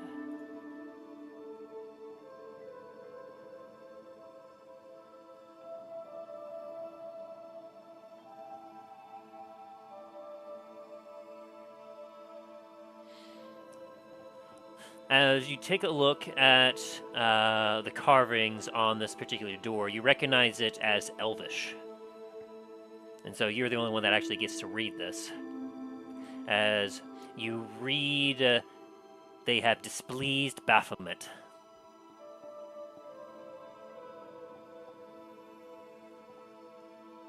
They have displeased Baphomet or Baphomet. Baphomet. Huh. Let me roll a history to see if I recognize the name.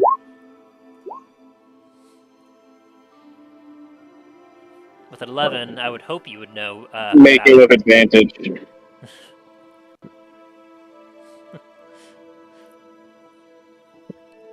Yeah, go ahead and roll that again. Sorry, I'm at the beach. 19. Yeah, I would hope that Talos would know who Baphomet is, as his order was determined to stop the resurrection of an avatar to Baphomet.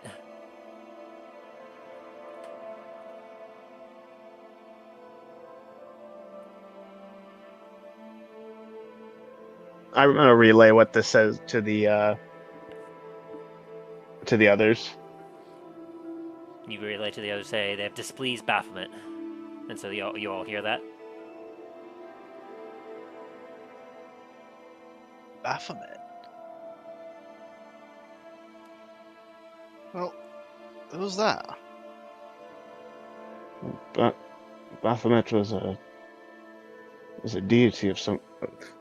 My order, we dealt with an avatar, resurrecting someone attempting to resurrect an avatar of Baphomet. Long time ago.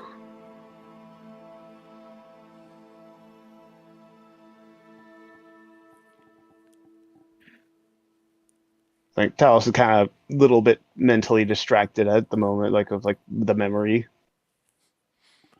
Yeah, because as you think more and more on it, you remember that your father, in particular, was instrumental in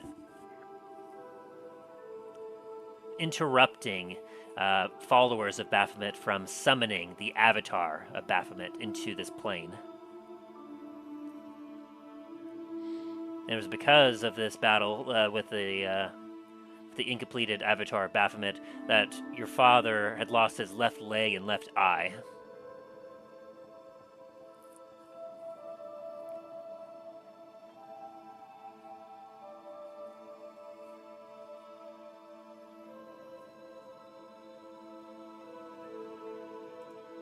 I'm gonna go ahead and tell the group about my father's history with the Baphomet, and what how he the whole stopping of the resurrection avatar fighting in, and the loss of his eye. I suppose anyone that wants to You can roll religion to see how many of you actually know anything about this Baphomet.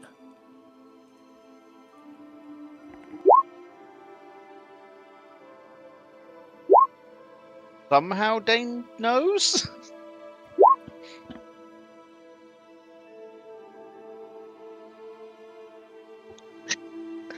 I accidentally did history, but I guess it doesn't matter in the first place now.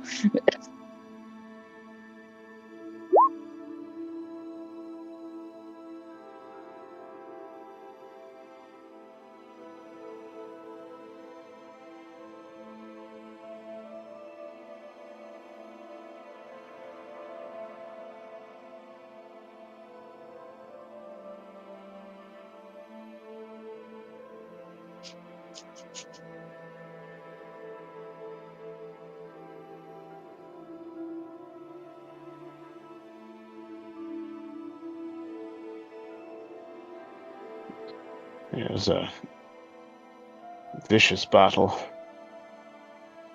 There was many that did lost their lives, and my father barely survived. Yeah, so for Milo and Dain, you know Baphomet is a demon lord, ruler of a lair of the abyss known as the Endless Maze. He's known as the Prince of Beasts and as an embodiment of savagery. You know that some of his more common followers are minotaurs.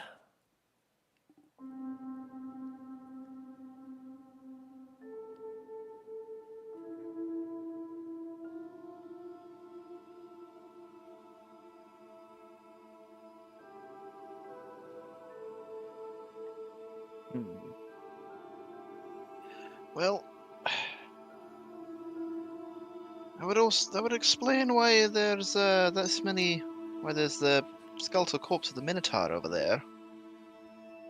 Especially if they're followers of Bahamut. Baphomet.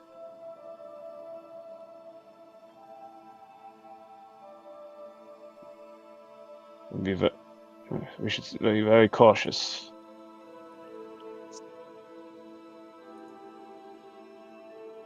These followers, they are not something to trifle with.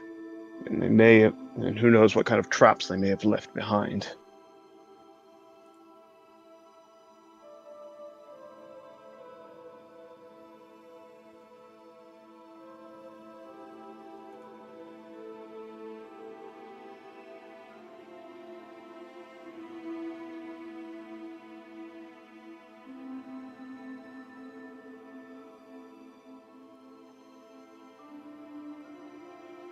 Hey, is anyone else not hearing Chip? Is Chip here? So, I was just wondering about that. I was like, Chip wait a is minute. not. No, he is not. Like, Hey, Tim, you see the things I sent you? Hang on.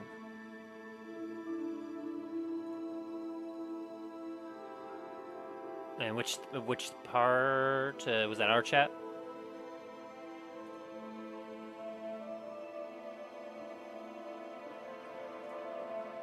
Yeah. Ah, yes.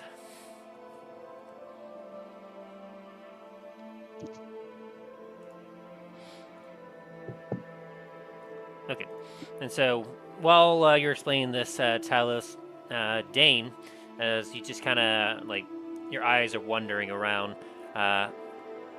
you find a spot surrounded by several skeletal bodies that has less dust than the rest of the area around it. And as you kind of bend down a little bit, you take a look. It looks oddly shaped, as if it was almost like a round shield might have been here at one point.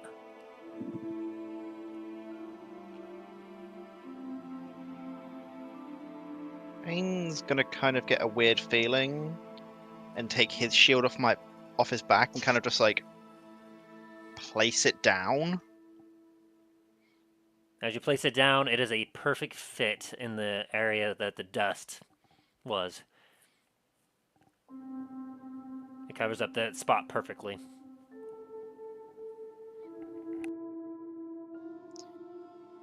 This is weird. And Milo, you roll me quick investigation with advantage.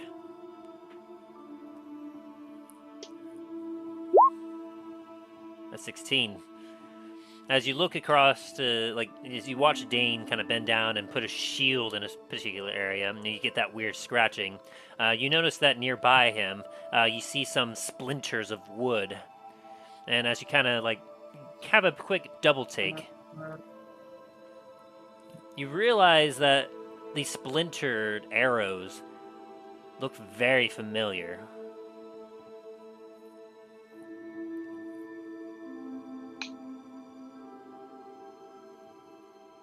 That's weird. What have you found over there, Milo? I don't know, some splintered arrows, but that itch is just coming back now because of it for some reason. Hey, I'm getting the same sensation over here. I found like a weird patch of ground that wasn't as dusty as everything else. And my shield fits perfectly in there. Almost as if it was here. How's We've that never possible? I don't know, we've never been here before. I mean, it's on... Almost one of you guys drugged us and fucking brought us over here. Oh yeah, and when did that happen? Mal's gonna I look mean, over at we- Dallen. Mm. When did you do it? When did you drug us? I didn't want you to know. I didn't want you to find out about it like this. Okay, understandable. All right. Wait, I'm getting the itch too, right? Mm-hmm. Mostly when you look at that Minotaur skeleton. Hmm. Can I go and check that out? Well, wait. I probably should have waited for you to say yes or not. Or not. Yep, you absolutely can. And I will say to finish 15. up your roll there, Milo, with that 16, those splintered arrows look very similar to what usually occurs when you use your bow. That's weird. And Dallen, as you take a look at this Minotaur and kind of look there, you can see that it's definitely very beefy, very bulky. It clearly has seen its fair share of combat. And you imagine if it still had all of its fur and skin, it would be very imposing to look upon.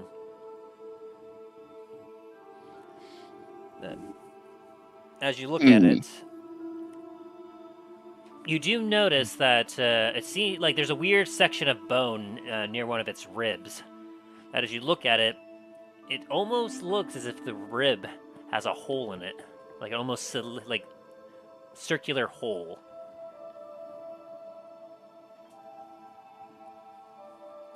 Can I check out that hole? Certainly. As you bend down closer and you kind of feel it, you can see that some of the bones seem to have cracked around where the hole is, but at some point in time, it seemed to have kind of started to heal up over itself, like tried to repair, but the size of it, it seems quite particular. And without even thinking, your hand kind of goes to your pouch and you pull out a bullet.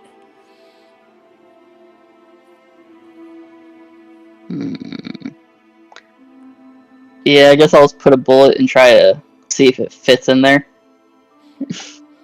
And as you do, it is almost a perfect fit as it just slides through. This is weird.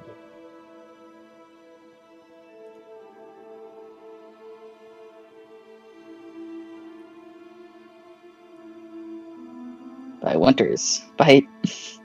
Looks like someone shot this Shot this Minotaur.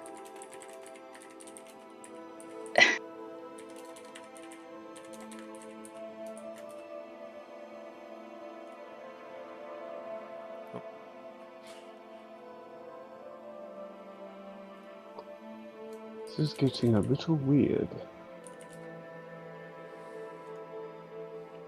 And Talos, you have no weird feelings about this place at all. This is an entirely unfamiliar situation to you.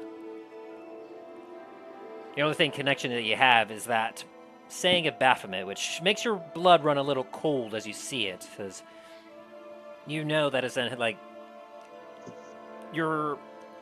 currently your sister is looking for the avatar to Baphomet, or any of their followers, essentially. As you remember that she said that there was a lead that your other sister was investigating about rumors about them being spotted somewhere on the west side of Dundras.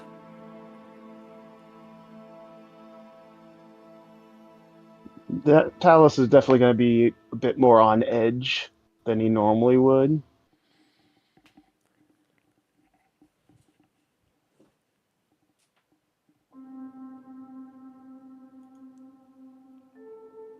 Gonna start and pull. He's gonna start trying to see if he can pull the door open a little bit more. All right, go ahead and roll an athletics check.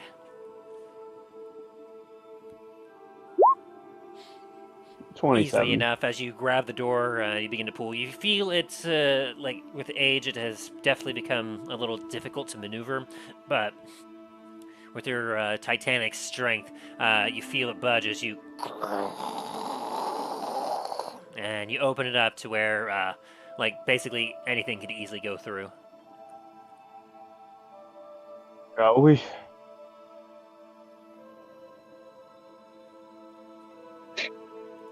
Yes, we shall. I don't know about this, guys. It just seems a bit off here.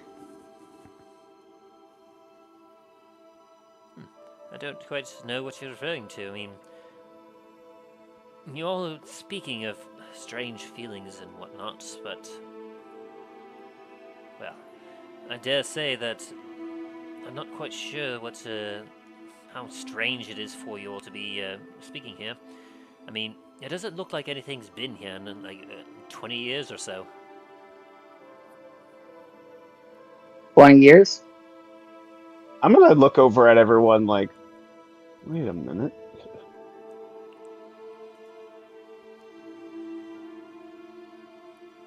At least best that I could tell from looking at these bones here. They're strange because these other ones look quite odd. The way that some of these lizard folk here, they definitely died much sooner, but these here,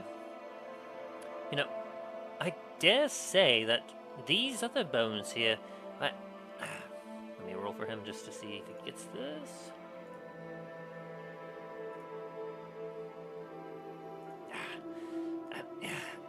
I can't quite place it. But some of these bones here have definitely been here longer than 40 years, 20 or 40 years. I can't quite place it though.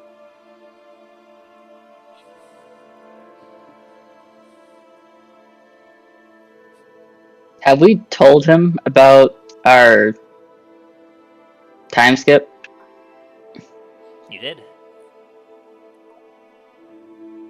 And he was a little confused about it, but didn't really know quite how to take it, essentially. But at the same time, whether he remembers it at this point or not is hard to say.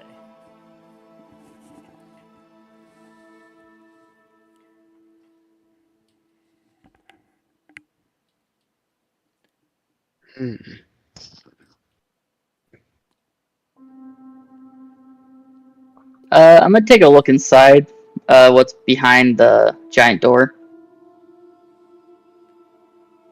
As you take a look, you can see a much larger, almost cavernous room that seems to go on a little ways. Are there 3 doors? No. Okay. At least not that you can see immediately. Alright. As you kind of look inside, you can see what looks as if, like, the room itself, you can see that inside it almost looks like the walls have a little bit of carving to them, perhaps a little decorative in some way, kind of roughly hewn into the side. On the ground, you can see a few more like skeletal bodies within, some black marks on the ground, and a little bit further towards the north part of this particular room, you can't see it from where you are, but you do see what almost looks like the silhouette of something large on the ground. Okay.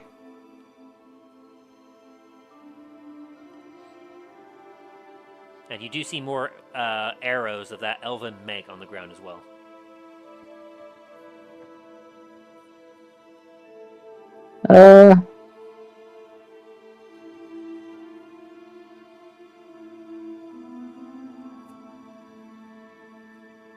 My brain's drawing a blank. I'm sorry. Well, for you, this part does not feel familiar. You don't get any weird itching from this point. Oh, wait a minute. Hold up. And- Wait a minute. In the room before, to the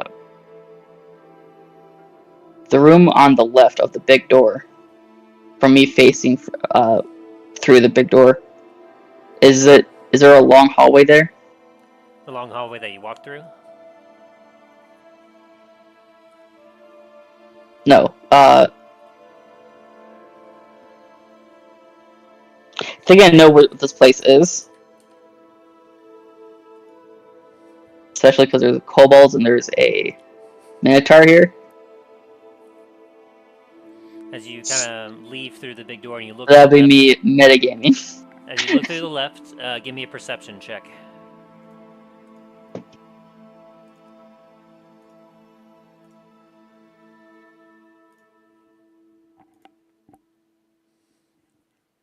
Perception. Here it is. About 12. As you take a look, you have a weird sense of deja vu. But as you're looking, you can see what looks like rubble on the far side of the room that you're looking at. And if you go up to it, you can actually see through the cracks, and there does appear to be some kind of hallway behind this rubble. Dallen's gonna start trying to move all the rubble out of the way. Alright, give me an athletics check. Careful with that one there, Dallen. The place is not exactly stable. 20.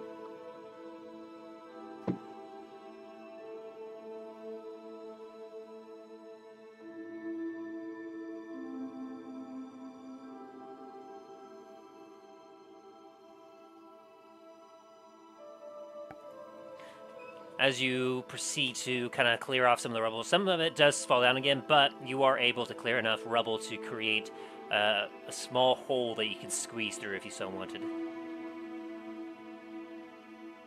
Dallen's gonna squeeze through. You'll watch Dallen and scramble through and boop.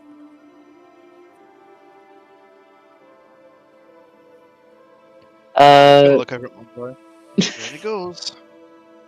With dark vision that Dallen has through the goggles, does he see a torch in the middle of a long hallway, or is this not a long hallway that goes off to the right? It is a long hallway, and as you kind of take a look, covered in dust the floor is, and there is what appears to be some sort of stick that you can see from where you are positioned, kind of lying down on the ground there.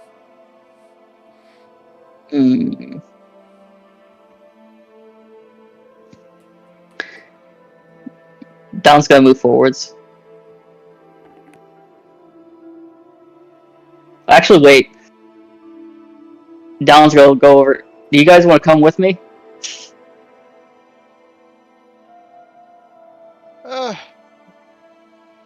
Might as well keep the party together. Milo, you coming? Come on, guys. It's always so much fun when we separate.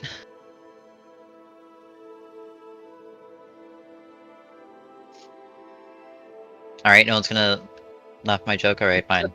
I'll come. Dain's just gonna kind of chuckle but just shake his head. Yeah.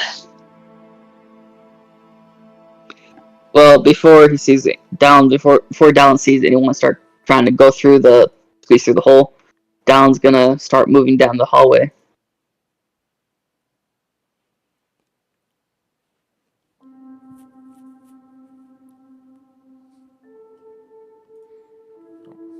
Looks like we've lost Talos. Hang on a sec. Shenanigans by the bullshitter. Pulled into a call, it says. And he posted in general. He must have got a phone call. You all want to take a quick restroom break while we wait for him to come back? Yeah. Yeah, sounds good. Alright. We'll be right back. Be right back.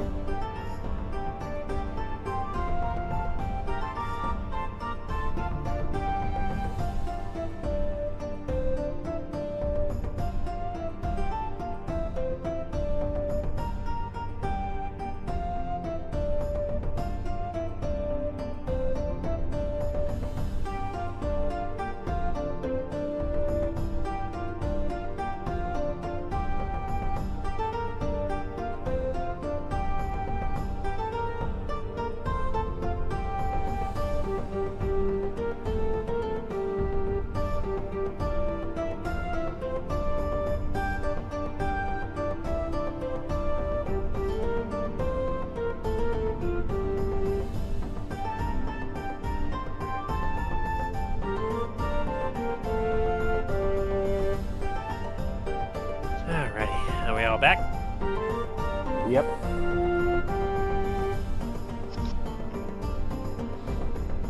We have Dallen. Maybe not. I am here now. Dain? No Dain yet. Don't think so. Milo? Could be included again. What do you mean again? I mean, you've always been included. Yeah, for about an hour there, was never getting asked anything. What do you mean? I mean, exactly what I said. Oh, sorry. All good.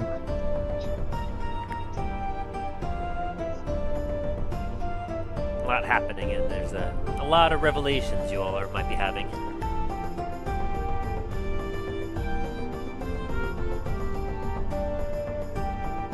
Also, I have no idea what, and I have no idea what Justin said to each of you, so that's a fun little secret thing for me to figure out eventually.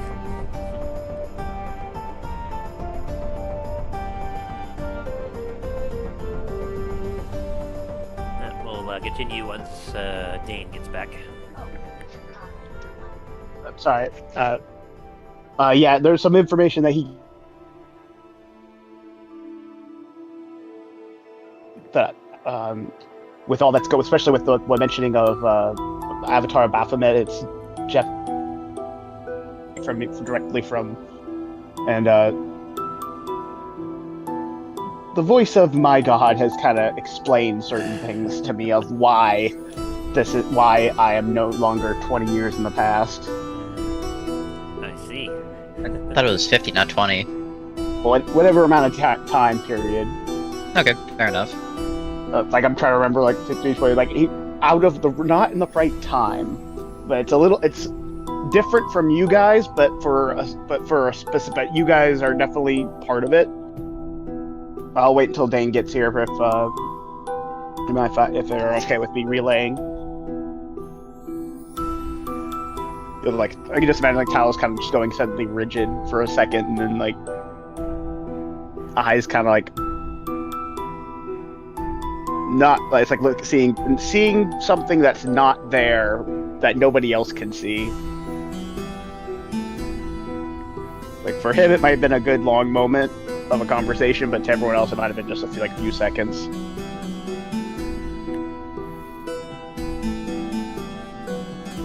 I'd say that probably was a very apt description.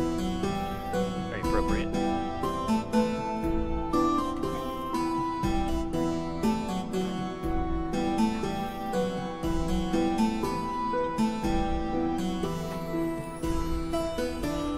Once we have Dain back, we can continue. And then, how y'all doing?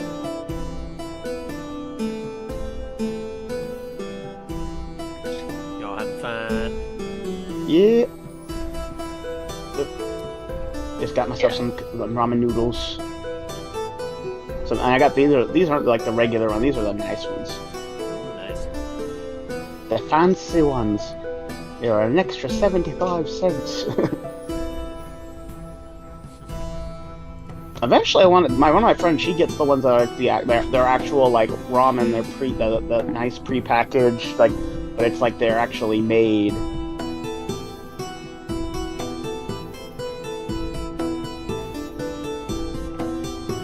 Well, I've had a good one like that. Yeah, I know there's one there's a ramen place downtown that I really liked. They had a really good beef bowl.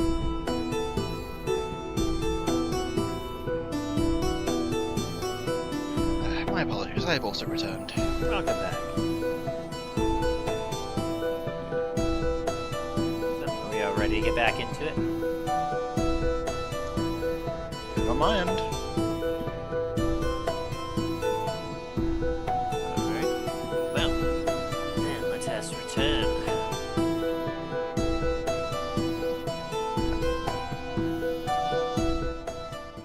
Like while you guys are like Talos kind of just suddenly like freezes up for a second.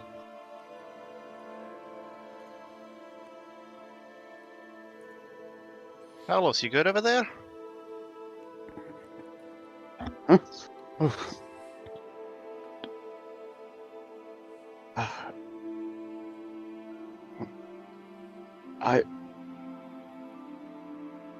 Bahamut just spoke to me.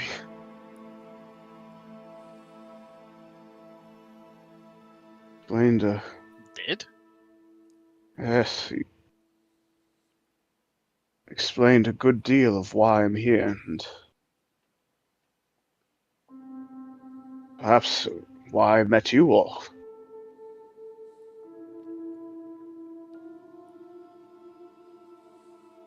Well, I thought we all met up in Duskwood after me and Milo came down here to... Wait. I don't remember doing that. Hey, Milo, Yes. have we been here before?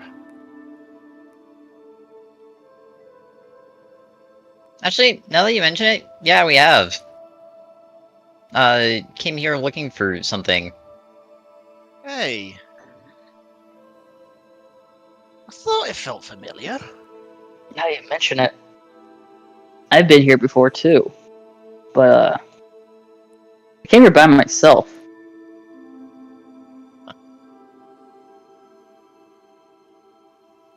Does... Yeah, What? Nope, go ahead. I was going to say, what were we looking for before everything disappeared? Well, from what I remember, we met up because you were looking for your armor, and we came here because I was looking for something, and the armor was kind of in the same spot near here. Hey, Speaking of which, let me take a look and see if I can find what I was looking for all those years ago. Well, the reason I now know why I was brought out of my own time to here, and specifically to meet you, all of you. Hey. What was that, Talos? The avatar of Baphomet. In my time, someone even though my father had originally defeated that first avatar long ago, my time somebody had, I'm not sure who it was, I can't remember who the host was, but they succeeded in resurrecting the avatar. Me and my companions, my unit, my paladin unit, we were sent out. We were preparing to be sent out to engage it, and then Bahamut brought me here to Dundras in this time. He said that otherwise I would have died at that battle, and that the only way to truly defeat it was to gather out. That he needed me to gather heroes strong enough to face him. And he brought me to you, that another goddess would help.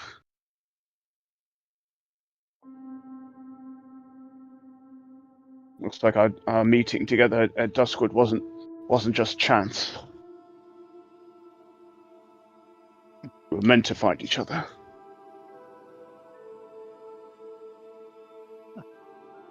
Well, this is... Or at least I was meant to find you. Aid you each in gathering your strength.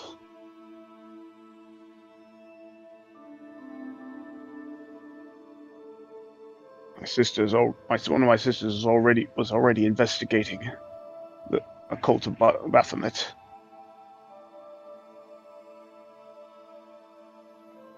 Looks like we don't have just a lich to deal with. Maybe have to. Looks like we'll have to also deal with a demon as well. It's like Talos' like the determination is starting to grow. Like even though the threats are very high, like the determination and like the certainty that they will be victorious is like, especially after Bahamut explaining things to him. It's a swelling of pride and determination.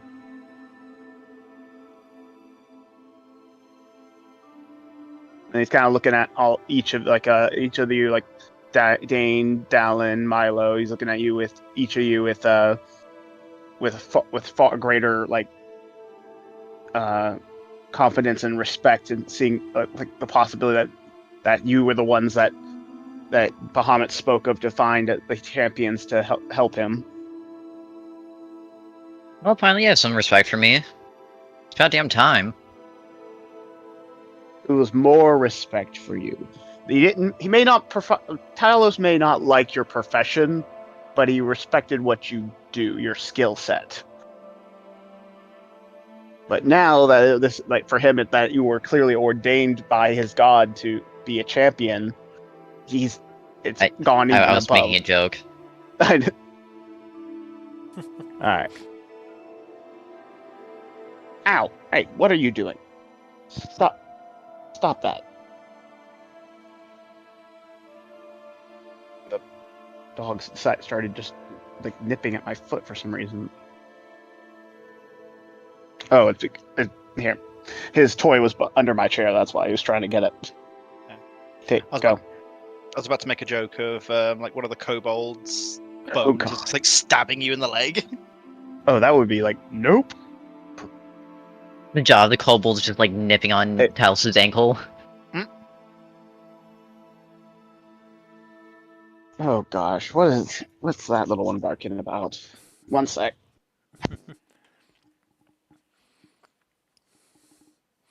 And you all just kind of are having these revelations, and Dallen had asked if you all wanted to join him down this corridor, as he's just kind of poking his head through the rubble as you all are having this moment. Milo and Dain, you said you were were you looking in this room for what you were looking for, or were you heading somewhere else to look? I'm just gonna quickly look where we've already been. And I'm just helping Milo, seeing as I'm already wearing what I was looking for. Yeah, fair enough. And yeah, as in the area that you're already in, because you haven't gone through the big doors yet. They've been cracked open, and Dallen had a bit of a look, but basically you get more of the same. You're not finding anything additional within this particular chamber, aside from the fact that you're able to actually now really see the construction of the stone, everything that leads to that door, that and hallway that Dallen is currently poking out from. It was hidden before by obviously it collapsed, and those checks are more than enough to kind of uncover it.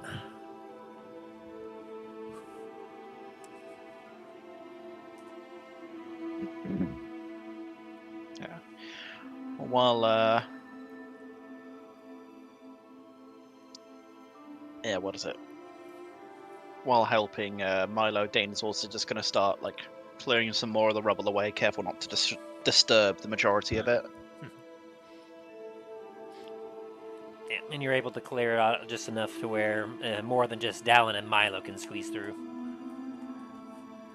Because Talos was not going to get through that at all. Oh, this big bulky armor. And you would also have some trouble squeezing through it yourself. Oh yeah.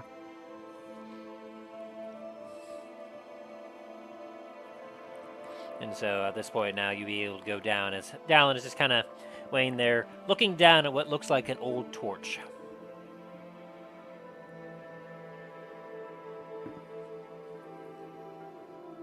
Dain, I know this can be a really stupid question, but do you think this is the same torch that I threw down here all those years ago?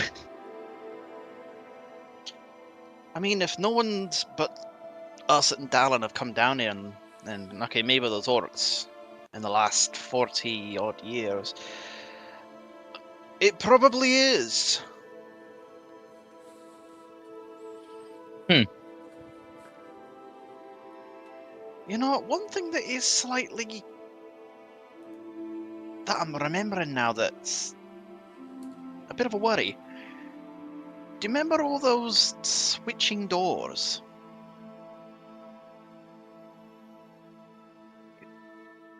Were they switching?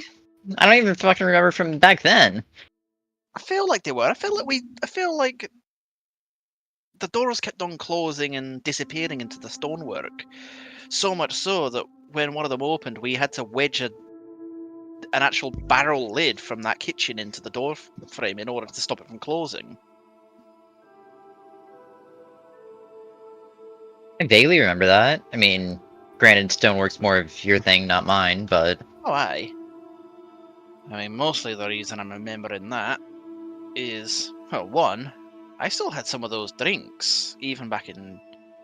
all the way up to, I think, Anadra Cool. I think that's where the last one was used. But also... looking at all the kobolds in that last room, or at least the skeletons, they were running from something. And they were trying to get into our room. Well, is it finally time to see what was in that other room? Aye. Should be about time soon. And it's been 40 years in the making. What are you doing, Dallen? Are you still here? Yeah, Dallen's gonna keep going down the hallway.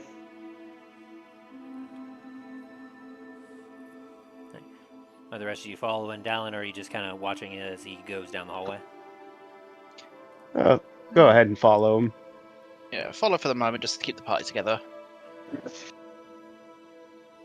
As you head down the corridor, you find yourself what appears to be a wooden door that seems to have once been barred, and next to it there seems to be a barrel, as the rest of the room also has some more barrels in it. The door is like completely in splinters, and the barrel that's nearby is empty. As you kind of take a look inside, you see yourself looking around, and there appears to be meats, smoked meats, hanging from the ceiling. As you kind of take a look and grab one and swing it around, it feels very old, almost to the point that it almost feels like leather at this point.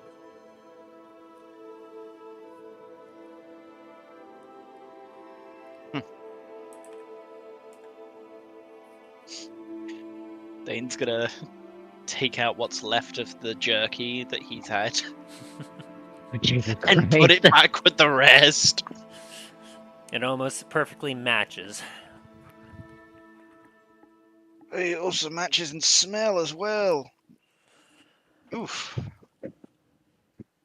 At this point, I don't want to ask any questions about that. Hey, I don't know why I still had that. I thought I got rid of it, but apparently not.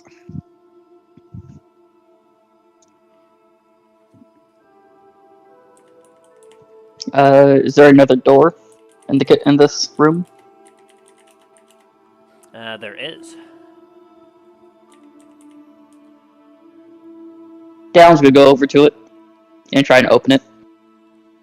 As you open it, there is rubble on the other side.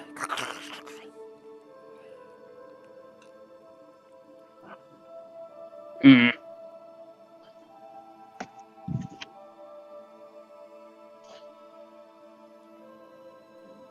You guys want to help me try and clear this out? Exactly how much rubble is in this room? After you open up the door, like whatever was beyond that door seems completely collapsed. Oh, then never mind. Dallen, I'm sorry, but I'm not going to spend 15 years here trying to clear out all this rubble. Alright, time to turn around then, I guess.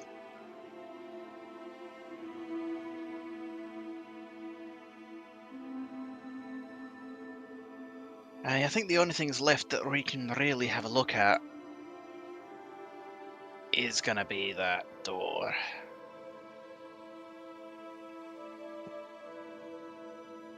And whatever lies beyond it. Oh, this is as far as I remember getting. Huh. Before all the memories are gone of the rest of this. I don't know if I got Don't know what happened, but yeah. You sweet summer child.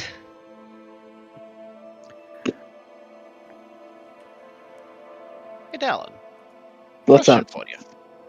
When you came in here, were all these corpses already here?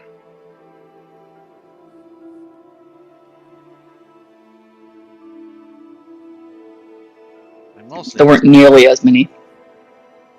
There wasn't a Minotaur body.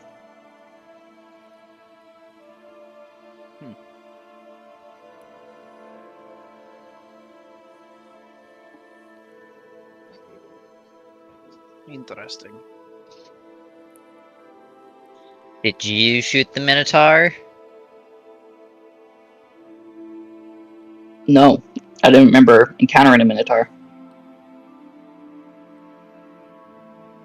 Yeah, maybe the orcs killed it. Did the orcs have a gun? No. Why, is there a bullet hole in it? Yes. Oh. Then I'm really not sure. Seeing as you're the only one that we know of that actually has a gun, besides your mother. Infiddle. And Namfoodle, yes, and Namfoodle.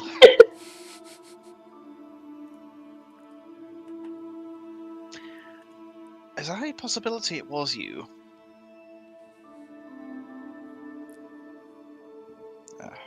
To be honest, I don't think I could have taken out a Minotaur at around that time. Well, we've all certainly gotten a bit stronger since then. Yeah. I mean, I think I had to use 2 MPF bullets just to take out an undead Minotaur.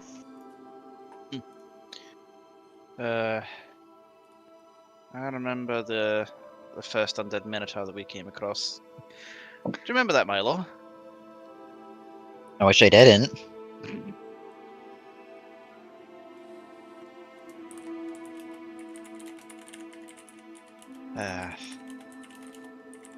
Fun times. Not quite the word I would have used, but sure.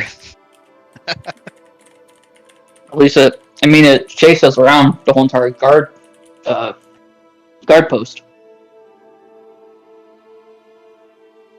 If you're talking about the one that I think you're talking about. No, there was one right before that. I don't think you were there for that one. I think it was still Maybe when we were not. trying to get all of the group together. Hmm.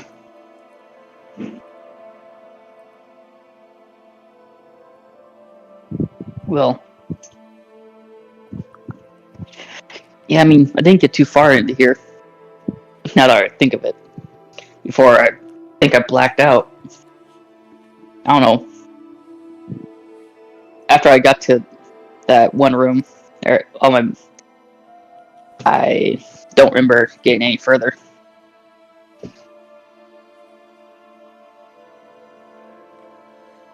Yeah. Well, we can get further now, I think. And Dane's going to start walking towards the big door.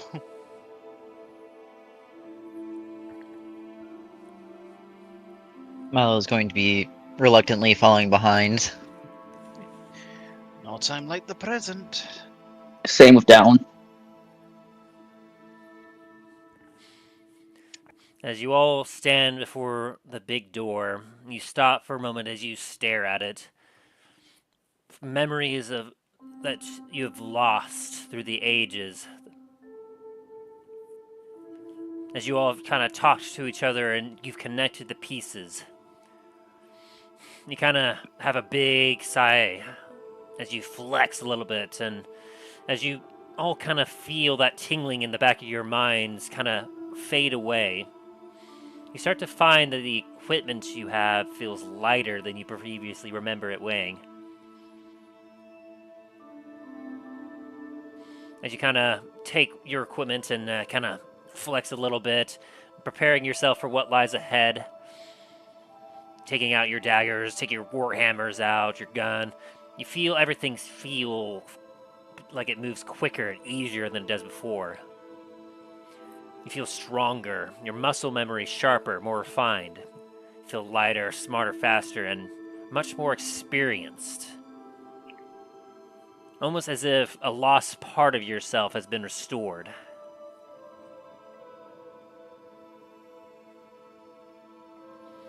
As then you all step through the large double set of doors.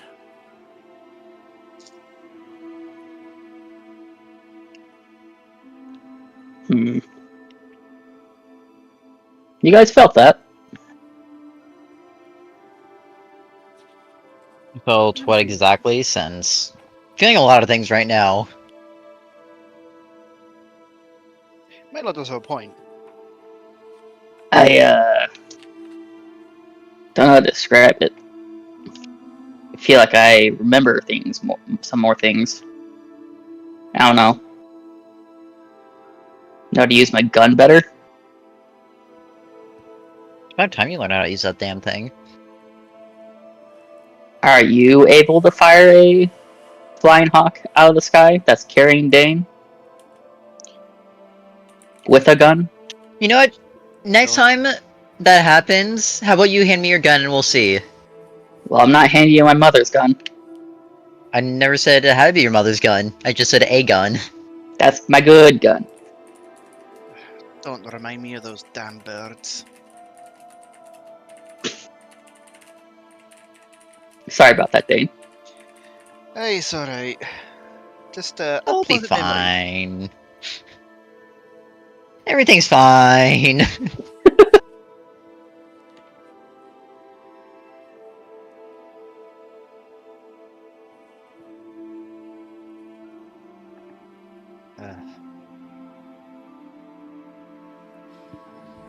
As you step into the large corridor, you can hear your footsteps echoing in the walls around you. You hear a clatter as you kick around some arrows that lie on the ground. You see what looks almost like black marks spreading across the ground in certain spots. And some rubble collapsed from the ceiling here and there.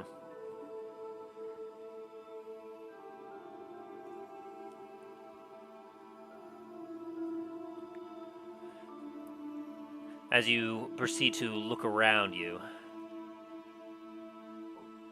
you see that there's a large pile of something. It looks like maybe rubble on the far end of the room, where it seems that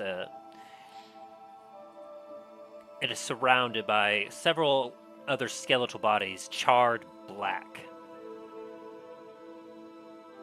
And behind that pile, you can almost see what looks to be a nest of some kind.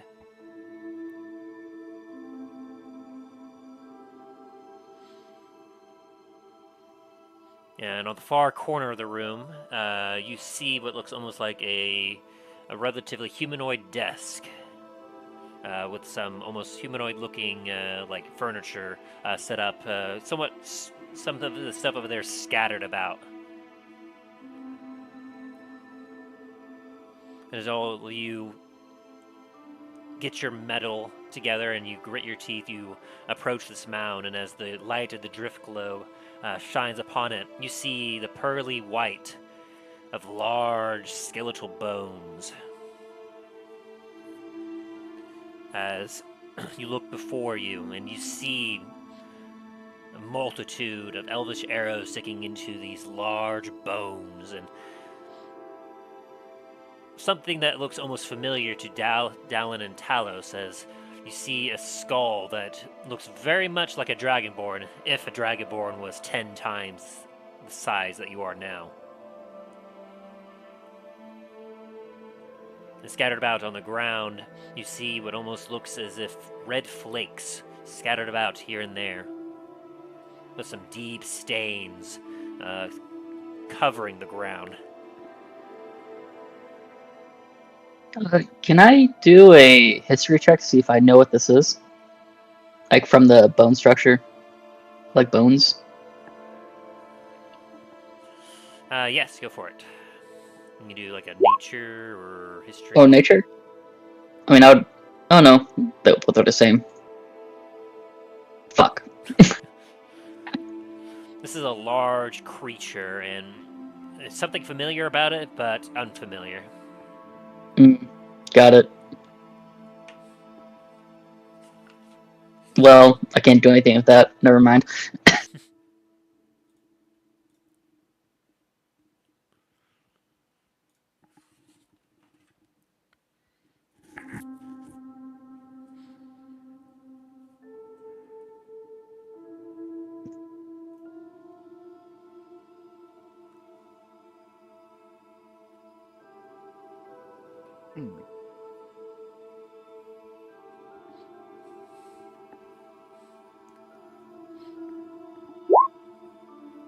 Can I be of any more help?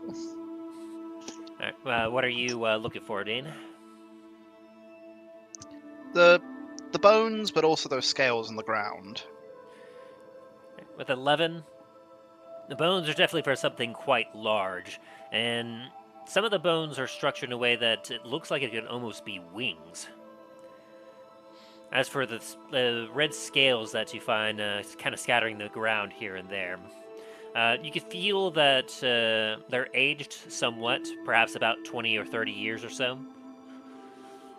But they're still quite sturdy and strong for what they are. You feel as if you could almost make some armor from these scales. They're so tough. Yeah.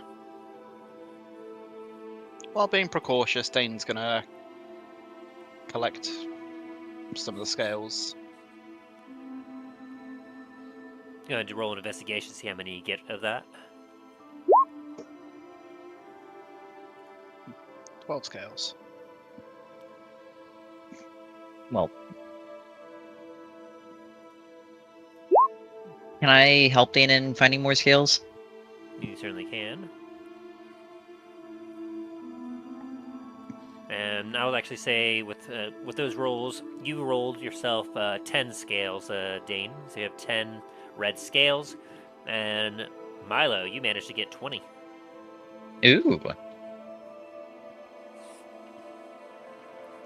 Pass my skills over to Dain. Sure he can find a better use for them than I could. I'm gonna also Nice. do a quick look around as well. Yeah, I guess I better help too.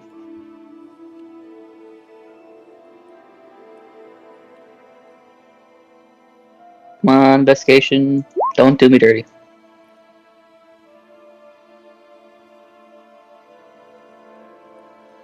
You find yourself 4 scales, Talos.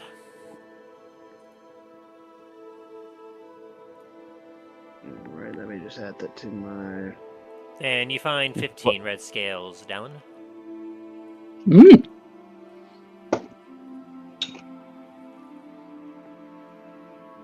I also hand mine to Dain.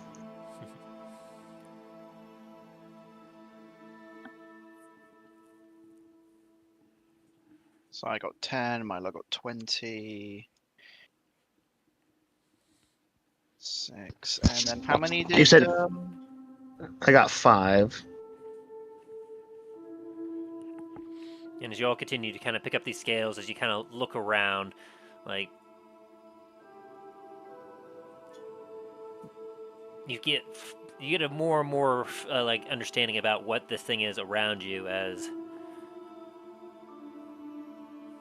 these red scales seem almost a little familiar to like in the structure. You're getting a weird feeling of like Lord Thanatos from this.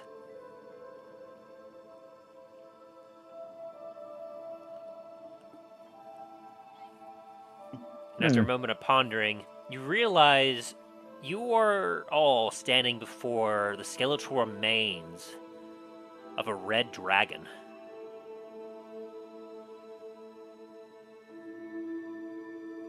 Oh. Well.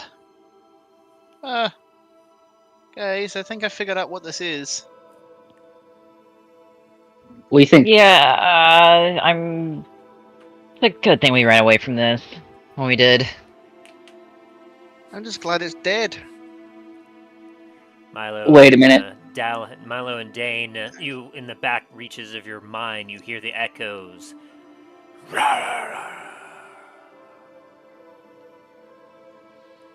As you remember Wait a a minute. horrifying What is it? roar from your past.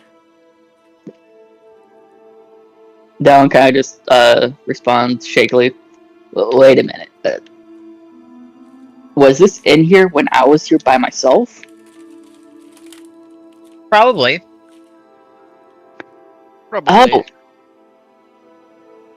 Oh. I'm glad I didn't run into this thing. We almost ran into it. I think this is what the kobolds were running from. Yeah. If I had to guess, yes, since I don't know what else a band of fucking 100 kobolds would be running away from. Well, there was that Minotaur, but I don't think they'd be that terrified seeing as there's 100. There was 100. Yeah. I don't know if it was actually 100, I'm just throwing a number out there, but probably pretty close. A red dragon? I can see that. And it also would explain why there's a big-ass door at the end.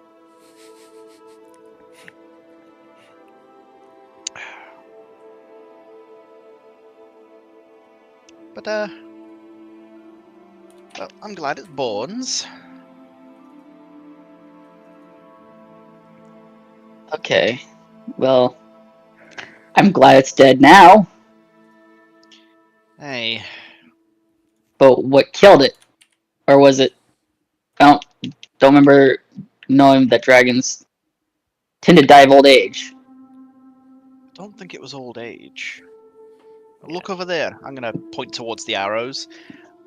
I think another party came in here and shot it. Whether it was an adventuring party or just, I don't know, elven guards or something like that, because they look like the same arrows that were outside.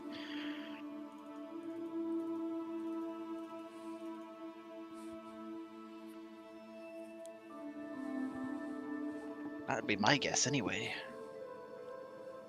Well, hopefully if we find them, they aren't hostile towards us.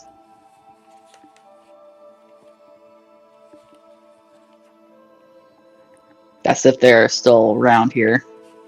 I kind of doubt it.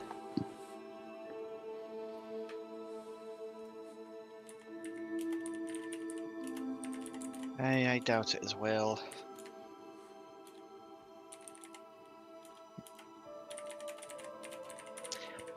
Tim, you said there was a desk in this room as well, right? Indeed. Dane's gonna have a wander over to it. As you travel past the skeleton, you have a gaze around, and you do see that nest behind the skeletal remains that you pass by. As you actually happen to look at that way, you do see that there appears to be what almost looks like the remains of eggshells there,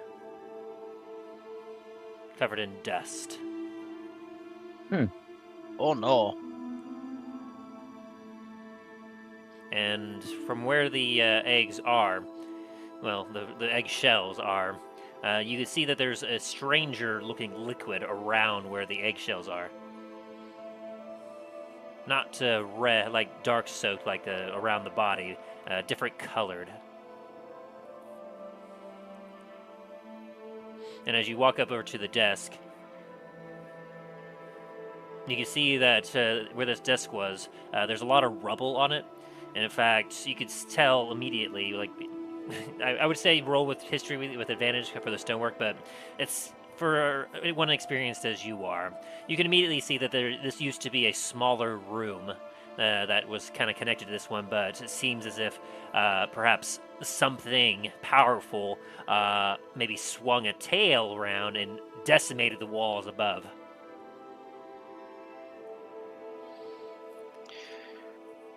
Well, looks like the room was a little bit smaller than our lovely skeletal friend over there was expecting. Looks like when it was under attack, it kind of demolished some of the building. That would explain why half this building has collapsed on itself. Hey, Go ahead and roll me Have to be investigation. 15. Sorry, I didn't mean to interrupt you, Talos. very good. I have to be careful. Make sure we don't cause any more of a collapse. Aye. Though I don't think at this point, unless we start casting fireball around the place, I don't think we're going to be doing much more damage to the building. Oh, I look over I at hear Dallen. Not a someone's, challenge. Unless, Alright. unless you want to be looking like a large skeletal friend over here, I would not suggest it. We can try once we're out of here. How's that? Alright.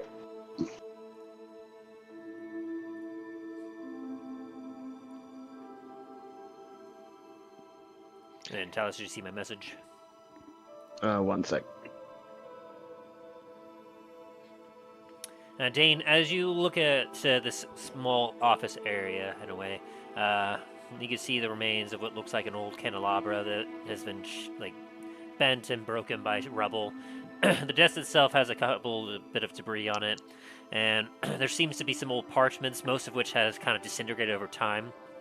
But one in particular seems a little bit older, while old, newer than the rest, as it still actually has a little bit of legible writing on it. As you kind of take a look at it, you're able to read.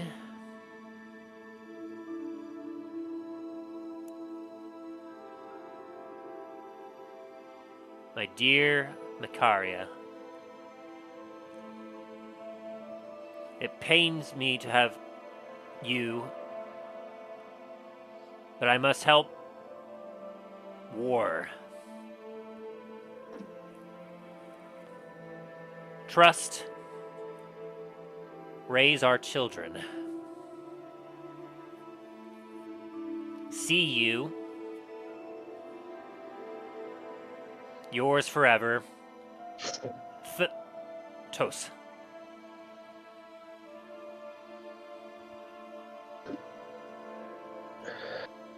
Oh.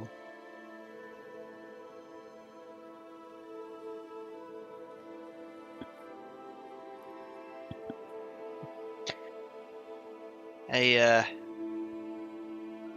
think I have I think I found something over here, guys. What would that be? Well, I found the note over here. I'm gonna kind of motion over to it.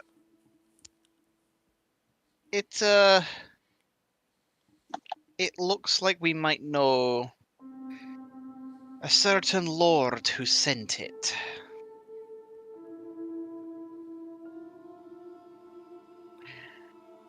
You're raising more questions than answers. I think this is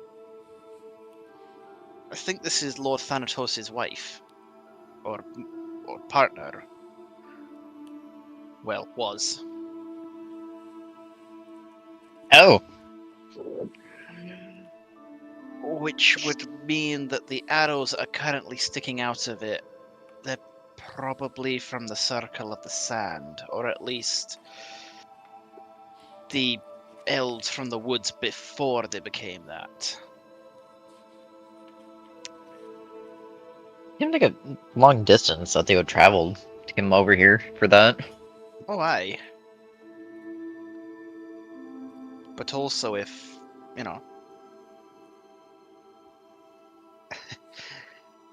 if you go and burn down their entire world, I don't think they'd stop moving heaven or earth in order to inflict some sort of pain upon Lord Thanatos.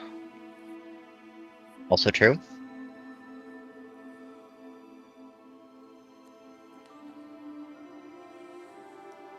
After you say that, Dain, Miles gonna have a look of like, yeah. 1,000-mile stare.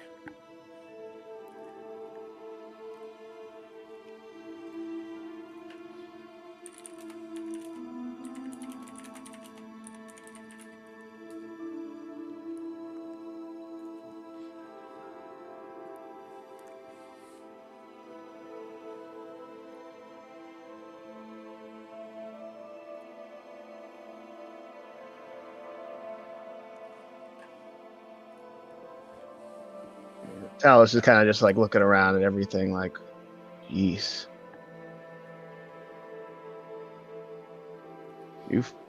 You all fought this thing? Oh, fuck no. Oh, You kidding me?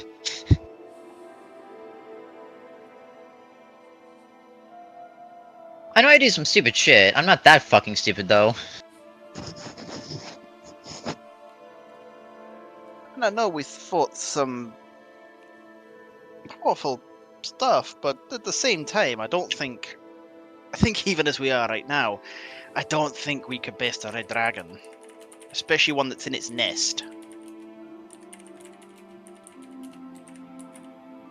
As I kind of like give a nod over towards the nest behind the dragon and the cracked eggs. Ooh, good point. Now, whether those eggs hatched naturally or if they were smashed.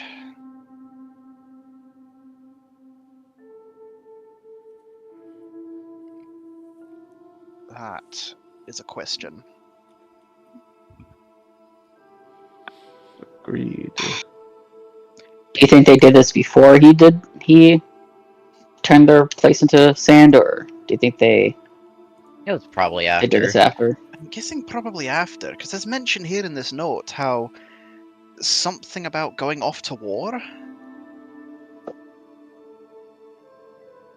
And by an educated guess, I'd say that it's the war for the Feylands which turned it into a desert.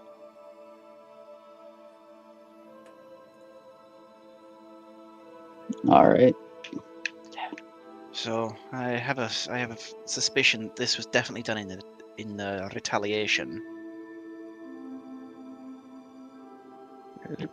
It could be that this was what partially triggered the war. Could be that as well. Have any of you actually gone and take a closer look at the eggs? Yeah, I'm gonna go ahead and take a look. I was actually thinking about doing the same thing. Now that you mentioned it, I don't like the sound of that, so I guess I will now.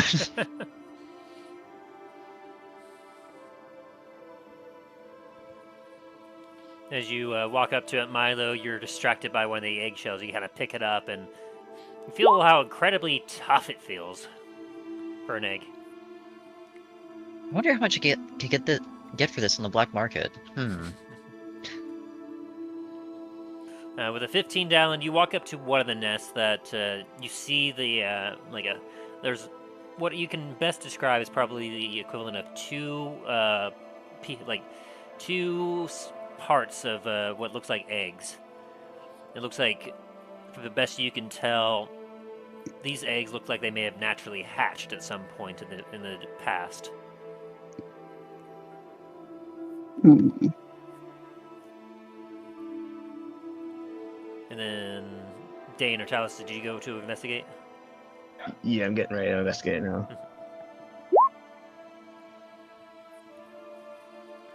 11. As you kind of go over to the other nest, Talos, you see that in this one, the eggs have also been cracked open, but unlike the one over at Dallen, you see what almost looks like tiny, tiny bones. That's heartbreaking. Okay. I'm gonna gently move away some of the debris to see if I can reveal more of the bones. Yeah, and as you do, you can see that they're coated in dust and some of the organic material from the nest. You brush that away. The bones themselves seem incredibly small and fragile. As you are shoving them around, you actually accidentally brush up against one of the bones and it snaps even just under your gentle brush. Even though they were clearly red dragons, they were still younglings. Give me a nature check. Sure, nature. Ooh, 7. These are really small, smaller than what you would have expected for even a baby dragon.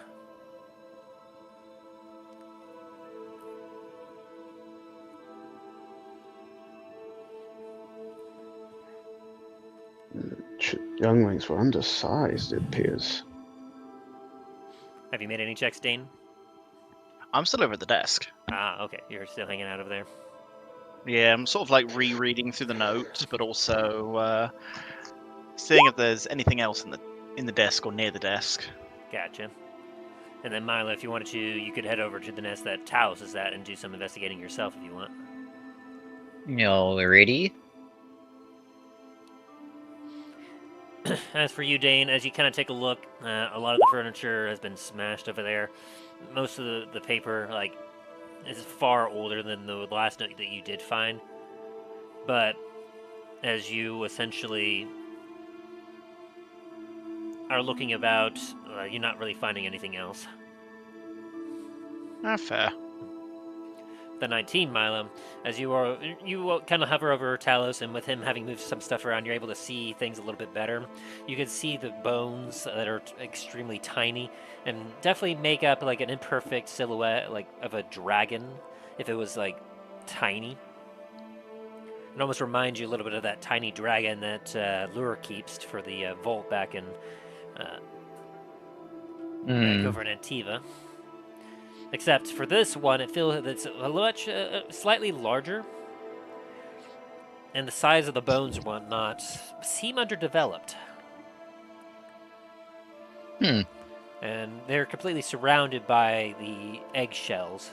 That, as you kind of take a look at the eggshells, you see imperfect fractures spreading along where it seems to have broken, which, compared to the one that you had picked up over by where the nest Dallen was at, where those seem to be a little bit on the smoother side, these seem to be more rigid.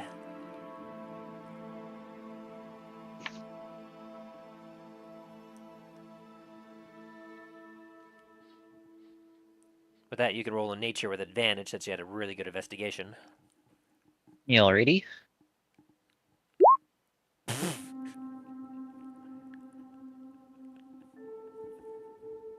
Sorry.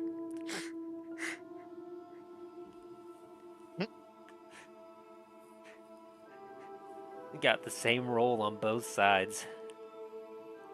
It is what it is. It is. You're not familiar enough with the dragon anatomy or eggs to know exactly why they would be fractured in this way. I'm gonna go ahead and try it myself. Well, you already rolled nature on them. Oh yeah. All right. Medicine maybe. I would not say that's related enough. Okay. If Dallen wanted to, he could go over there. Yeah, alrighty. And what was the check? Nature. Neuter? Gotcha. Whoppa! A 3. Yeah. I got worse. as you take a look, all of you are seeing these eggshells and the tiny bodies that lay underneath them. And, like, the best that you could guess is that these things hatched, but then did not survive long after they were hatched. Dain's gonna walk over as well and see what the guys are up to. Yeah, not having found anything in the rubble ruins over there, you head over and you also see the eggshells, and you see the three of them kind of hunched over, where you also now see the miniature dragon skeletons that are remaining there that seem underdeveloped, as they're kind of picking up shells and taking a look at it.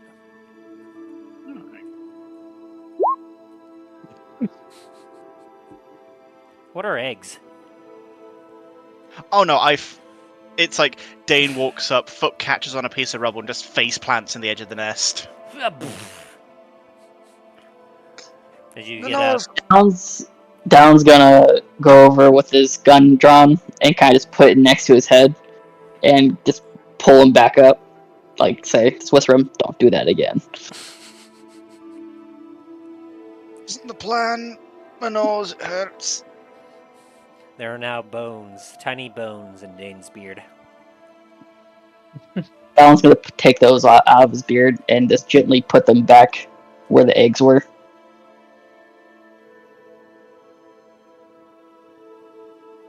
Down's very angry at the sight.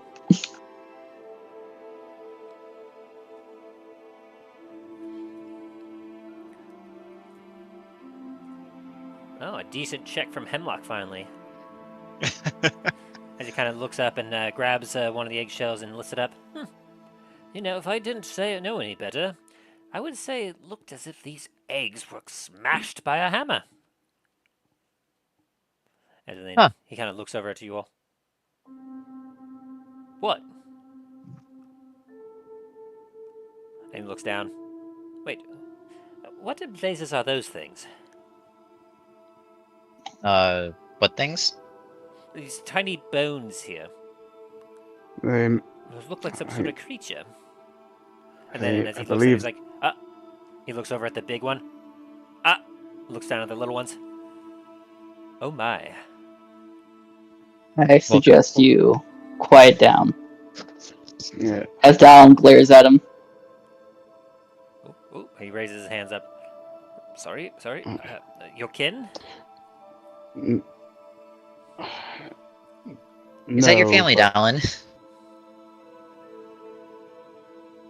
Milo. we Not definitely now. need to get your brain fixed, Hemlocks.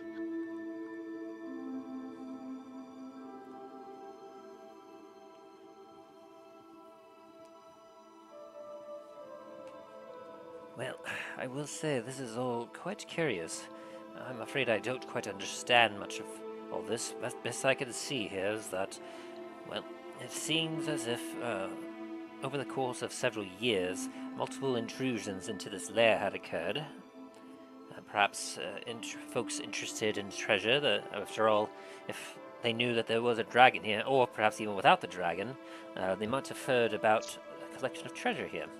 Naturally, dragons are drawn to treasure, so perhaps maybe that's what brought it here. And, well, as we can see here, there's a couple nests here. A couple makes it quite curious. I mean, I guess one would be for this dragon and one would be for its mate, although the body of its mate is not nearby.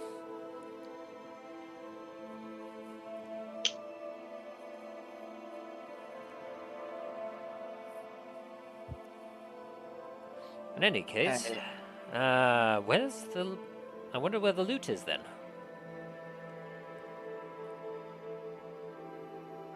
Well, it's a dragon. It's got to have a hoard somewhere around here, no? Actually, he does have a point. Where is it? I must find it. Well, it might have already been taken.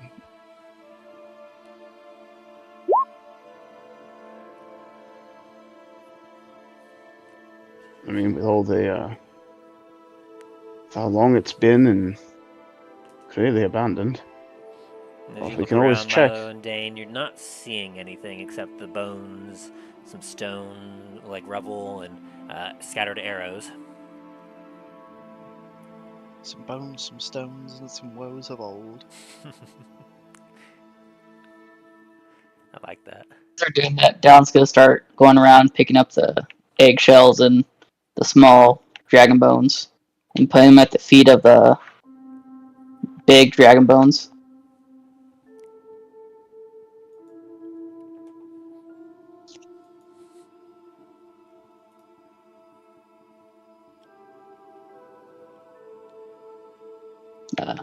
Yeah, that's what he's doing while everyone else is kind of talking about this. Sounds good. And then, are you doing any other investigating, Talos, or what are you up to?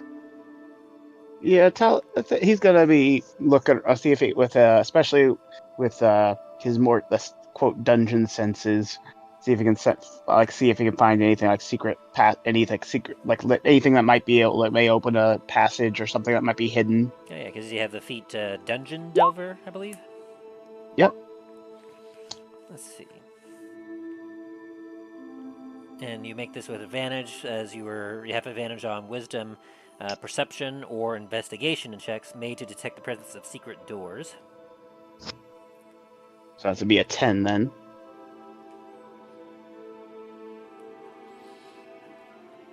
And as you look around, you don't initially see something, but you do happen to notice something odd.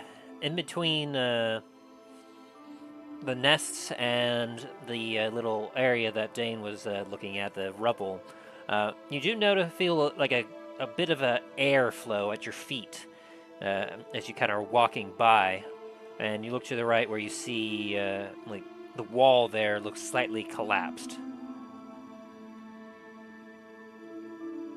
I'm gonna go over and take a closer look at it.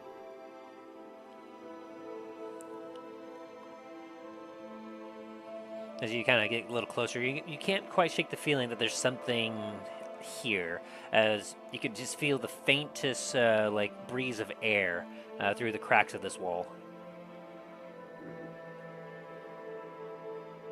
Over here. Think I might have found something. Why? There's a breeze through found? here. Breeze. There might be another passageway through here. You're gonna make a history check with advantage for stonework, Dain. Oh, 14. yes. As you kind of put your hands against this, you take note immediately that the kind of stone slabs or bricks that were used to make up this particular wall are angled in a way that would not make sense geometrically. They're angled facing downward instead of being more horizontal like they would be if they were constructed by sentient things. And so you can determine that perhaps the wall, something might have happened and it collapsed inward instead of outward. And as you kind of take a look up, you see a small gapping of air, well, a small gapping between the cavernous ceiling and the wall right above where you are. I think you might be right, Talos. It looks like potentially that this slab here fell into one of our rooms on the other side. Maybe, do you think we might be able to clear it? Hey, possibly. Hey, give me a help with it quickly. See if we can give it a nudge. All right.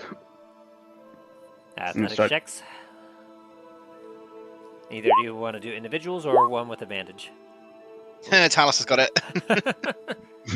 Hulk. Him and his giant strength just lifts the whole damn thing up.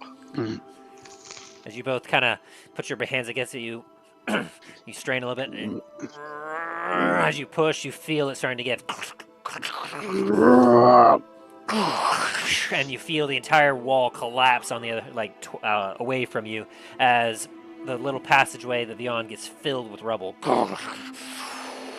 and dust goes up everywhere.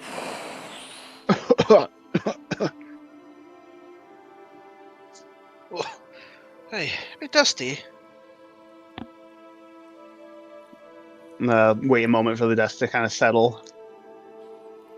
As it does, you see that just a little bit beyond the rubble is a small door that is partially covered with rubble, but the door itself is busted apart, so you can still kind of see that there's a way through. Let's hold on. Let's see if we can if any of us can fit through it. I'm starting to move, carefully moving some of the rubble aside. Yeah, I'll say with that nat 20, it's no problem for you. I'll carry that over. As you're able to go through and just kind of take a few things, and without even picking them up, you just use your hands and like a shovel. You just shove all the debris to the side. As then you make your way through to the door, and you see that it used to be a metal door, but you can see that it's been kind of busted off its hinges a bit. One of its hinges is broken. The other one is just barely keeping the door standing, while it's just idly just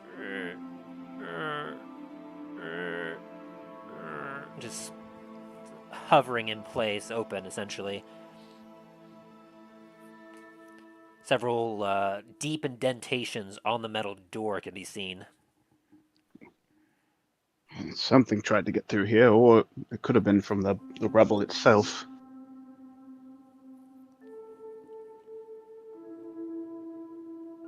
Aye. Well, Should we see what's on the other side?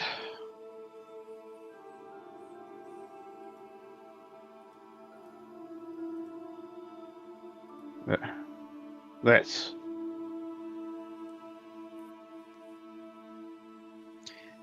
Dane's going to try and pull open the door.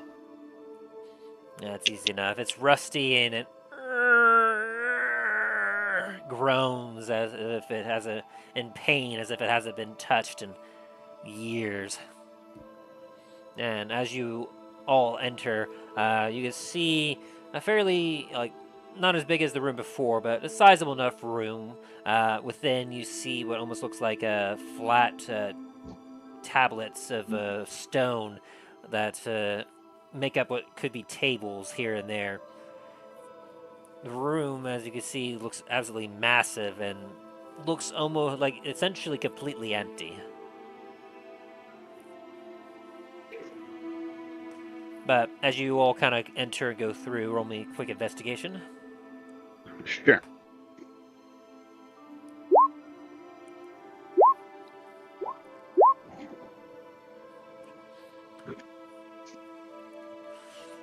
Dain, you're the first to conclude that this is, in fact, a vault of some kind.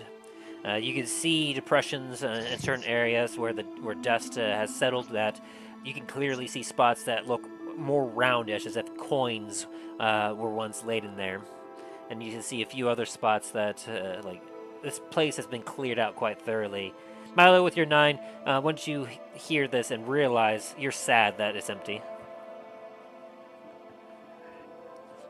It's bullshit. It should have been me. But I will say with that 14, Dain, is Talos didn't get quite enough. He got that this was a vault of some kind. No, that 14, Dain, you were able to see a couple of shining coins scattered about on the floor underneath the tables.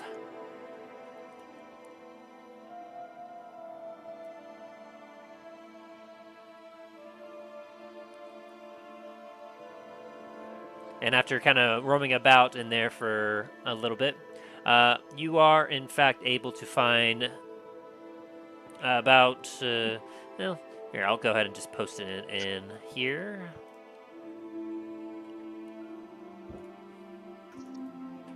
Boop. About 17,000 gold, 6,000 silver, and 900 copper pieces kind of scattered about here or there.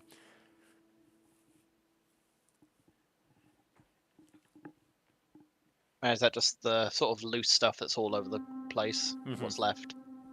Yep. Stuff that just got scattered, dropped out of bags. Oh, and 60 platinum pieces. You're able to find 60 platinum pieces.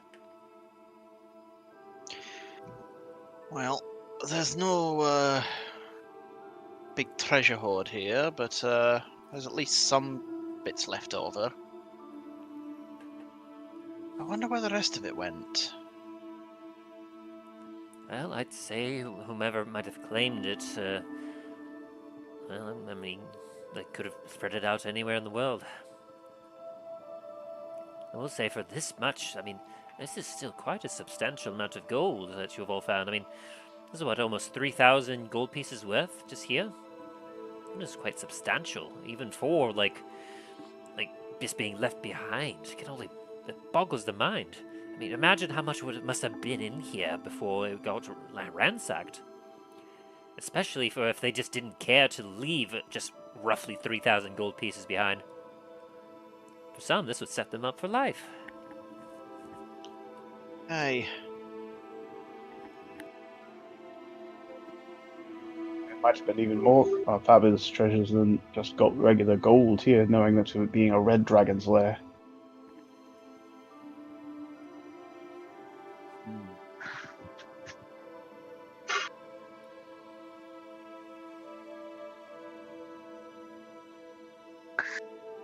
Be in there with them. He's gonna be collecting a small bit of bones from the from the small dragons, and he's gonna start making dust out of it. Soot out of it.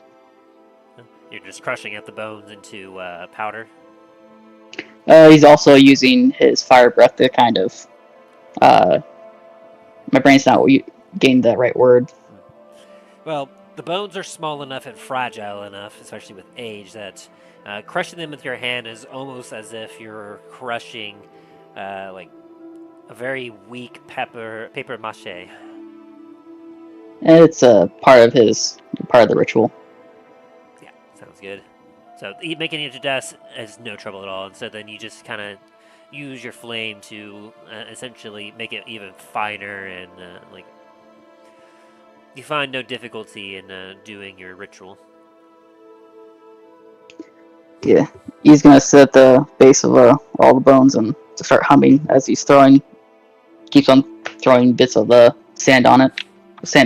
dust on it. Jesus, I'm sorry, my brain's not fully working right now. You're good. You're good. And then Milo, give me an insight check. Alright. Do I have advantage on this by chance? You do. Oh, sick. As you get an unnatural feeling of treasure sense that the object you were looking for was here, as you kind of make your way back towards the back center of this vault, and you see an indentation in one of the tables that, as you kind of feel it with your hand, you get a weird sense from it. Oh, son of a bitch.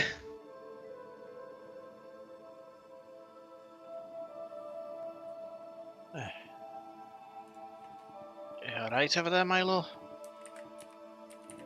No. Everything that I'm fucking searching for is just not where it needs to be. The thing that I came here originally for was right here, but... gone now.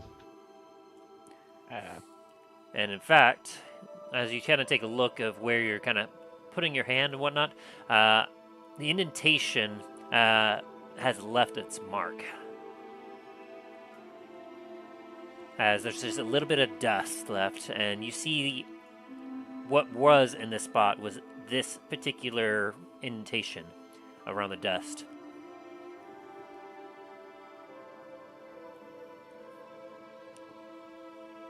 Are you able to see that? Oh, yes. This is basically a symbol where you see that there was heavier dust around it, and this is where the dust is lighter, is in the shape of this. Mm-hmm.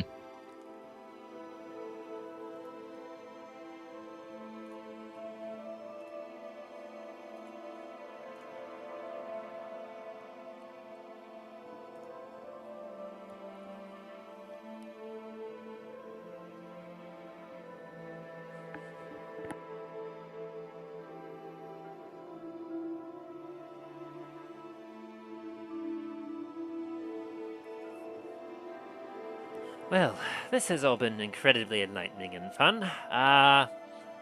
Shall we be on our way?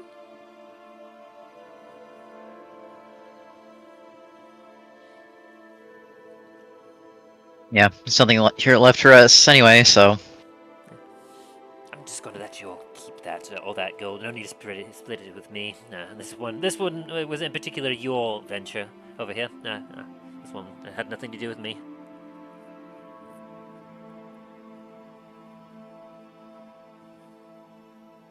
Aye.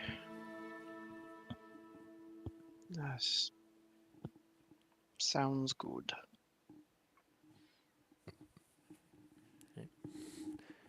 So you all make your way out of the caves. Yeah. On the way out, Dain is going to grab the note off the desk as well. Sounds good. Faded with time, but with a few of its words still there. You take it with you.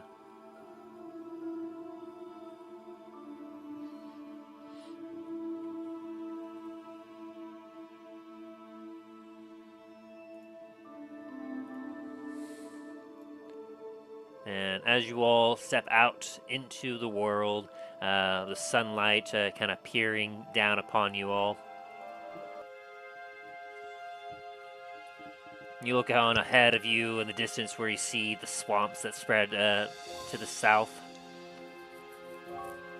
And you see the mountain range behind you as Dain, Milo, and Dallen, as you look at the ivy-covered ruins that surround you here, like that sense of tingling you had, that deja vu is more clear as you remember this being the ruins that you originally came to as you entered here for that fateful encounter. Well, it's good to know where our journey started.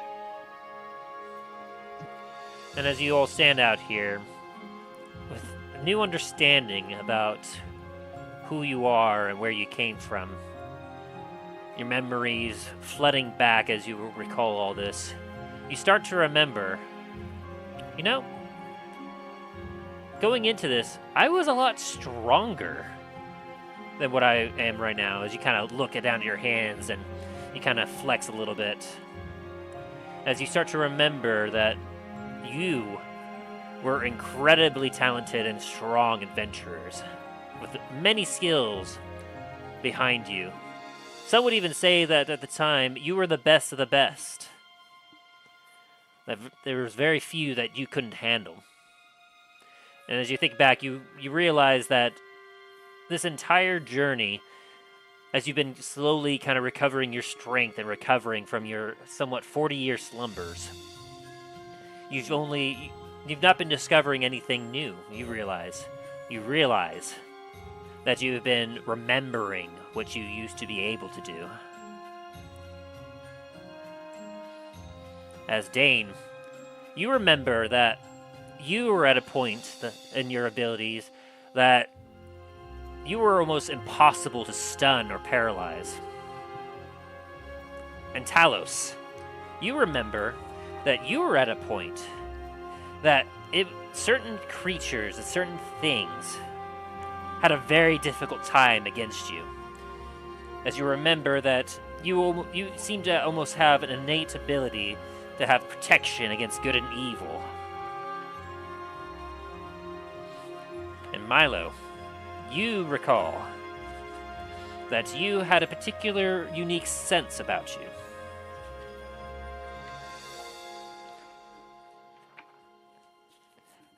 You remember that you were able to withstand certain attacks against your mind itself. And you were a little bit more proficient at it than what you remember being able to. Almost as if you have proficiency at wisdom saving throws.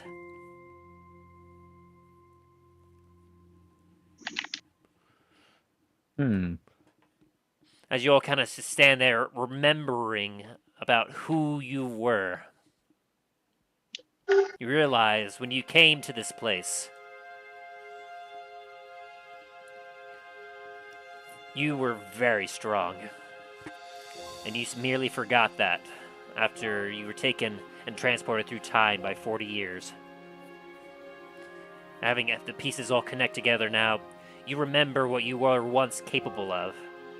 And you have realized now that with your memories restored, your physical capabilities have been restored to what they once were. As out of game, you'll realize that you're level 16. Oh gosh. 16? Hooray.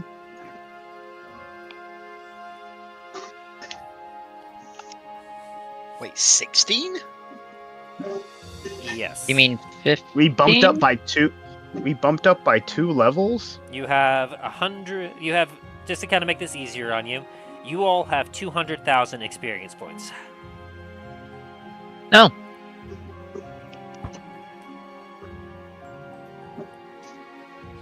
I'll explain a little why in a little bit. And so, as you all kind of flex and feel more determined than ever, you look onwards towards the swamps as you prepare yourself mentally to head back through and return to Raven's Crest. That is where we're going to end the episode for today. Woo! I'll be right back.